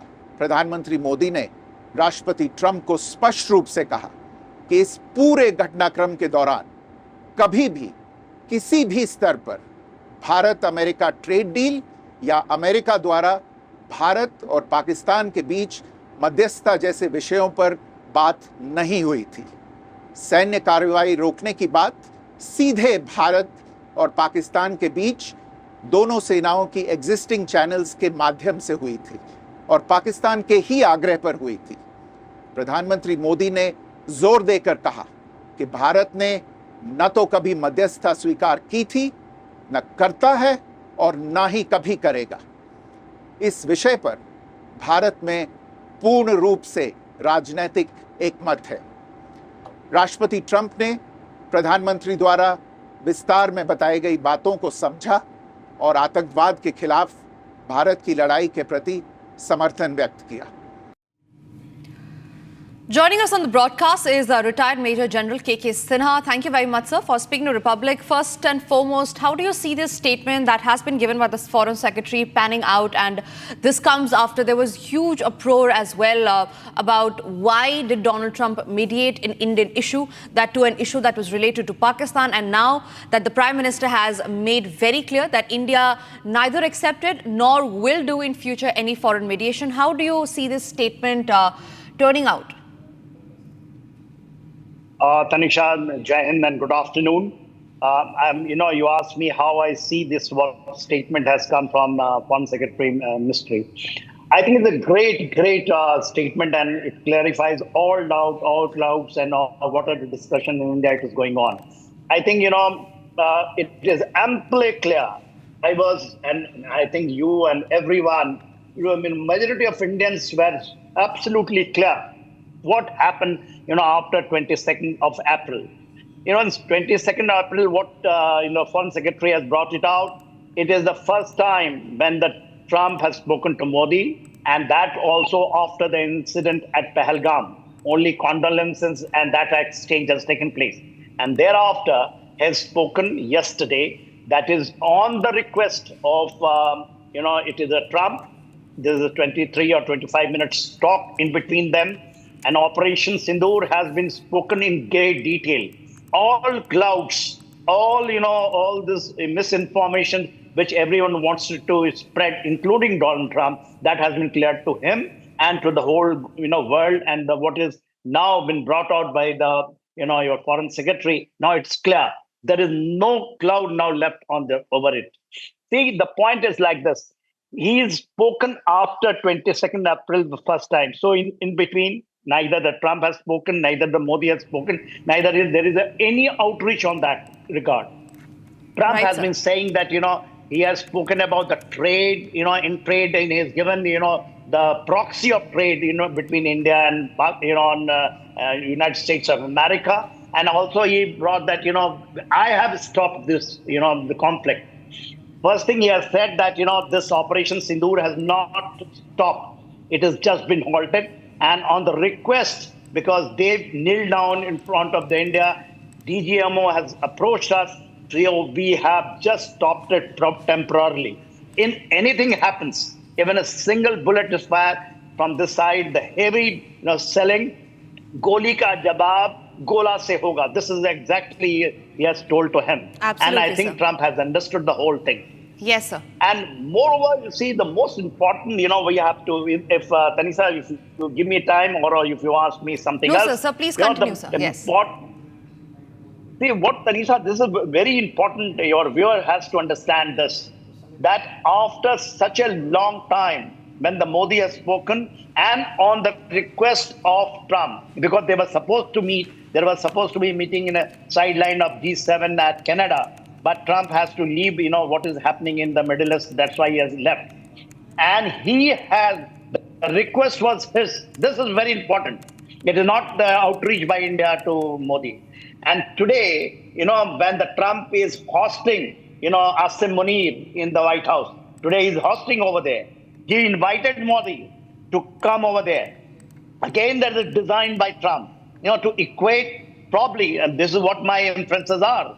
This is my view are that he wanted when this chap Asim Munir is there and he hosting them in the White House. He asked the Modi to come and Modi said, no, I have got my engagement. I'm busy. I'm going. Generally, this type of things are adjusted.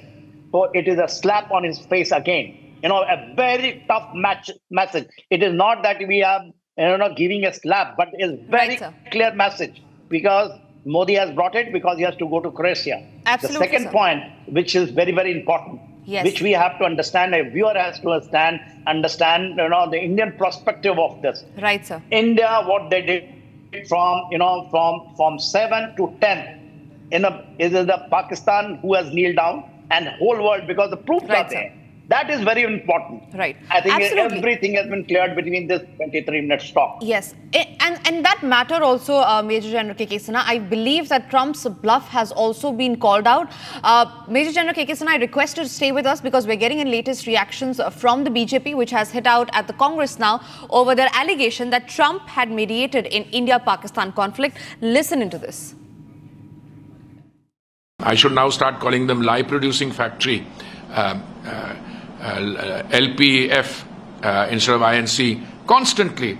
I mean, they turn to, there's no invitation. And then when a productive 35-minute exchange takes place, they resort to, I don't know, frankly, whether this is ineptitude and incompetence or this is pure lies. But either case, it's a lie. Then they take resort to an earlier conversation which took place in January and say, this is not the readout. Arey bhai, readout aane do unka. But should you or should you not accept a detailed readout by your own foreign secretary and point by point? So all I can do is, I don't want to dignify the Congress party's ongoing, hallucinatory, I would call it hallucinatory fake narratives that they go and put on. But through all this, I get the feeling, so Chitraji, that they're always looking for some way in which they can show India down. ये पहले से स्पष्ट है, विपक्ष को एक बीमारी लगी है झूठ बोलने की। देश के प्रधानमंत्री प्रभु सत्ता पे, संप्रदा पे कभी भी कोई कंप्रोमाइज, कभी कल्पना सपने में भी नहीं कर सकते।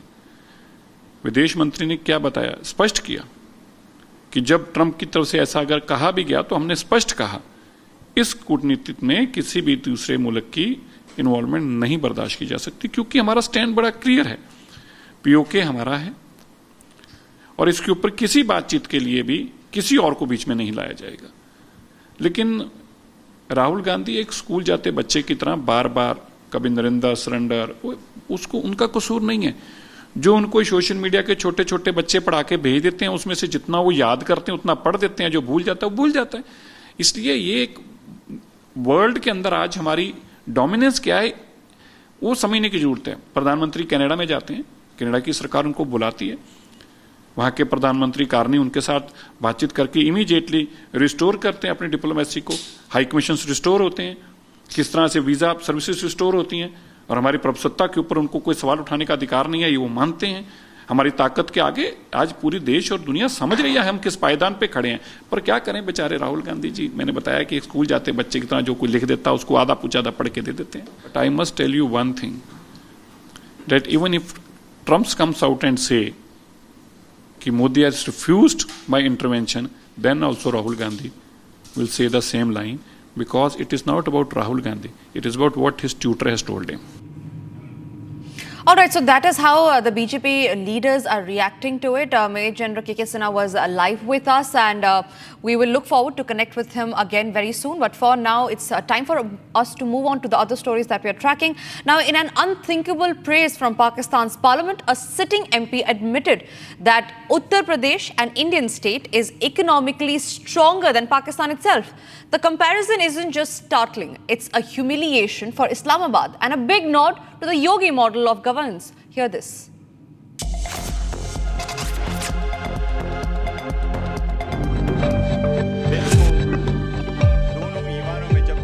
A stunning admission has rocked the Pakistani parliament. A sitting MP has praised Uttar Pradesh's economy, saying it's in better shape than Pakistan's entire nation.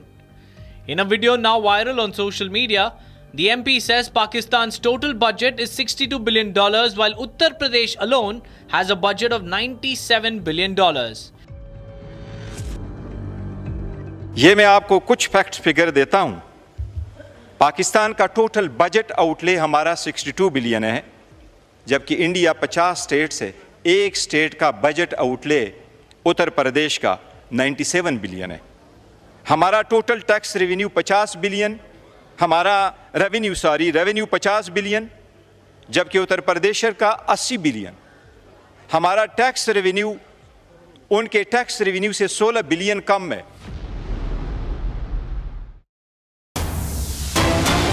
Shifting our focus to big breaking news coming in, and this is in regard with the Air India crisis. Top sources from DGCA has now said that the DGCA has asked Air India to reduce their flight operations by 30%. Now it comes after technical snags were found in multiple Boeing aircrafts of Air India. Regulator has ordered that Air India should first fix the snags and then get through the inspection. So a big move there that the DGCA, the government, has taken as far as Air India is concerned.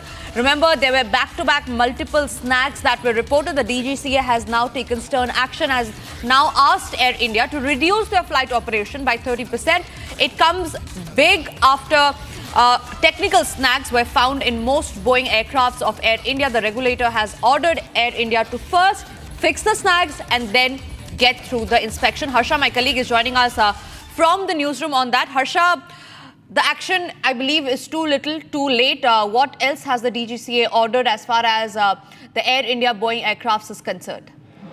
Yes, Tanisha, you rightly pointed out the action is too little, too late. Had it been on the first day of the crash, had they had pulled up the Boeing 77 aircraft of Air India much before the big plane crash would have been averted, but this couldn't happen in this case, and that is the reason why the action has been taken. But this is very little action on the Boeing aircraft, because as we have been reporting since the time of the crash as well, every day their technical snags have been reporting in the Boeing 787 fleet of Air India, and now they have been asked, the Air India has been asked to reduce their flight operation by 30%. But this alone wouldn't solve the bigger problem. The bigger problem is that there's a malfunctioning, there's a faulty equipment, there's so many issues in the aircraft of 787 fleet. It's the high time when each and every pilot and the passengers have been stating that they should be grounded. The Boeing 787 fleet should be grounded, it should be halted, it should be kept in the MRO division for maintenance, so that passengers could feel safe flying in Boeing 787. While that's not the situation here,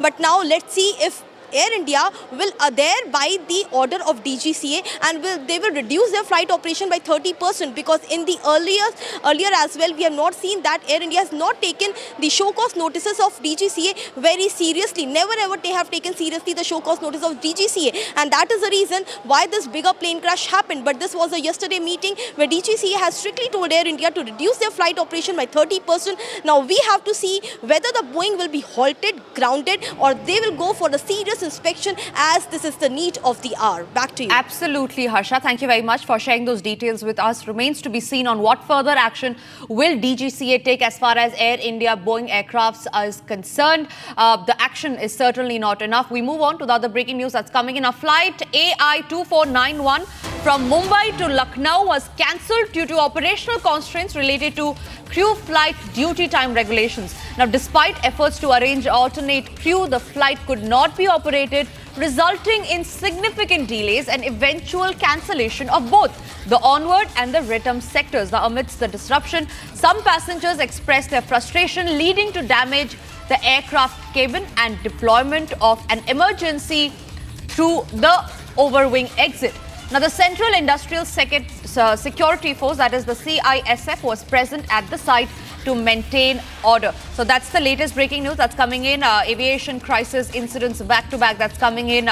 Regulators now must keep a watch. The watchdog must now take stern action against the airlines, which has cost passengers a hefty amount.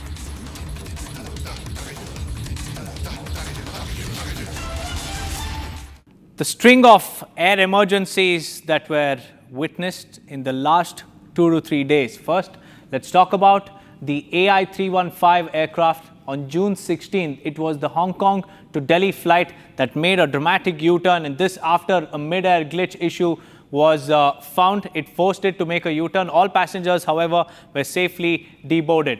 Now let's talk about another incident, which is the Saudi aircraft SV3112. Again, it was from June 16th itself. Air scare on Jeddah to Lucknow flight. Around 250 pilgrims were coming back, and they found sparks and smokes coming out of the wheels of the plane. Thankfully, the fire personnel intervened and they took stock of the situation. Passengers of the SV3112 disembarked from the plane safely. Now, this is just a couple of incidents, but we'll tell you about the third incident that took place on June 16th itself. Another Delhi to Ranchi plane made a U-turn to Delhi over a technical issue. The technical issue was reported after takeoff from Delhi, and the flight ops resumed only after inspection and clearance. And all of this happened on June 16th. And the very next day, another Air India flight 2493, there was an air scare on the Mumbai-Ahmedabad plane, and the operational issue had delayed the flight. The flight was then cancelled over flight duty time limit. It exceeded the limit, the time limit of the personnel there, so the flight was cancelled. And following that, on the very same day, AI-180, technical snag on San Francisco to Mumbai, which is via Kolkata flight, and the technical snag was reported in the left engine when the plane had already reached Kolkata. And the technical snag delayed the takeoff from Kolkata airport, and the passengers were made to wait for a long time. AI-915, June 17th, again, it was a Delhi to Dubai Air India 915 flight was again cancelled, and the flight was cancelled from both Delhi and Dubai as well. AI-915 and AI-916, to and fro from Dubai and Delhi, both of them were cancelled. Technical issue in Air India Boeing 787 aircraft. Again, this is that infamous B787 aircraft. And another incident that we have to tell you about is the AI-143, Air India's Delhi to Paris flight was also cancelled. And this because of a hydraulic leak that was reported on, again, another Boeing 787 aircraft. So these are some shocking incidents, a series of aviation scares that have come to the fore. And lastly, let's also tell you what happened on AI-159 on June 17. The Air India flight from Ahmedabad to London again cancelled. The takeoff was cancelled after a technical snag was reported, and passengers were made to wait, and they faced a lot of inconvenience. The aviation sector, ladies and gentlemen, is in a crisis, and it remains to be seen what the watchdog will take action as far as several airlines is concerned, and not just Air India, because what we're talking about here is passengers on priority, passengers not having to face any difficulty. We're keeping a very close watch on that story, but for now, it's time for us to slip into a short break. And after the break, we'll get you the details of how Iran has launched a fresh barrage of missiles on Israel and has targeted the Dimona nuclear plant. Also after the break is Baloch Liberation Army claims responsibility for remote control bomb attack on Jafar Express train that had killed 4 people.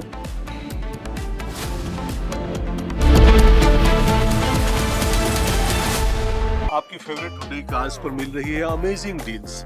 वैसे लोगे तो आप Hyundai ही, चाहे दिल की सुनो या deals की, तो जल्दी चले आओ Hyundai showroom.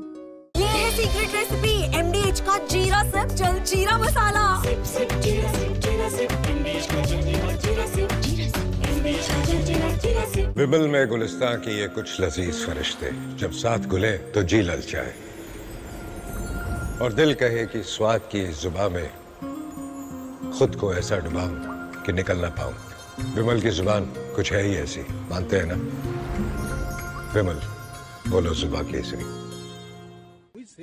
This is pre-planned. And Raja has been hit by all three.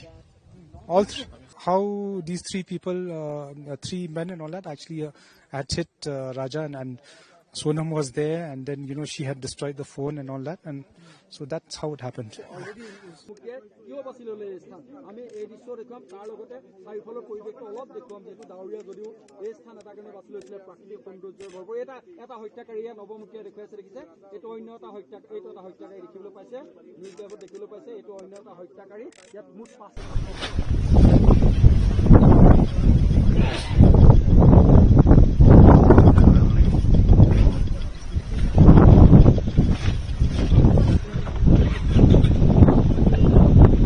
कि तमाम जो पूरा परिसर है, पार्किंग का परिसर है, और इसके ही जो क्राइम सीन को रिक्रिएट किया जाना है, तमाम से कुछ ही देर में सोनम और बाकी जो हत्यारे हैं वो यहाँ पर पहुंचेंगे और क्राइम सीन को रिक्रिएट किया जाएगा। सबसे बड़ी बात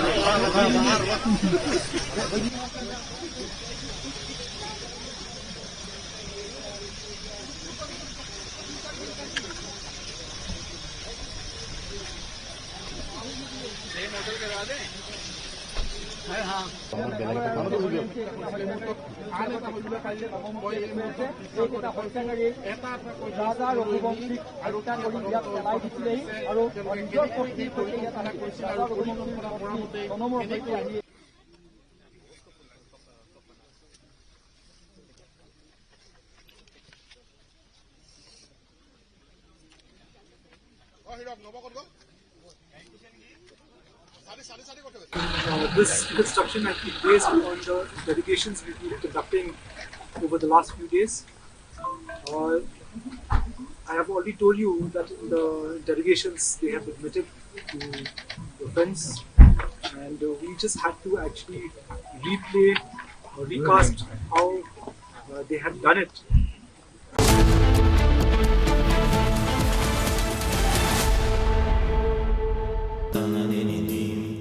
Amity has been ranked among the top universities globally for producing the most employable graduates by the Times Higher Education UK. Yet another testimony to Amity's excellent placement record. MDH की हल्दी मिर्ची धनिया करे कमाल, ये रंग दे, ये खुशबू दे, ये तीखा, ये कम पड़े, क्या निराला MDH masala. You just posted right before we took off that you're not leaving because of a ceasefire. Why are you? Can you elaborate? Looking at better than ceasefire.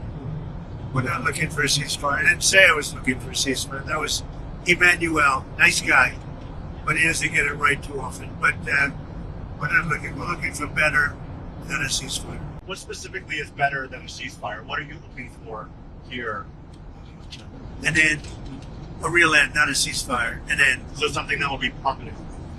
Or giving up entirely. Is That's that okay too. Are you close there? Is that possible in the next 24? Why not?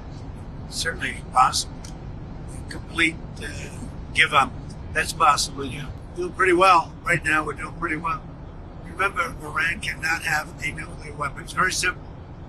We don't have to go too deep into it. They just can't have a nuclear weapon. What was the thinking on the call for Iran to evacuate? Is there a threat or is there incoming? What was the thinking on the full evacuation? I want people to be safe. And that's always possible. A thing like that could happen. I just want people to be safe. We have great people that know how to protect themselves. And when you say better, we'll come down so hard if they do anything to our people. We'll come down so hard that the gloves are off so beautifully. Now, I think they know not to touch our troops.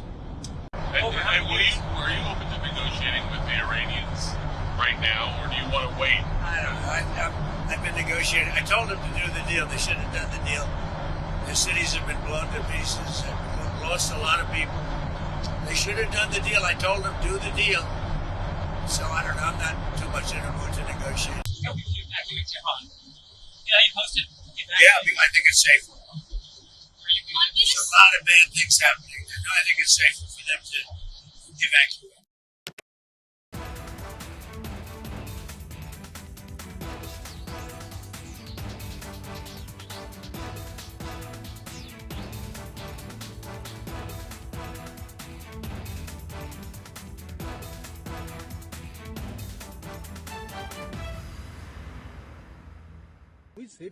This is pre-planned. And Raja has been hit by all three. How these three people, three men and all that, actually had hit Raja, and Sonam was there, and then she had destroyed the phone and all that, and so that's how it happened.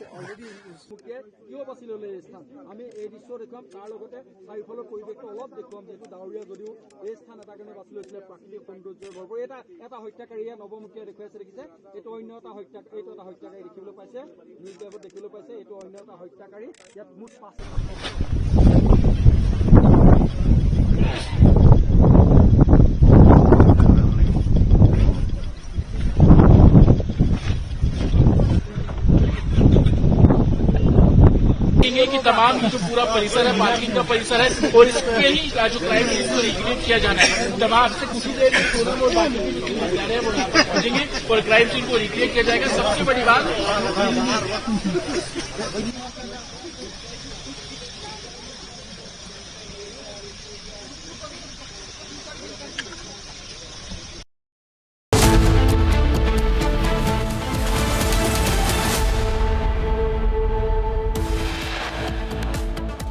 Quick check of the headlines that we're tracking at 2:30 p.m. After multiple technical snags, Air India ordered to reduce flight operations by 30%. Air India flight cancelled in Dubai due to a technical issue after all passengers had already boarded the flight.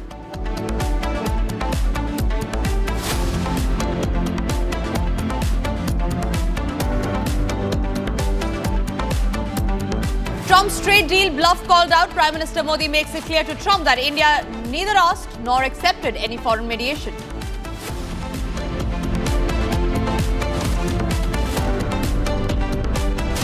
Justice Yashwant Verma writes letter to former Chief Justice of India, refuses to step down.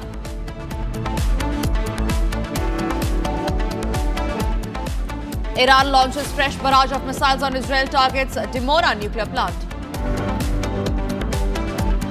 And Baloch Liberation Army claims responsibility for remote-controlled bomb attack on Jafar Express train that had killed 4 people.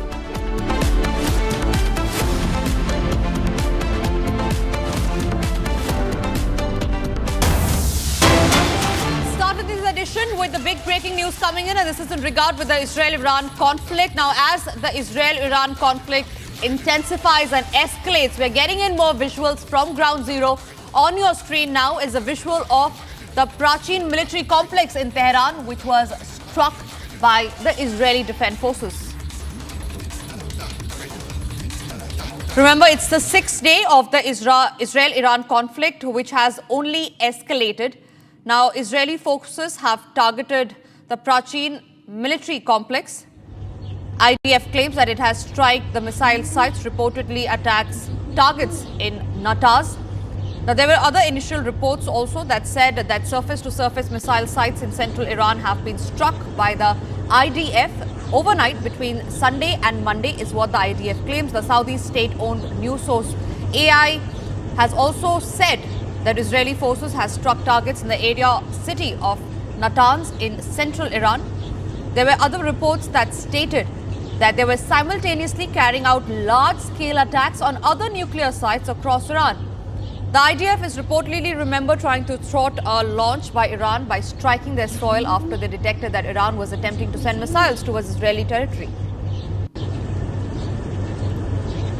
Moving on to more breaking news coming in, the Iranian Foreign Ministry spokesperson has given a big statement where he says that any American intervention would be a recipe for an all-out war in the region. That's a huge statement that has come from Iran. Remember, just yesterday, there were reports that claim that the United States is mulling to come in the war and support Israel. And in regard with the same, the Iranian authorities, the Iranian Foreign Ministry to be specific here, has released a statement saying and warning that any American intervention would be a recipe for an all-out war in the region.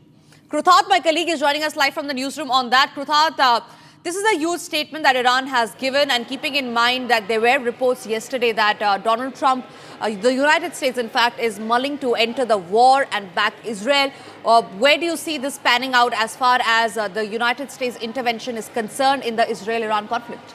Less than 24 hours ago, Tanisha, the warning had come directly from President Donald Trump's Truth Social account that he knows exactly where Ayatollah Ali Khamenei is hiding, in which bunker, and that they have capability of striking. This is not the first time. Even on Friday, there was leakage in Israeli press that suggested that Israel had a window of opportunity to directly target Ayatollah Khamenei on Friday. However, sources said that Trump had vetoed that call. Subsequently, this call was given 24 hours ago, and now the first official reaction from the Iranian government coming in with the second highest minister in the rank and file speaking out against Trump's open threat of eliminating the supreme leader of Iran just 24 hours ago. There is massive speculation on whether US is likely to enter the theatre of war in West Asia. He had to cut short his G7 visit and rushed back to Washington overnight for an emergency meeting of the National Security Council there. And there were all indications that US is very, very seriously looking at a situation where it could possibly enter the war theatre in West Asia. Israel has said that they are looking forward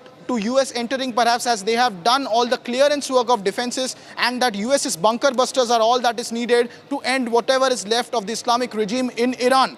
Yesterday, German Chancellor Merz also said that Israel is doing the dirty work of the West in Iran. There are various serious allegations emerging from West that US may enter the West Asian theatre. All eyes are set on that. The Fifth Fleet was also operationalized from Bahrain base. And now the first official statement coming in from Iran's foreign minister. There are only two official government officials who have been speaking repeatedly on this. Yesterday and day before, it was President Pezeshkian who also spoke in the Iranian parliament regarding a possible US intervention, and now a clear warning coming in from Iran that it would lead to an all-out conflict, an all-out war in the Middle East, in West Asia, if US decides to join the war effort. This shows clearly that Tehran is extremely worried. Just 30 kilometers off Tehran, the Parchin military base, which is one of the most important nuclear link sites to the ballistic missile program of Iran, was struck just moments ago, as we were seeing the visuals on our screen. And now the Iranian foreign minister officially coming out and showing a warning flag to US, saying that any intervention from the United States would lead to a full-blown conflict.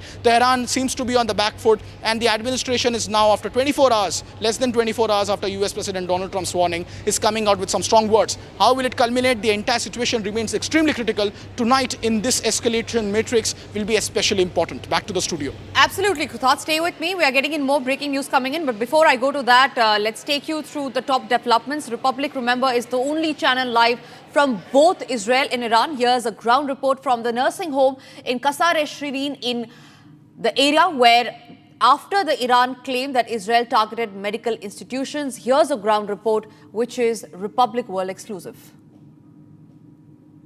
It is day 6 of the Israel-Iran escalation, and allegations and counter-allegations between Israel and Iran continue to fly. In the latest, Republic has accessed a video from the Kermanshah area of Iran. This is an area in Iran which has been heavily targeted by the Israeli Defense Forces, particularly the Israel Air Force, since the Operation Rising Lion commenced. The scenes that you see on your screen at the moment, ladies and gentlemen, are of apparently a hospital that the Iranians are claiming that were targeted. Republic is the only network to access these exclusive ground visuals coming in from Ground Zero in Kermanshah, which has been the most important place where a missile depot and a missile base of Iran has been repeatedly targeted by Israel, as stated as part of its objectives under Operation Rising Lion. The nuclear capability of Iran, as well as the ballistic missile in particular capability of Iran, is something that Israel is targeting. However, Iranians are also now claiming that there were civilian localities and civilian targets also that have fallen to the missiles and air domination of Israel at the moment. The scenes that you see are dramatic visuals coming in from a hospital in the Kermanshah area. Just moments ago, we have also seen throughout the day today the Hermes 900 reconnaissance drones of Israel flying and dominating the entire skyline of Kermanshah. Remember, this is part of western Iran, where on the first night of the strikes, various radar facilities were destroyed by Israel in complete domination and air superiority assertion in Tehran's airspace. And all the way up to the border of Tehran, we have seen complete air domination of the IDF, which it claimed to have solidified a couple of days ago. And now dramatic visuals of counter allegations coming in from Iran that a medical facility perhaps had also fallen prey to this entire sequence of events. Just few moments ago, we have also seen in separate instances an industrial park also being targeted. Also, the Pashtun military base in the outskirts of Tehran fell to the huge plumes of smoke rising there after Israeli Defense Forces strikes. The situation remains extremely critical. On the other side, Israel is also claiming heavy civilian casualty from Iranian ballistic missiles and UAVs. However, these are visuals coming in from Iran, where the Iranians are now claiming that a military facility in particular was targeted by the IDF. Coming in, we learned that Israel has written a letter to the United Nations saying that Iran has a strategic plan to eliminate Israel and that Israel cannot and will not accept the threat of extermination. That's a huge warning that Israel has now given out, writing a letter to the United Nations and saying, and I quote, that Iran has a strategic plan to eliminate Israel completely and that Israel cannot and will not accept the threat of extermination. Joining me on the broadcast is Ketan, who is continuing to stay with me. Ketan, again, Israel has made it very clear that no warning that Iran gives us will shake Israel and that Israel is not going to tolerate any further warnings. Where do you see this panning out? It's the 6th day of the Israel-Iran conflict and it is only escalating. Are we headed towards World War III? Tanisha, this is a very serious letter that has been given by the Ministry of Foreign Affairs to the United Nations Security Council at this point of time. And these are some very serious allegations. Now, it is something that the Israelis have maintained since day one when Operation Rising Lion had commenced. It is in accordance to the UN Charter. Israel is accusing that Iran has violated the UN Charter and that it was making a military nuclear-capable ballistic missile that was in violation of the standstill agreement or the safeguards agreement put in place by the IAEA. Further, in the early hours on June 13, basically this letter that has been written by the Israeli ambassador to the United Nations Security Council president is about making them privy to the operational details of Operation Rising Lion, trying to make a case of why it was important for Israel to strike Iran and to significantly destroy the clandestine efforts of the Iranian regime to develop nuclear weapons. That is the main fact that has been stated in this letter. It also states that the recently determined IAEA Board of Governors report of Iran in non-compliance of its nuclear non-proliferation treaty safeguards obligation was one of the biggest reasons why they had to go in and they had to destroy these nuclear ballistic missile capabilities that Iran was trying very hard to develop. They have also said that Iran Revolutionary Guard, which is also designated as a terrorist organization by various states, that is the statement of Israel at the moment, and its proxy networks of Houthis, Hezbollah and Hamas and others were involved in a ring of fire. So this is a very detailed explanation given by the Israelis in what seems to be a forewarning to the United Nations Security. I believe we're running short on time. We have to wrap up on that. It's time for us, ladies and gentlemen, to slip into a short break. But after the break, we'll get to the details of how Donald Trump's trade deal bluff has been called out. Prime Minister Modi making it amply clear to Donald Trump that India neither asked nor accepted any foreign mediation. All those details after a very short break.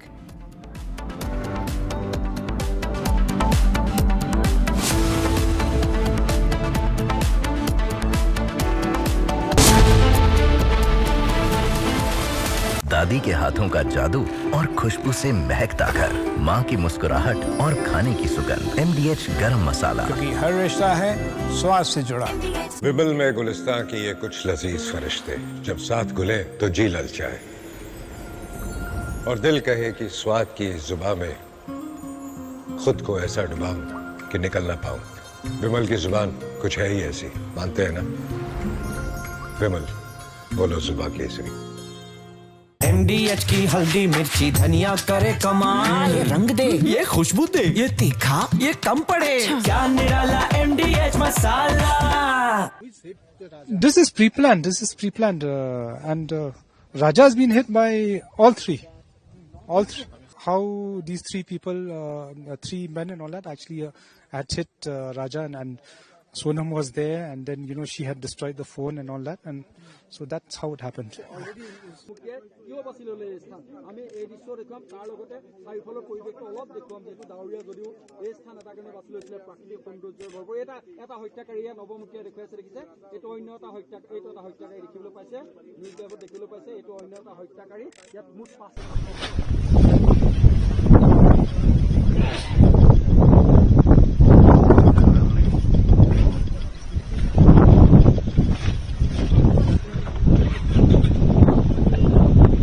कि तमाम जो पूरा परिसर है, parking का परिसर है और इसके ही जो क्राइम है इसको रिक्रिएट किया जाना है। तमाम से कुछ ही देर में सोनम और बाकी के जो हत्यारे हैं वो यहाँ पर पहुंचेंगे और क्राइम सीन को रिक्रिएट किया जाएगा। सबसे बड़ी बात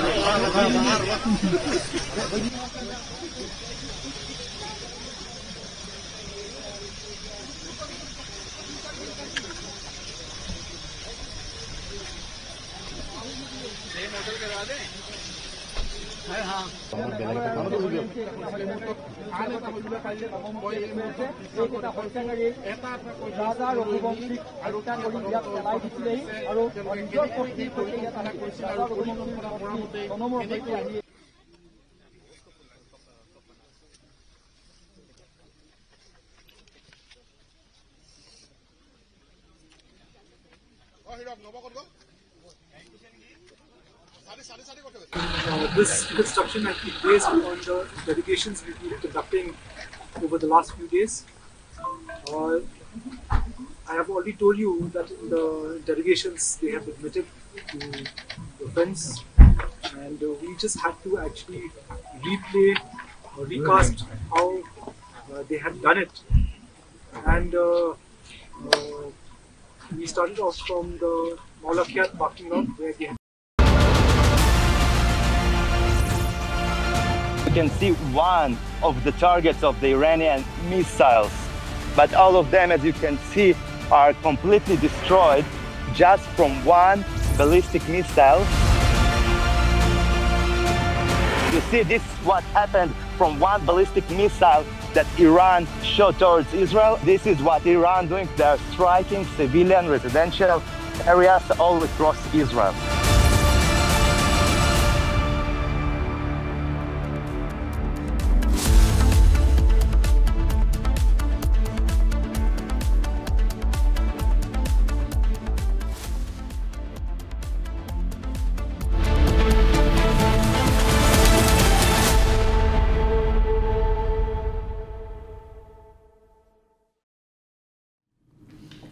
Thank you for staying with Republic. Now, following the sirens regarding a hostile aircraft infiltration that sounded between 9:04 and 9:19 in the southern Golan Heights, 3 UAVs that were launched towards Israel from Iran were intercepted.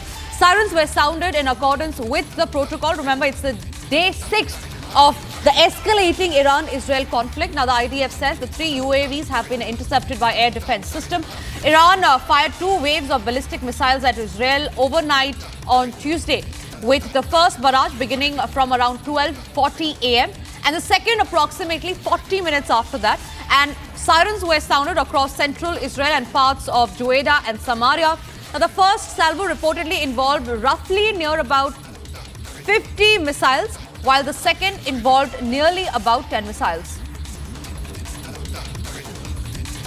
Ratna Chakrabarti is joining us live from Tel Aviv. Ratna, yesterday you were showing us visuals from outside where you stay, where there were some interceptions that were seen. You're reporting live from Tel Aviv. Talk to us about what the situation is like on ground. Right now, there is an uneasy calm in Tel Aviv. We don't see a lot of actions happening. In the night, we have seen at least 2 sirens, possible around 10 to 15 barrages of rockets in both of them. Most of them have been intercepted, but a couple of them might have fallen. That's what the IDF have said. There have not been major injuries, at least in the last 2 barrages. That's at least from the Tel Aviv side. But apart from that, there have been also sirens in the south, in the Negev region, and also there have been sirens in the north near Haifa and the Golan and the region around the northern part of Israel. So that has been happening. But from the morning, yesterday, as we have seen, there have been siren at least once at least in the afternoon or the morning, but there has been nothing as of now, I would say. Right, absolutely. Ratna, also take us through about what was the situation last night when we believe that there were nearly approximately about 15 to 10 missiles in a wave of 2 that were fired at Israel. And were there any damages and destruction that was reported? For the moment, the information that's there, that yes, there have been a couple of missiles which have had direct hits. But that's in central Israel. I haven't yet visited the area to actually see the scale of destruction.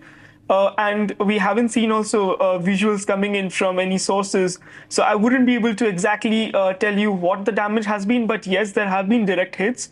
But yesterday, when I can tell you from a personal experience that when I was in the shelter room, I could actually feel a lot of interceptions happening over my head. Quite more than the usual ones that we have experienced in the last few days. So it was an intense night, a couple of sirens. And let me tell you that it's an unusual one because almost on all the other days when you have seen the missiles, the barrage of missiles that are coming in, there's at least been a gap of 1 to 2 hours. Yesterday's case, it was within the span of 40 minutes, we have seen 2 barrages hitting central Israel and north Israel. Right. Ratna, thank you very much for speaking to us and sharing all those details. We'll keep coming back to you as and when there are updates in the story. We move on to the other stories that we're tracking. Now, tensions between Israel and Iran have reached a boiling point as the Israel Defense Forces unleash a series of powerful airstrikes on Iranian military targets.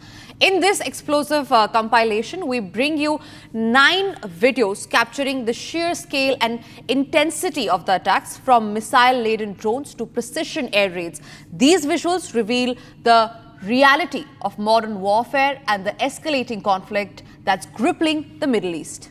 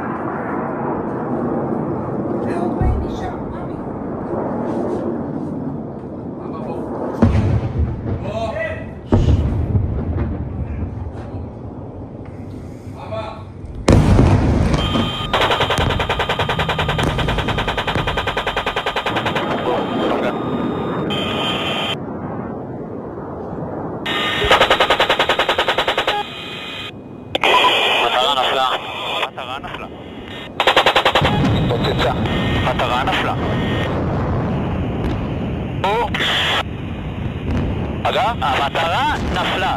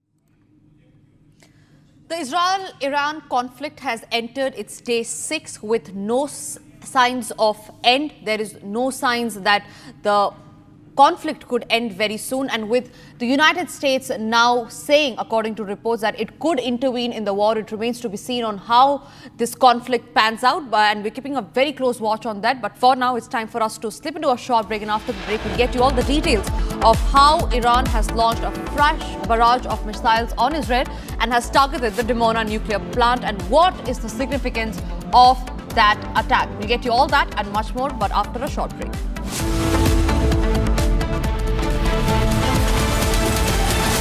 आधे bowl दही में 4 चम्मच MDH चटनी पुदीना मसाला डाला, stir करो, पुदीना चटनी तैयार। MDH चटनी पुदीना मसाला। This is pre-planned. and Raja has been hit by all three. how these three people, three men and all that, actually had hit Raja, and Sonam was there, and then she had destroyed the phone and all that, and so that's how it happened.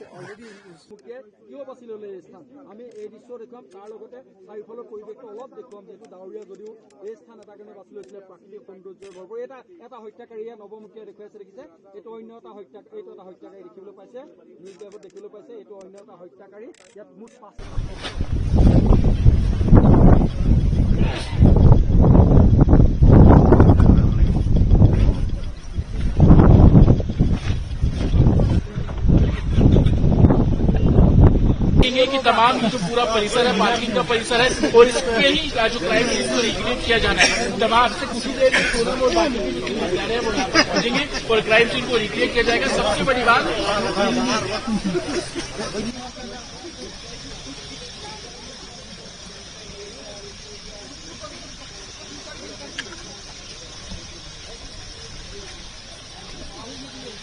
करवा दें।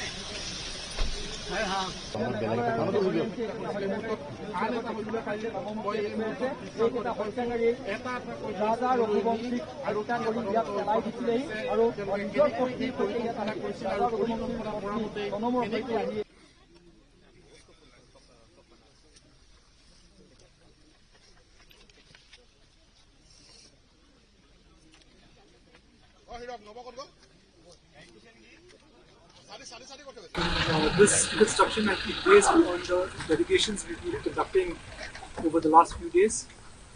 I have already told you that in the delegations they have admitted to the offence, and we just had to actually replay or recast how they had done it. And we started off from the Maulakiat parking lot where they had kept the scooties. Then we had moved on to a place about 3 to 4 kilometers from Boisadong parking lot, whereby they had stopped to take photographs, and there was an attempt in that place, but it was not peaceful because Raja started off his bike, and so they had to move on. And they had stopped about 200 meters away from the Boisadong parking lot. There only photographs were taken, but attempt was not made in that point.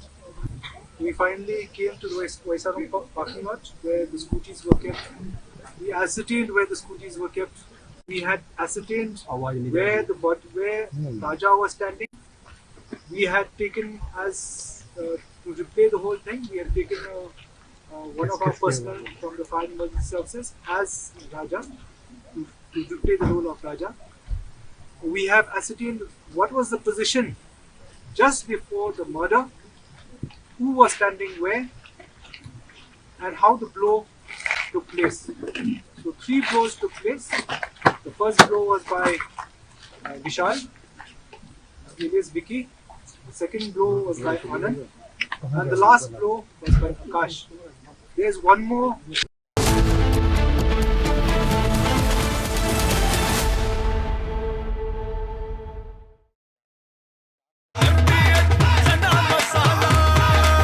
अब छोलिया हो या लोबिया, सफेद चने या काले चने, सब कुछ मजेदार बने।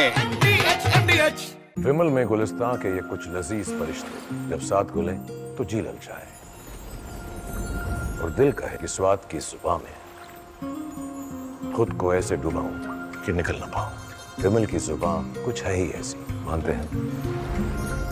विमल, बोलो जुबान कैसी? You just posted right before we took off that you're not leaving because of a ceasefire. Why are you? Can you elaborate? Getting better than ceasefire. We're not looking for a ceasefire. I didn't say I was looking for a ceasefire. That was Emmanuel, nice guy, but he doesn't get it right too often. But we're not looking. We're looking for better than a ceasefire. What specifically is better than a ceasefire? What are you looking for here? An end, a real end, not a ceasefire. An end. So something that will be permanent. Or giving up entirely. Is that okay too? Are you close there? Is that possible in the next 24 hours? Why not? Certainly possible. Complete give up. That's possible, yeah. Doing pretty well. Right now we're doing pretty well. Remember, Iran cannot have a nuclear weapon. It's very simple. We don't have to go too deep into it. They just can't have a nuclear weapon. What was the thinking on the call for Tehran to evacuate? Is there a threat or is there incoming? What was the thinking on the full evacuation? I want people to be safe. And that's always possible. A thing like that could happen. I just want people to be safe. You're great people that know how to protect themselves. And when you say better, what? Oh, we'll come down so hard if they do anything to our people. We'll come down so hard. Then the gloves are off so beautifully. Now, I think they know not to touch our troops. And are you open to negotiating with the Iranians right now, or do you want to wait? I don't know. I've been negotiating. I told them to do the deal. They should have done the deal. Their cities have been blown to pieces. They've lost a lot of people. They should have done the deal. I told them do the deal. So I don't know. I'm not too much in a mood to negotiate. Yeah, I think it's safer. There's a lot of bad things happening. I think it's safer for them to evacuate. This is pre-planned. And Raja has been hit by all three. How these three people, three men and all that, actually had hit Raja, and Sonam was there, and then she had destroyed the phone and all that, and so that's how it happened.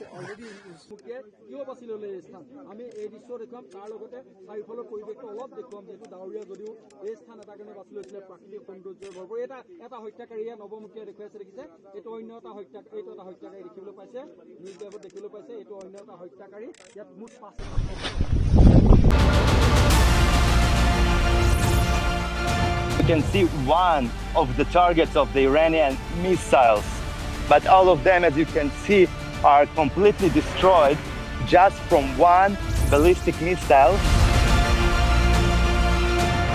You see, this is what happened from one ballistic missile that Iran shot towards Israel. This is what Iran doing. They are striking civilian residential areas all across Israel.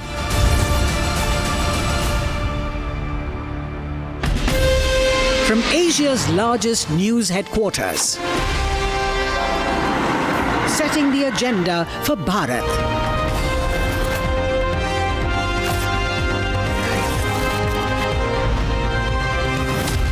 You're watching Republic.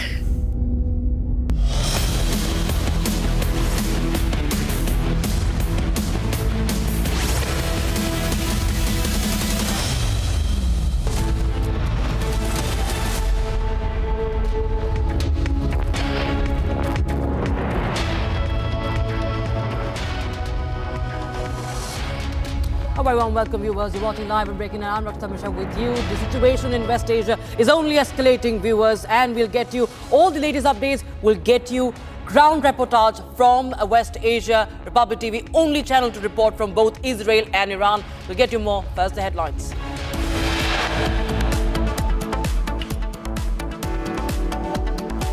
After multiple technical snags, Air India ordered to reduce flight operations by 30%, faces action.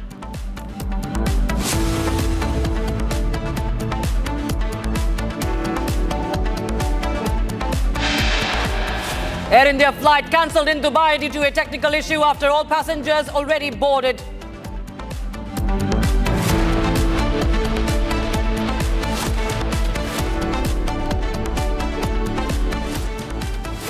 Trump's trade deal bluff called out. Prime Minister Modi made it clear to Trump that India neither asked for nor accepted any foreign mediation.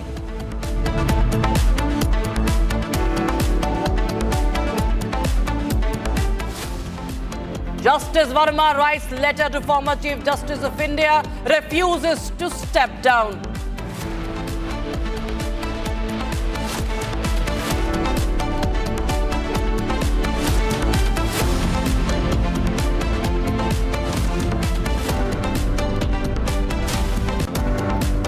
And Baloch Liberation Army claims responsibility for remote-controlled bomb attack on Jafar Express train, 4 killed.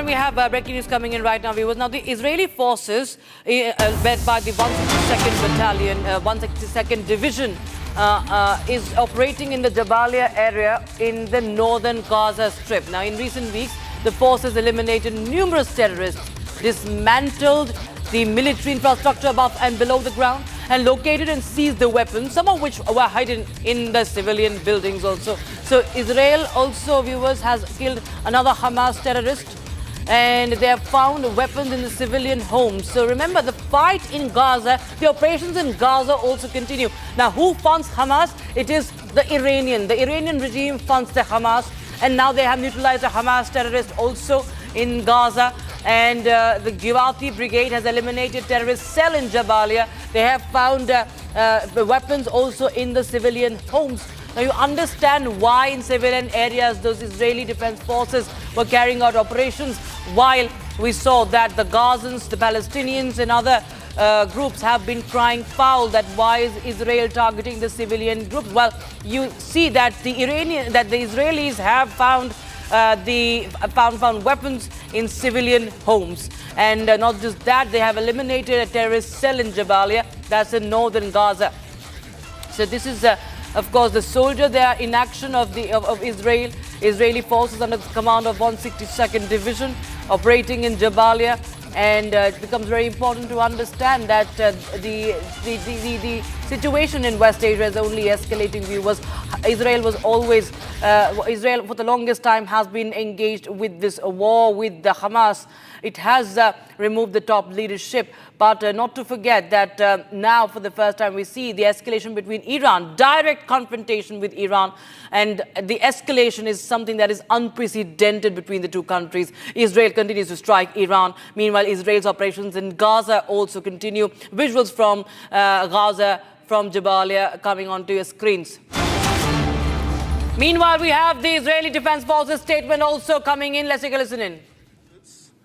At midnight, while the people have been at their homes and they have targeted the homes of civilians, which led to big casualties. As you know, hundreds of innocent people, including big number of children and women, have been killed during these attacks.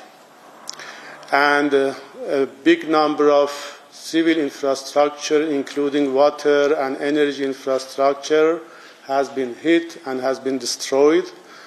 And there is a danger, a big danger around our peaceful nuclear facilities because of the possible explosion of the people not only in Iran but in our neighborhood to hazardous leaks.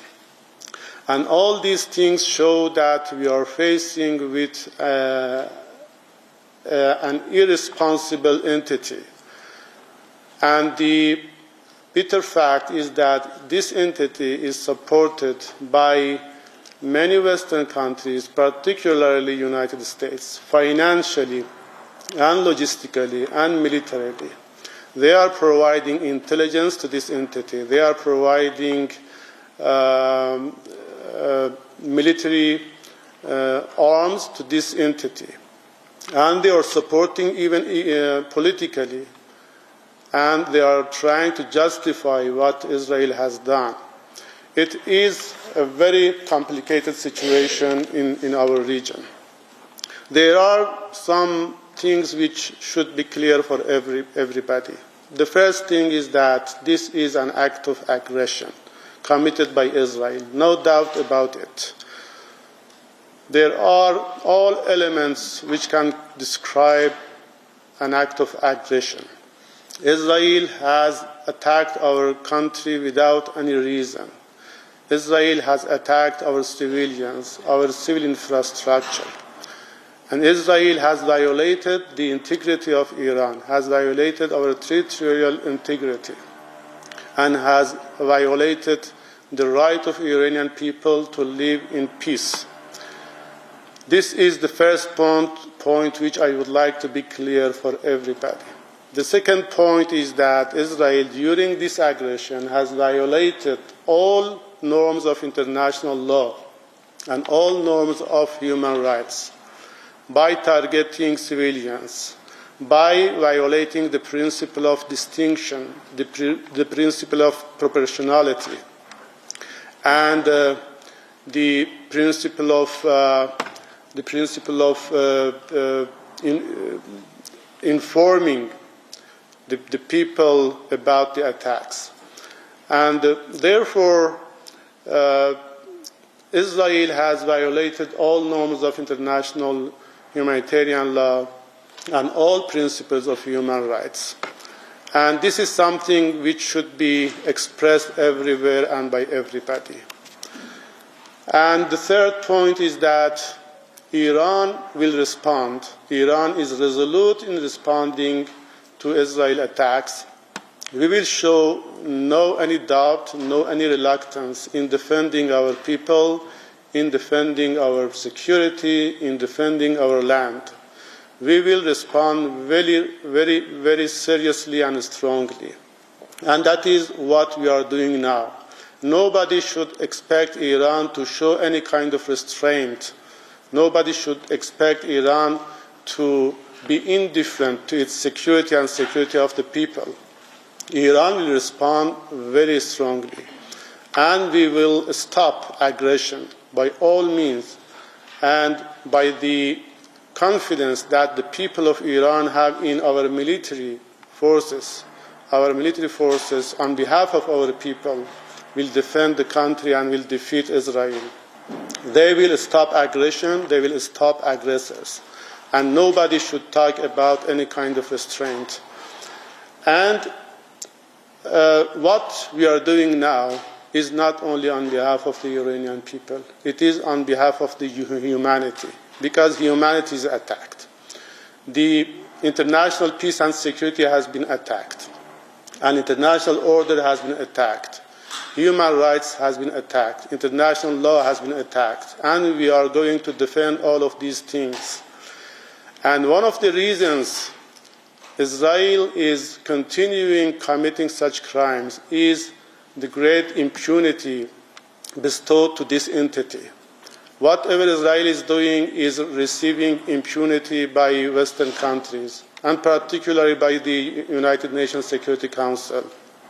Nowadays, Security Council has become the most useless organization in the world. It does nothing. It delivers nothing. And that's one of the main reasons why Israel is continuing to commit such crimes. And the same is with the Western countries, particularly the United States.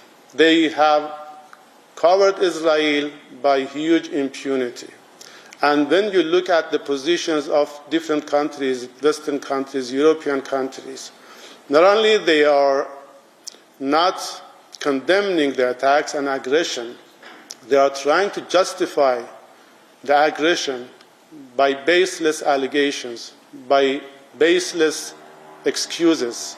And it is shameful for those Western countries who are supporting the aggressor, who are supporting the criminal. Israel is the absolute evil in our region. Israel is the source of instability in our region. Israel is the source of crimes in our region. Israel, for many decades, has violated the rights of Palestinian people. And particularly during the last 2 years, Israel did everything against Palestinian people. I have always thought and asked myself, is there anything new that Israel can commit? Is there any new crime that Israel can reveal? And unfortunately, the answer has been always yes. Israel can every day reveal a new thing, a new crime, and a new innovation in attacking humanity, and a new initiative to breach and to cross the red lines. This is what Israel is, the absolute evil supported by the United States. What My message is to you, ladies and gentlemen, today, is that Iran will strongly respond. Iran will strongly defend itself and defend the oppressed people, will defend the international law, will defend the security of our region, will defend the integrity of our country, and we will stop Israel. Thank you. Thank you, Mr. Ambassador. So please introduce yourself. First question, Christiane. Thank you very much.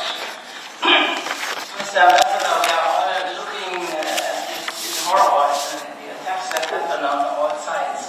But a question that has fallen by the wayside a little bit, can you explain to us why? Right, that was Iranian ambassador to United Nations there speaking Geneva Ali Bahraini. He was saying that Iran will stop Israel and its evil, supported by UN, and Iran will strongly respond. Iran will continue to defend itself. Also saying that Israel is source of instability in the region.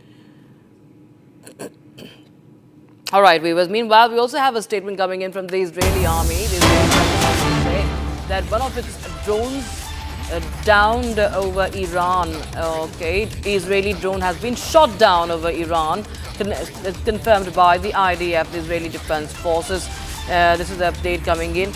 Drone hit by surface-to-air missile. Israeli drone hit by surface-to-air missile that was launched from Iran. That's what we're getting in right now. The army, the Israeli army, confirming that the Israeli drone has been shot down.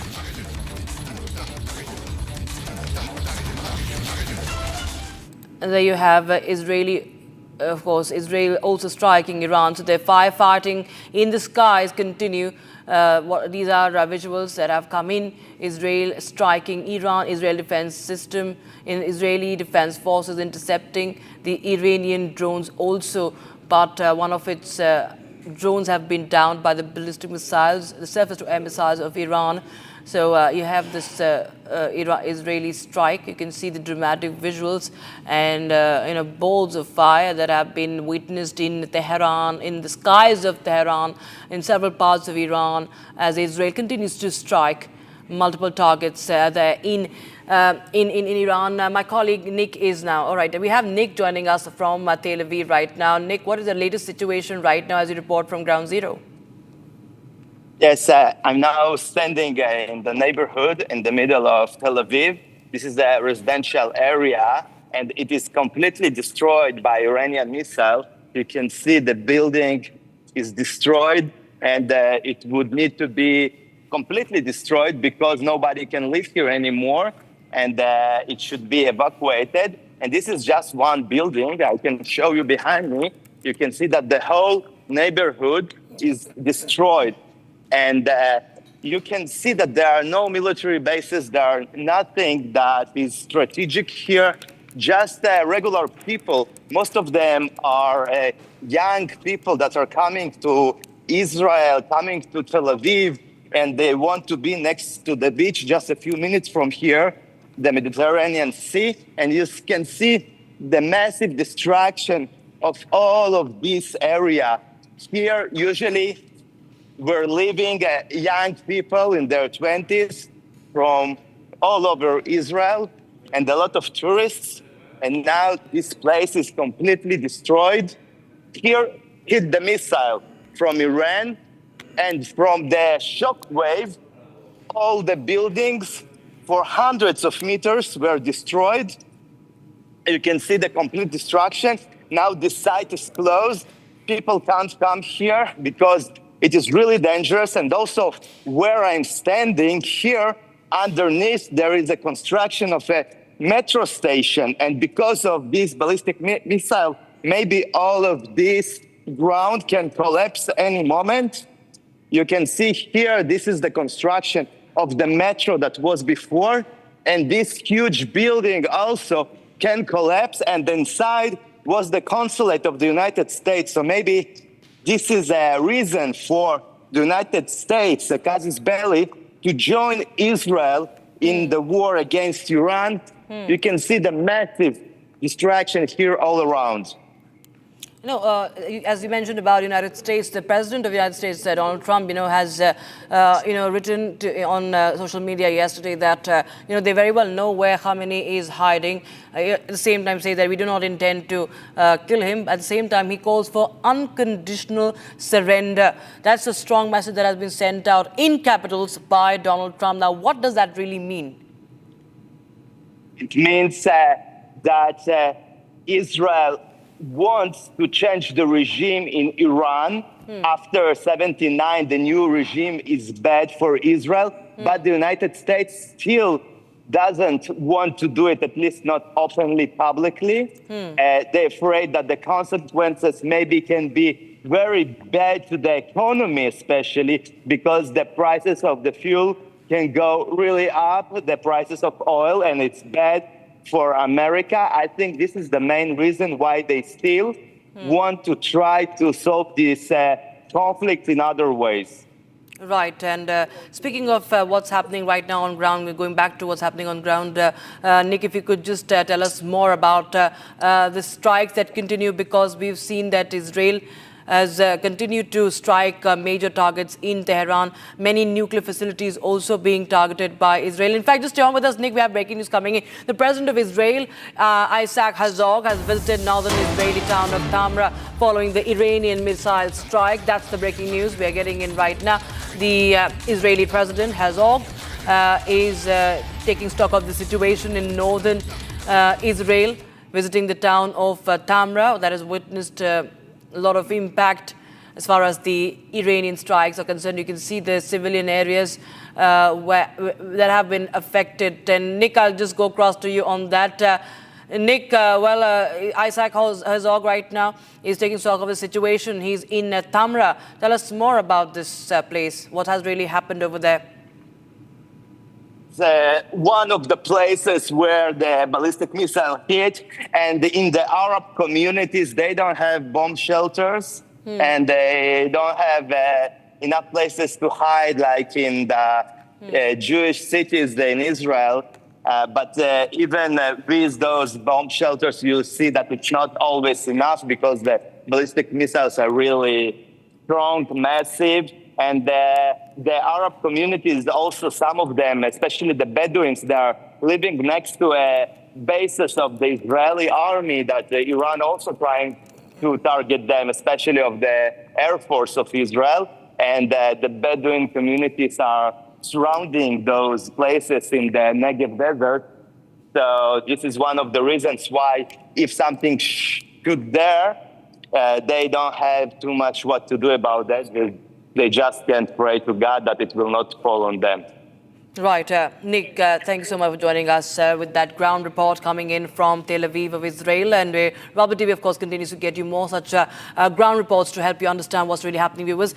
With that, let's take a quick look at some more news that is coming in from West Asia as the conflict escalates. The Iran-Israel conflict escalating further as more Iranian missiles were intercepted over Tel Aviv, prompting the Israeli military to launch a series of strikes near Tehran. Israel claims the ongoing offensive, which has killed at least 224 people in Iran, is aimed at halting Iran's progress towards developing a nuclear weapon.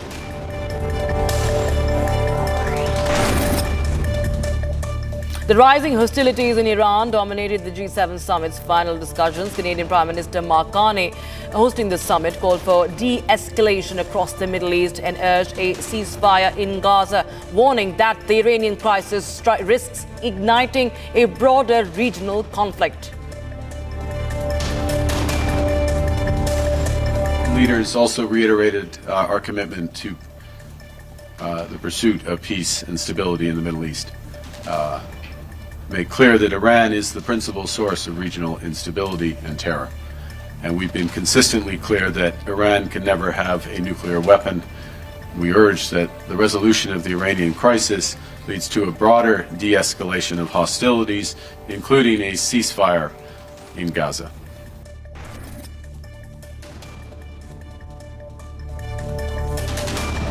Iranian missiles intercepted over Jerusalem as Tehran launched another wave of attacks on Israel amid the escalating conflict. The exchange follows days of intensifying violence, with Israel continuing its air campaign targeting Iran's military and nuclear infrastructure. Sirens sounded across Tel Aviv as the defense systems intercepted projectiles that were fired at Israel. Israel has been hitting Iran with airstrikes and drones, while Iran has been firing a wave of ballistic missiles at Israel over the past several days. Iran's top military commander, General Abdul Rahim Mousavi, warned of an imminent punitive operation against Israel and urged residents of Tel Aviv and Jaffa to evacuate, now declaring earlier missile attacks as mere warnings. Mousavi promised more forceful action soon. In response, Israel announced the killing of a senior Iranian general amid continued airstrikes.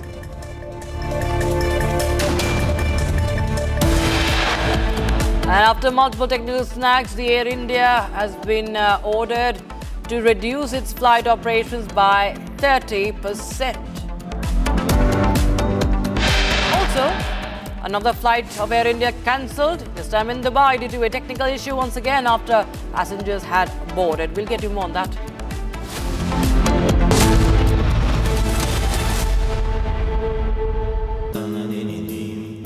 Amity has been ranked among the top universities globally for producing the most employable graduates by the Times Higher Education UK. Yet another testimony to Amity's excellent placement record.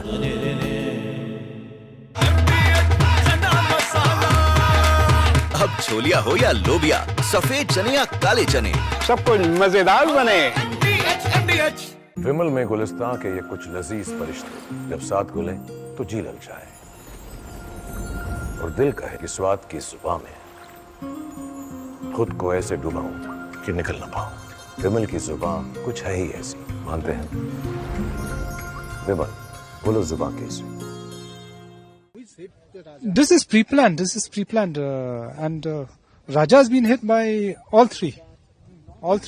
How these three people, three men and all that, actually had hit Raja, and Sonam was there, and then she had destroyed the phone and all that, and so that's how it happened.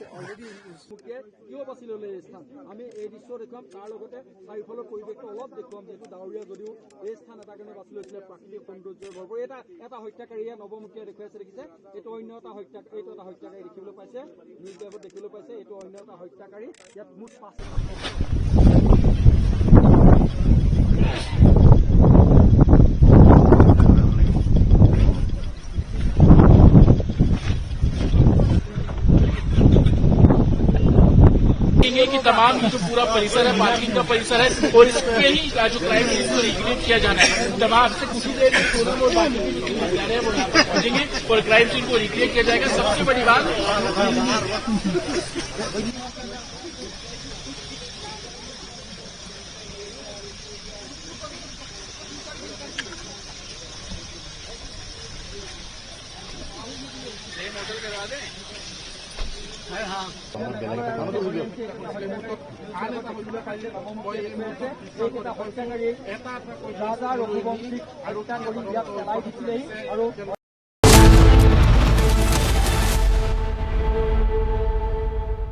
आधे bowl दही में 4 चम्मच MDH चटनी पुदीना मसाला डाला, stir करो, पुदीना चटनी तैयार। MDH चटनी पुदीना मसाला। इसको घर पे लगाओगे तो शादी का तो पता नहीं, पर घर पक्का नहीं टूटेगा। रुंगटा नहीं तो घर स्ट्रॉन्ग नहीं। रुंगटा स्टील TMT बार एकदम सॉलिड। पहाड़ों में हाइकिंग शिप भी बन सकती है। You just posted right before we took off that you're not leaving because of a ceasefire. Why are you? Can you elaborate? Looking at better than ceasefire. We're not looking for a ceasefire. I didn't say I was looking for a ceasefire. That was Emmanuel, nice guy, but he doesn't get it right too often. But we're looking for better than a ceasefire. What specifically is better than a ceasefire? What are you looking for here? And then a real end, not a ceasefire. And then so something that will be permanent.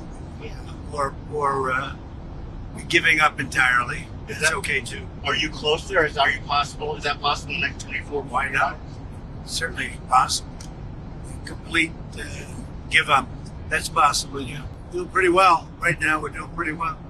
Remember, Iran cannot have a nuclear weapon. It's very simple. We're Not to go too deep into it, they just can't have a nuclear weapon. What was the thinking on the call for Tehran to evacuate? Is there a threat or is there incoming? What was the thinking on the full evacuation? I want people to be safe. And that's always possible.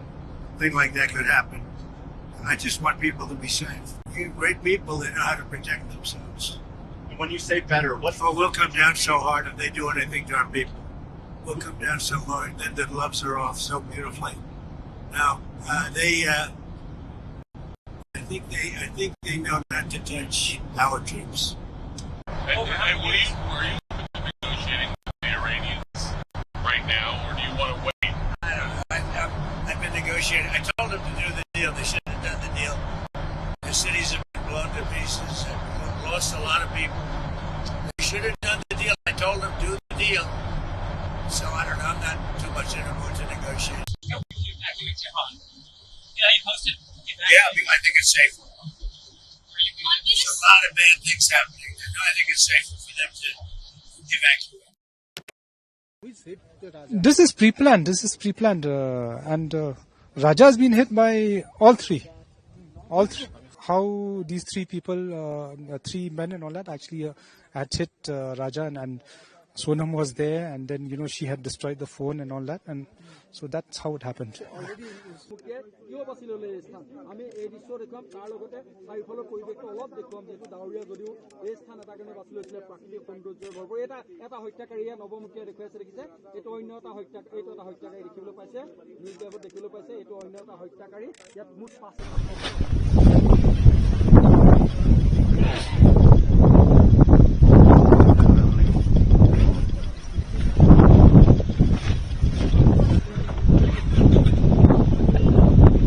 कि तमाम जो पूरा परिसर है parking का परिसर है और इस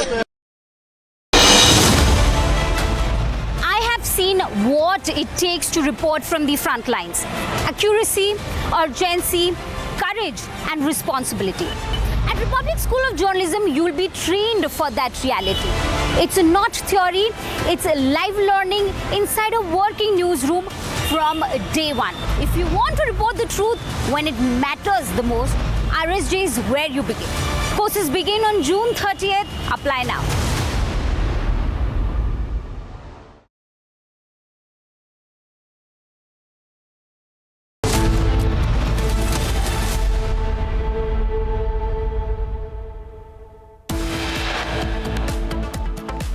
After multiple technical snags, Air India orders to reduce flight operations by 30%.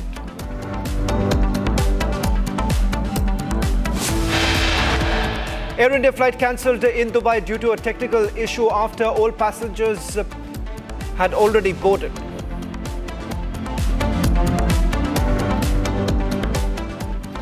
Trump's trade deal bluff called out. Prime Minister Modi makes it clear to Trump that India neither asked for nor accepted any foreign mediation. Justice Verma writes to former Chief Justice of India refuses to step down.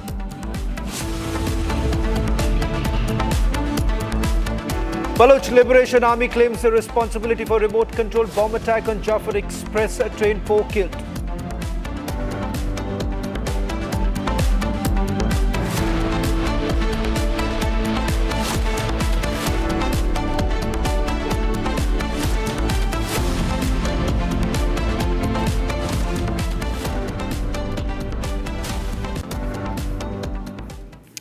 At 3:30, this is the breaking news now coming in as tensions escalate in West Asia. In fact, a short while back, Iranian ambassador to United Nations has made the first statement with regards to the attacks that are taking place on Iranian soil. I'm going to just quickly take you through the statement that has been put out by Iran's ambassador to the United Nations in Geneva.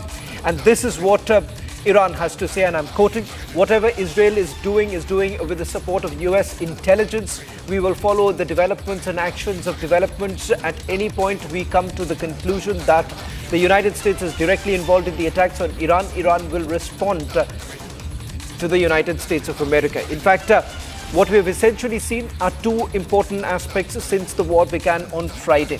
In fact, one with regards to the fact that there is a direct American assistance with regards to the barrage of missiles that have been launched from Iran that were also brought down with American systems that were basically in place. Iran's first big message with regards to the alleged US involvement, saying that if at all there is a direct involvement of the United States of America, then there will be a strong response coming in from Iran. Listen in to what Iran's ambassador to the United Nations had to say a short while back. We firmly believe that the United States is a complicit in what Israel is doing. Israel without the United States is nothing. Whatever Israel is doing is with the support, the military support and intelligence support of the United States. And we are totally ready to give appropriate response to any development. We will follow the developments, we will follow the actions of the United States, and at any time, at any point, if we come to the conclusion that the United States is directly involved in attacks against Iran, we will start responding to the United States. It was highly expected that the free nations, the government who are seeking the justice in the world, to condemn such as kind of the aggressions, which is a vibrant violation of the international law. We are in position to defend our people, our government, our country in the best way. We have shown that we are able, and we will continue, because we are under attack. We have to defend. And our actual retaliatory action, it is based on the self-defense, which is enshrined in the Article 51 of United Nations Charter, which gives us this power to defend our people. You know that the Israeli government, the Israeli officials, they officially announced some threats against Iranian high-ranking officials. They assassinated some of the Iranian military officials, which is totally against any regulations. Until now, you have been maybe informed that several rounds of the exchange of the, actually, we can say missiles and drones, what happened between two sides. But we are defending in a proper way, and we are confident in what we are doing. We will continue until this aggression is going to be stopped. Is US-Iran nuclear deal is still on the cards, and how do you see Trump's role in the crisis as he calls for unconditional surrender? We were at the table, actually, at the negotiating table. It was the America who gave the green light to Israelis to have these military attacks against Iran on the basis of even false accusation. They have made a lot of accusation, but there was no any proof.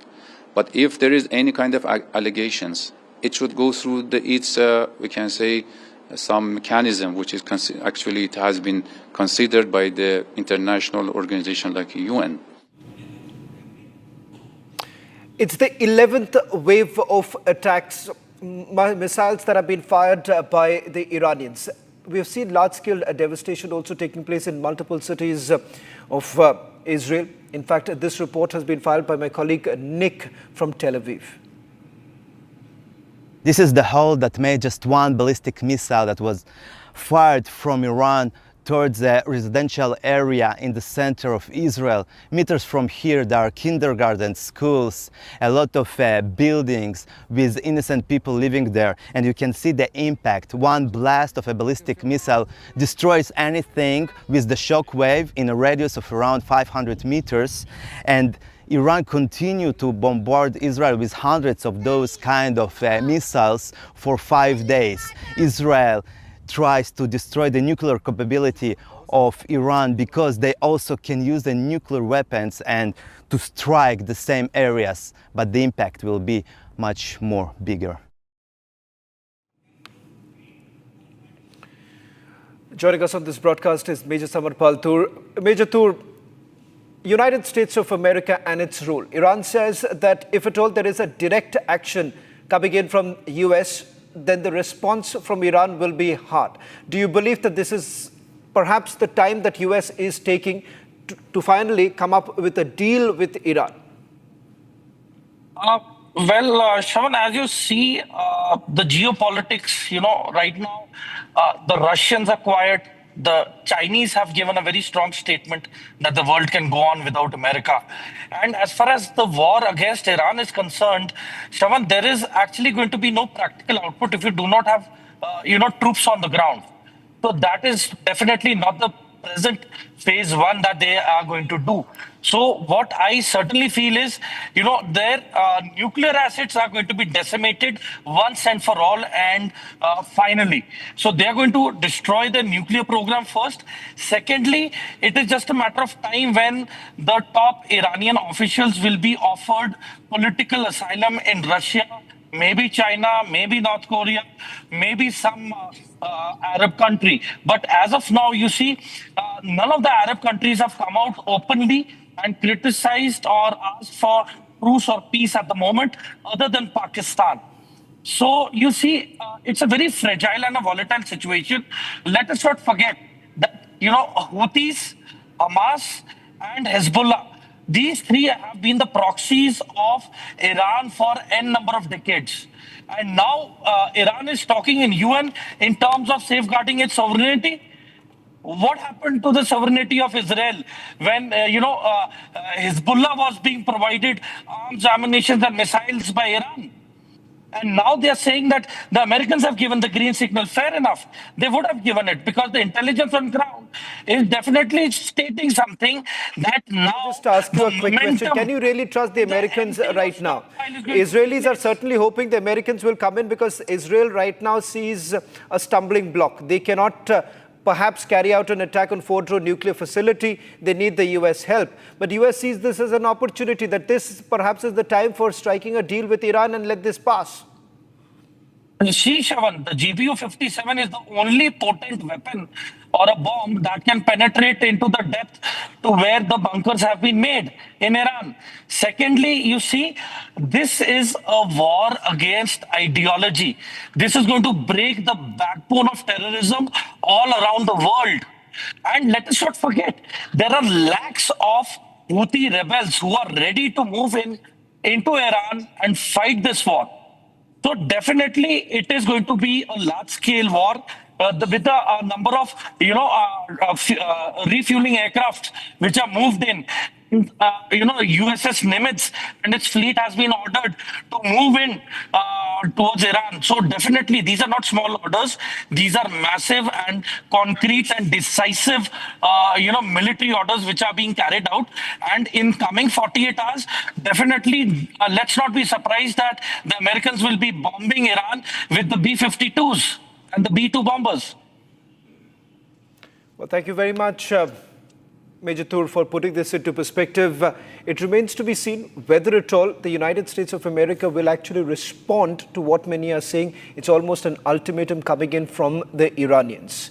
Shift to focus now to the other big story that we're tracking today. Foreign Secretary Vikram Misri on 18th of June said that Prime Minister Narendra Modi had a telephonic conversation with US President Donald Trump, which lasted approximately 35 minutes. Now, during the conversation, Prime Minister Modi made it abundantly clear to President Trump that India neither asked nor accepted any foreign mediation. Remember, multiple times claims have actually been made by President Trump that the ceasefire was only because the United States of America had actually stepped in.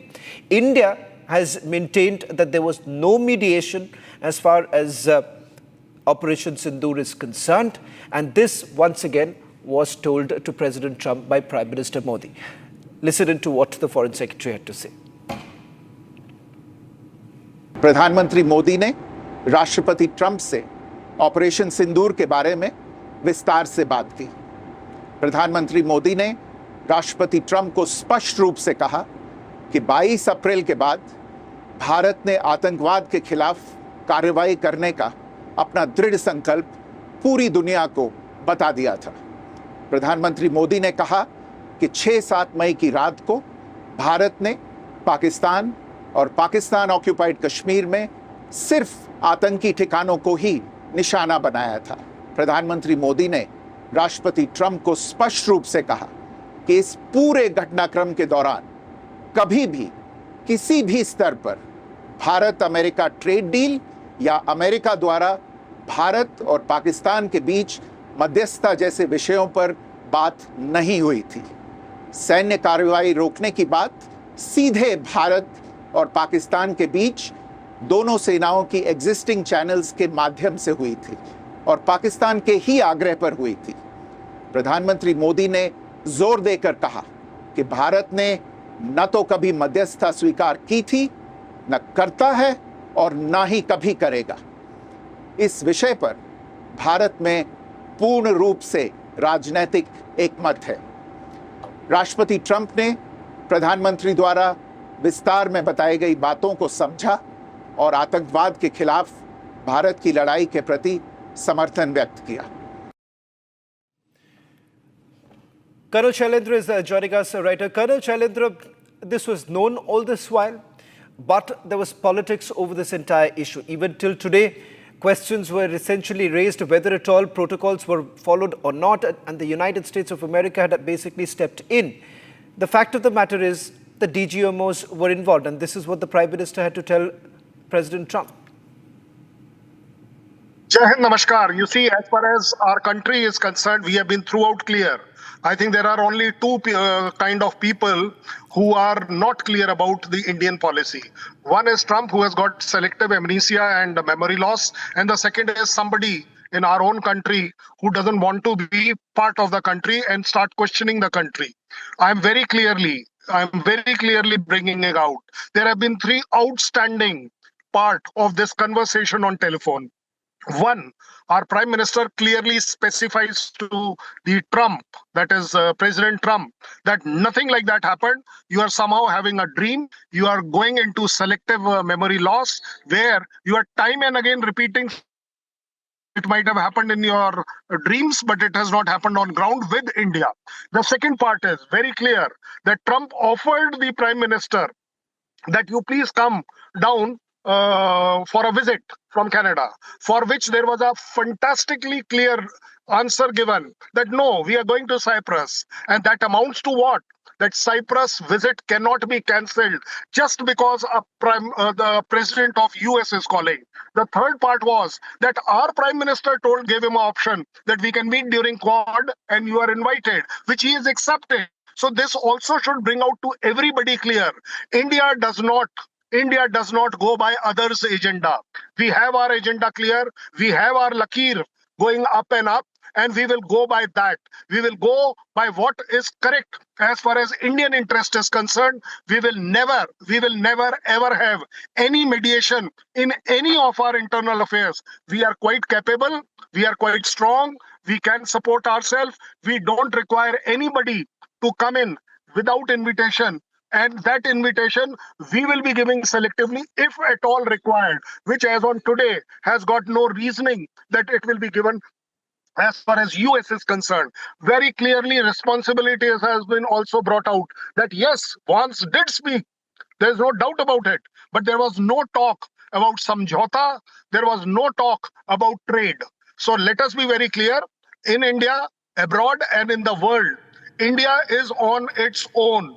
We are writing our own script. We are standing on our feet, and we dare now tell you by our mouth and voice that no, all your statements and dadagiri will not be tolerated, supported. It is also a clear indication to all Indians and so-called, not so-called Indian, that whatever agenda you may have political, you can carry on with it. The country will go on its own, and we are going very strong.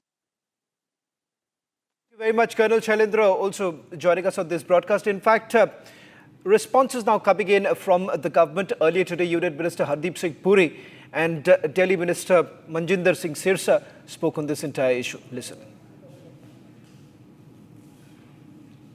I should now start calling them lie producing factory,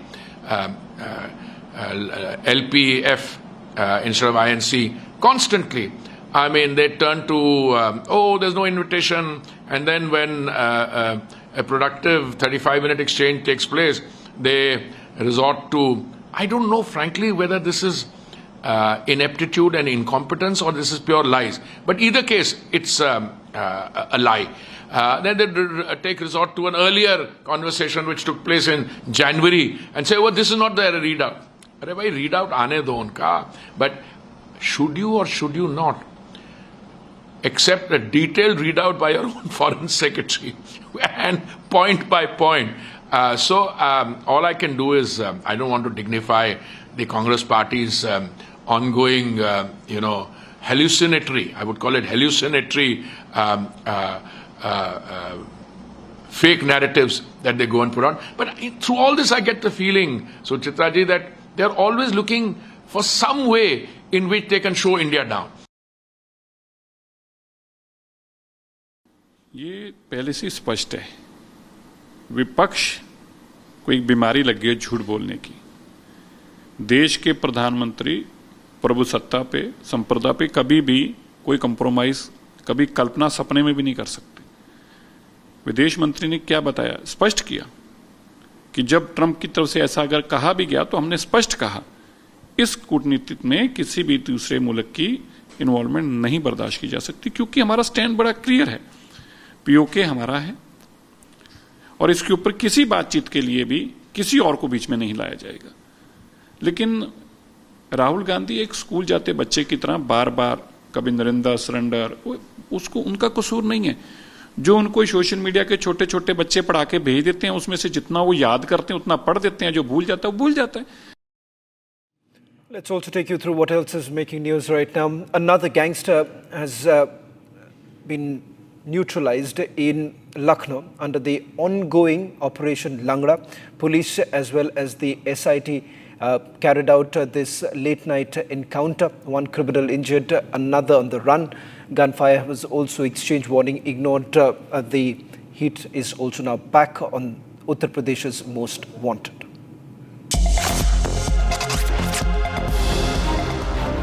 Operation Langra continues in full swing across Uttar Pradesh with another dramatic showdown unfolding in Lucknow late last night.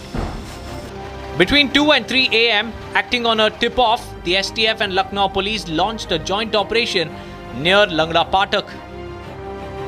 The area was cordoned off and suspects were asked to surrender, but instead they opened fire on the police.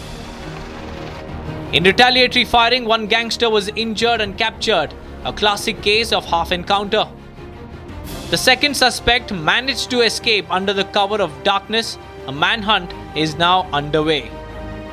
Weapons were recovered from the scene as police tightened the noose under Operation Langra. Uttar Pradesh में operation लंगड़ा लगातार जारी है। मैं इस वक्त लखनऊ में हूं, जहां पर कल देर रात एक अपराधी और पुलिस के बीच में मुठभेड़ हुई है और हाफ एनकाउंटर हुआ है। यानी कि उत्तर प्रदेश में सिर्फ लखनऊ राजधानी ही नहीं, कई अन्य जगहों पर लगातार इस तरह की कार्रवाई जारी है। आप देख सकते हैं कि यहाँ पर पुलिस ने चूना लगाकर इस एरिया को सुरक्षित किया हुआ है। बड़ी बात यह है कि जो खून का जो निशान है वह अब भी दिखाई दे रहा है। तो पुलिस के मुखबिर होते हैं, उन्होंने सटीक जानकारी दी कि साहब कुछ दिन पहले जिन लोगों ने महिलाओं के साथ छीना झपटी किया था, उनके साथ लूटकांड किया था, वो अपराधी अपाचे बाइक से मुहैया होते हुए लंगड़ा फाटक की ओर जा रहे हैं। ऐसे में एसटीएफ सक्रिय होती है और तुरंत यहां पर पहुंचती है। साथ में लखनऊ की पुलिस और लोकल आलमबाग की पुलिस होती है और यहीं पर उनको घेरने की कोशिश की जाती है, लेकिन वह लोग गोली चला देते हैं और पुलिस को फिर आत्मरक्षा में गोली चलानी पड़ती है, जिसके कारण एक बदमाश तो घायल हो जाता है और दूसरा बदमाश रात का फायदा लेकर भागने में सफल होता है।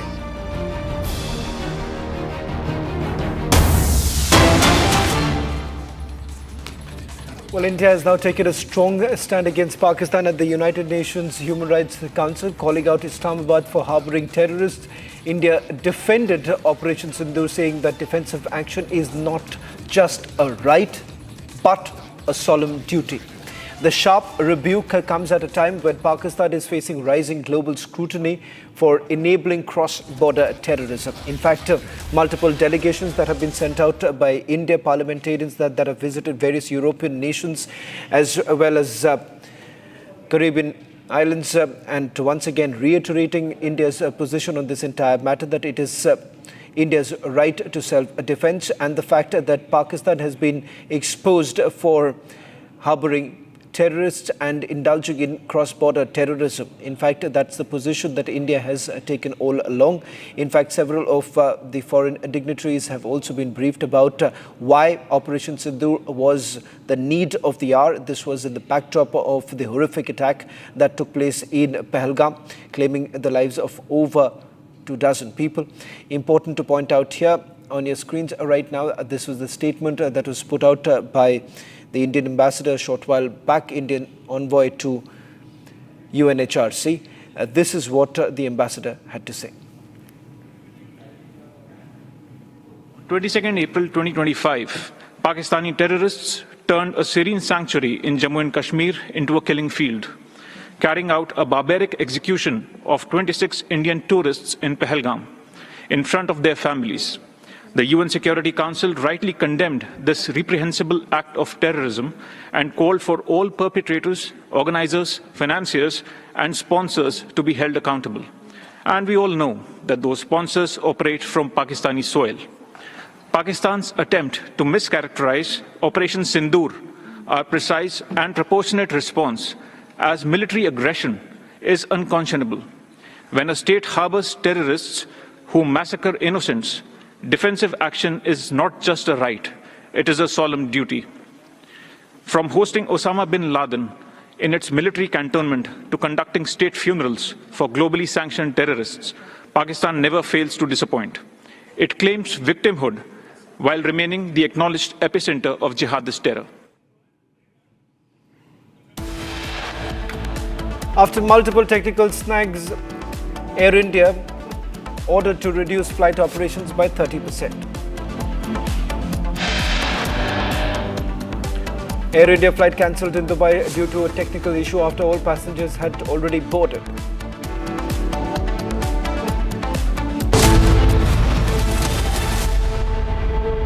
दादी के हाथों का जादू और खुशबू से महकता घर, माँ की मुस्कुराहट और खाने की सुगंध, MDH गरम मसाला, क्योंकि हर रिश्ता है स्वाद से जुड़ा.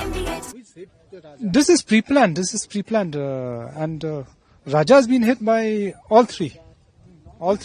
How these three people, 3 men and all that actually had hit Raja, and Sonam was there, and then she had destroyed the phone and all that, and so that's how it happened.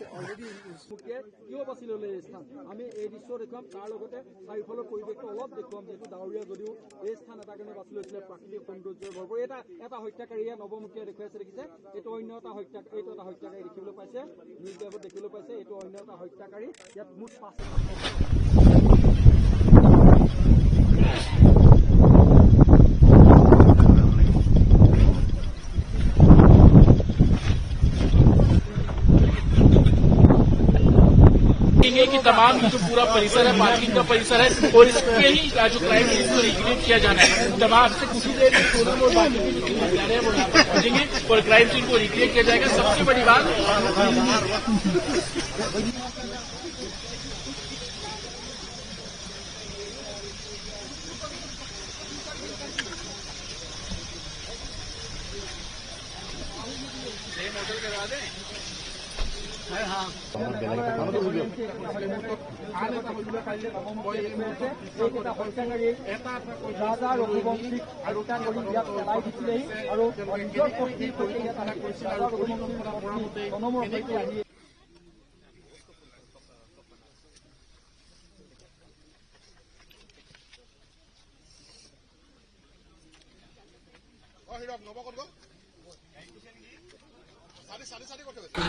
this construction has been based on the delegations we've been conducting over the last few days. I have already told you that in the delegations they have admitted to the offence, and we just had to actually replay or recast how they had done it. and we started off from the Malakiat parking lot where they had kept the scooties. Then we had moved on to a place about 3 to 4 kilometers from Boisadong parking lot, whereby they had stopped to take photographs, and there was an attempt in that place, but it was not peaceful because Raja started off his bike, and so they had to move on.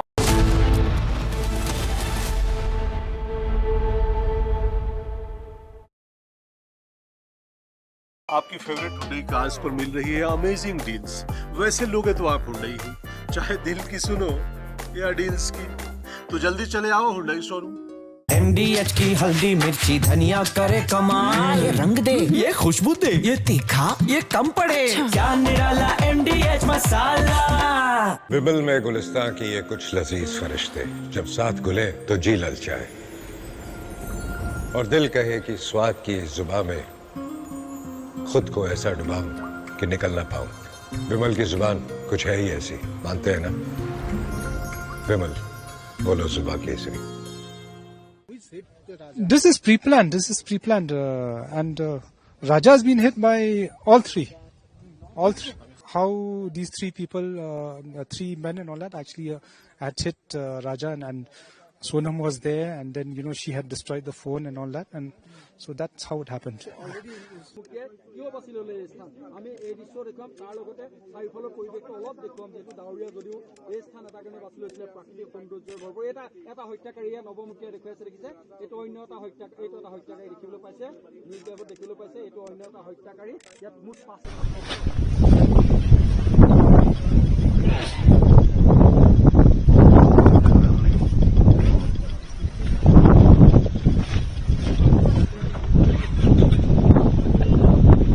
कि तमाम जो पूरा परिसर है, parking का परिसर है, और इसके ही जो क्राइम सीन को रिक्रिएट किया जाना है। तमाम से कुछ ही देर में सोनम और बाकी के जो हत्यारे हैं वो यहाँ पर पहुंचेंगे और क्राइम सीन को रिक्रिएट किया जाएगा। सबसे बड़ी बात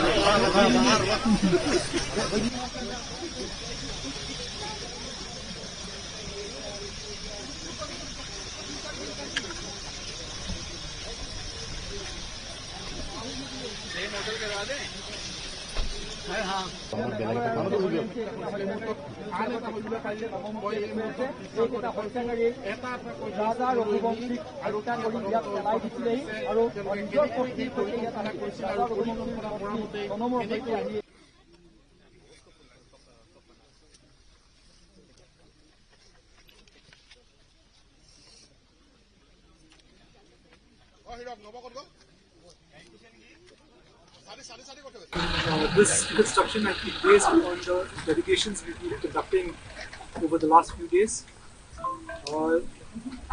I have already told you that in the delegations they have admitted to the offence, and we just had to actually replay or recast how they had done it. And we started off from the Malakiat parking lot where they had kept the scooties. Then we have moved on to a place about 3 to 4 kilometers from Boisadong parking lot, whereby they had stopped to take photographs, and there was an attempt in that place, but it was not peaceful because Raja started off his bike, and so they had to move on. And they had stopped about 200 meters away from the Boisadong parking lot. There only photographs were taken, but attempt was not made in that point. We finally came to the Boisadong parking lot where the scooties were kept. We ascertained where the scooties were kept. We had ascertained where Raja was standing. We had taken to replay the whole thing, we had taken a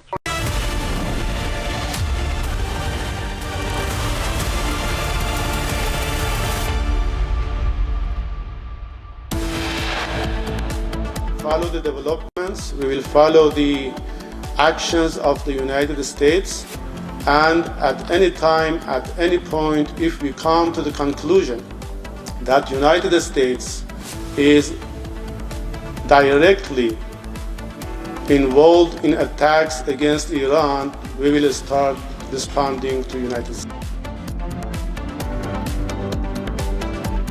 Iran's ambassador to the UN in Geneva says if US intervenes, Iran will respond. Fresh footage from Israel-Iran conflict shows the elimination of the terrorist cell in Jabalia.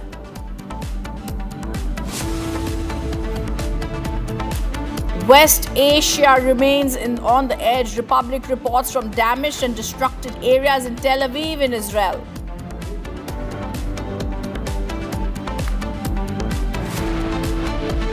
After multiple technical snags, Air India ordered to reduce flight operations by 30%.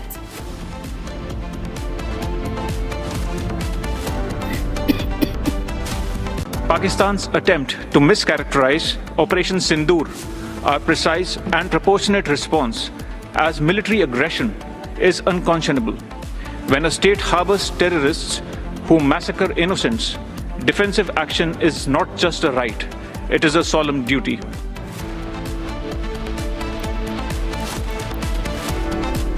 And Indian diplomat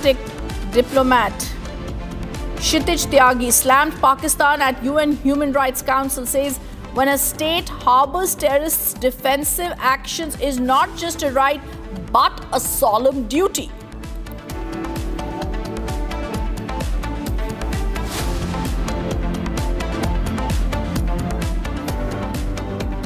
Good evening, welcome to Republic TV. Our top focus, the breaking news that's coming in. Indian markets closed relatively flat amid the Israel-Iran crisis. Nifty is now down by 0.17% and global markets trade in positive zone.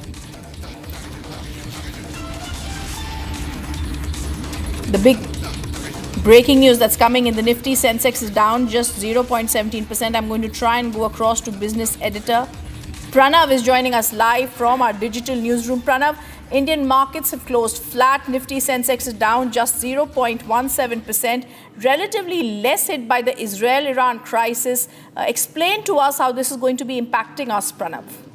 Well, yes, Indian markets have been relatively less impacted. Over the past about 5 days that the conflict has been brewing, the Indian markets have actually risen for the past 2 days, for the past 2 sessions, and today it has closed flat. It is, if you view it against the global markets today closed in the green zone or relatively in the positive zone, but the US markets yesterday were down about 1%. So obviously, yes, the conflict has hit global markets to an extent, but the Indian markets look relatively isolated as of now.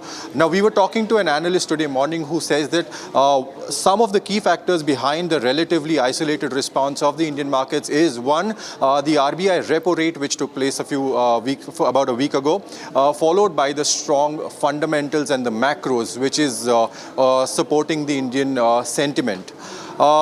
As far as the outcome is concerned, the only fear is that if Israel indeed attacks Iran's oil wells, that is when analysts are afraid that the markets could react wildly and there could be a sharp fall. I also want to get in a sense about global markets that are trading in the positivity zone, Pranav. Global markets in the sense today, Hang Seng index was up. Some of the Asian markets have been up today. This normally does not happen, that when the US markets, which trade all throughout the night, when they fall, the global markets normally follow the suit. But yesterday, despite the fact that the S&P 500 and Dow Jones were down 0.7 and 0.1% and 1%, despite that, the global markets, that is Hang Seng, KOSPI, FTSE, all have been trading in the positive, though with minor gains, but in the positive zone, despite a major conflict brewing in the Middle East. Absolutely, and that's going to be our top focus, Pranav. I also want to ask you and get a sense from you on not only the Nifty, because the Nifty Mid-Cap 150 Index highlights have also been given out today. We are seeing a slight decline from yesterday. At previous sees a slight decline in today's session, like we were saying, it's trading at 24,809.50, down from 53 points. So, Pranav, global markets are seeing this rising down, but Indian markets actually are remaining unfazed by what's happening between Israel and Iran in the West Asia. Yes. In fact, Indian markets have been unfazed. As I said just a few minutes ago, that over the past 5 days that the conflict has been brewing, for the past 2 days, in fact, markets rose. So there were long green candles that were formed on Nifty daily charts and Sensex daily charts. As far as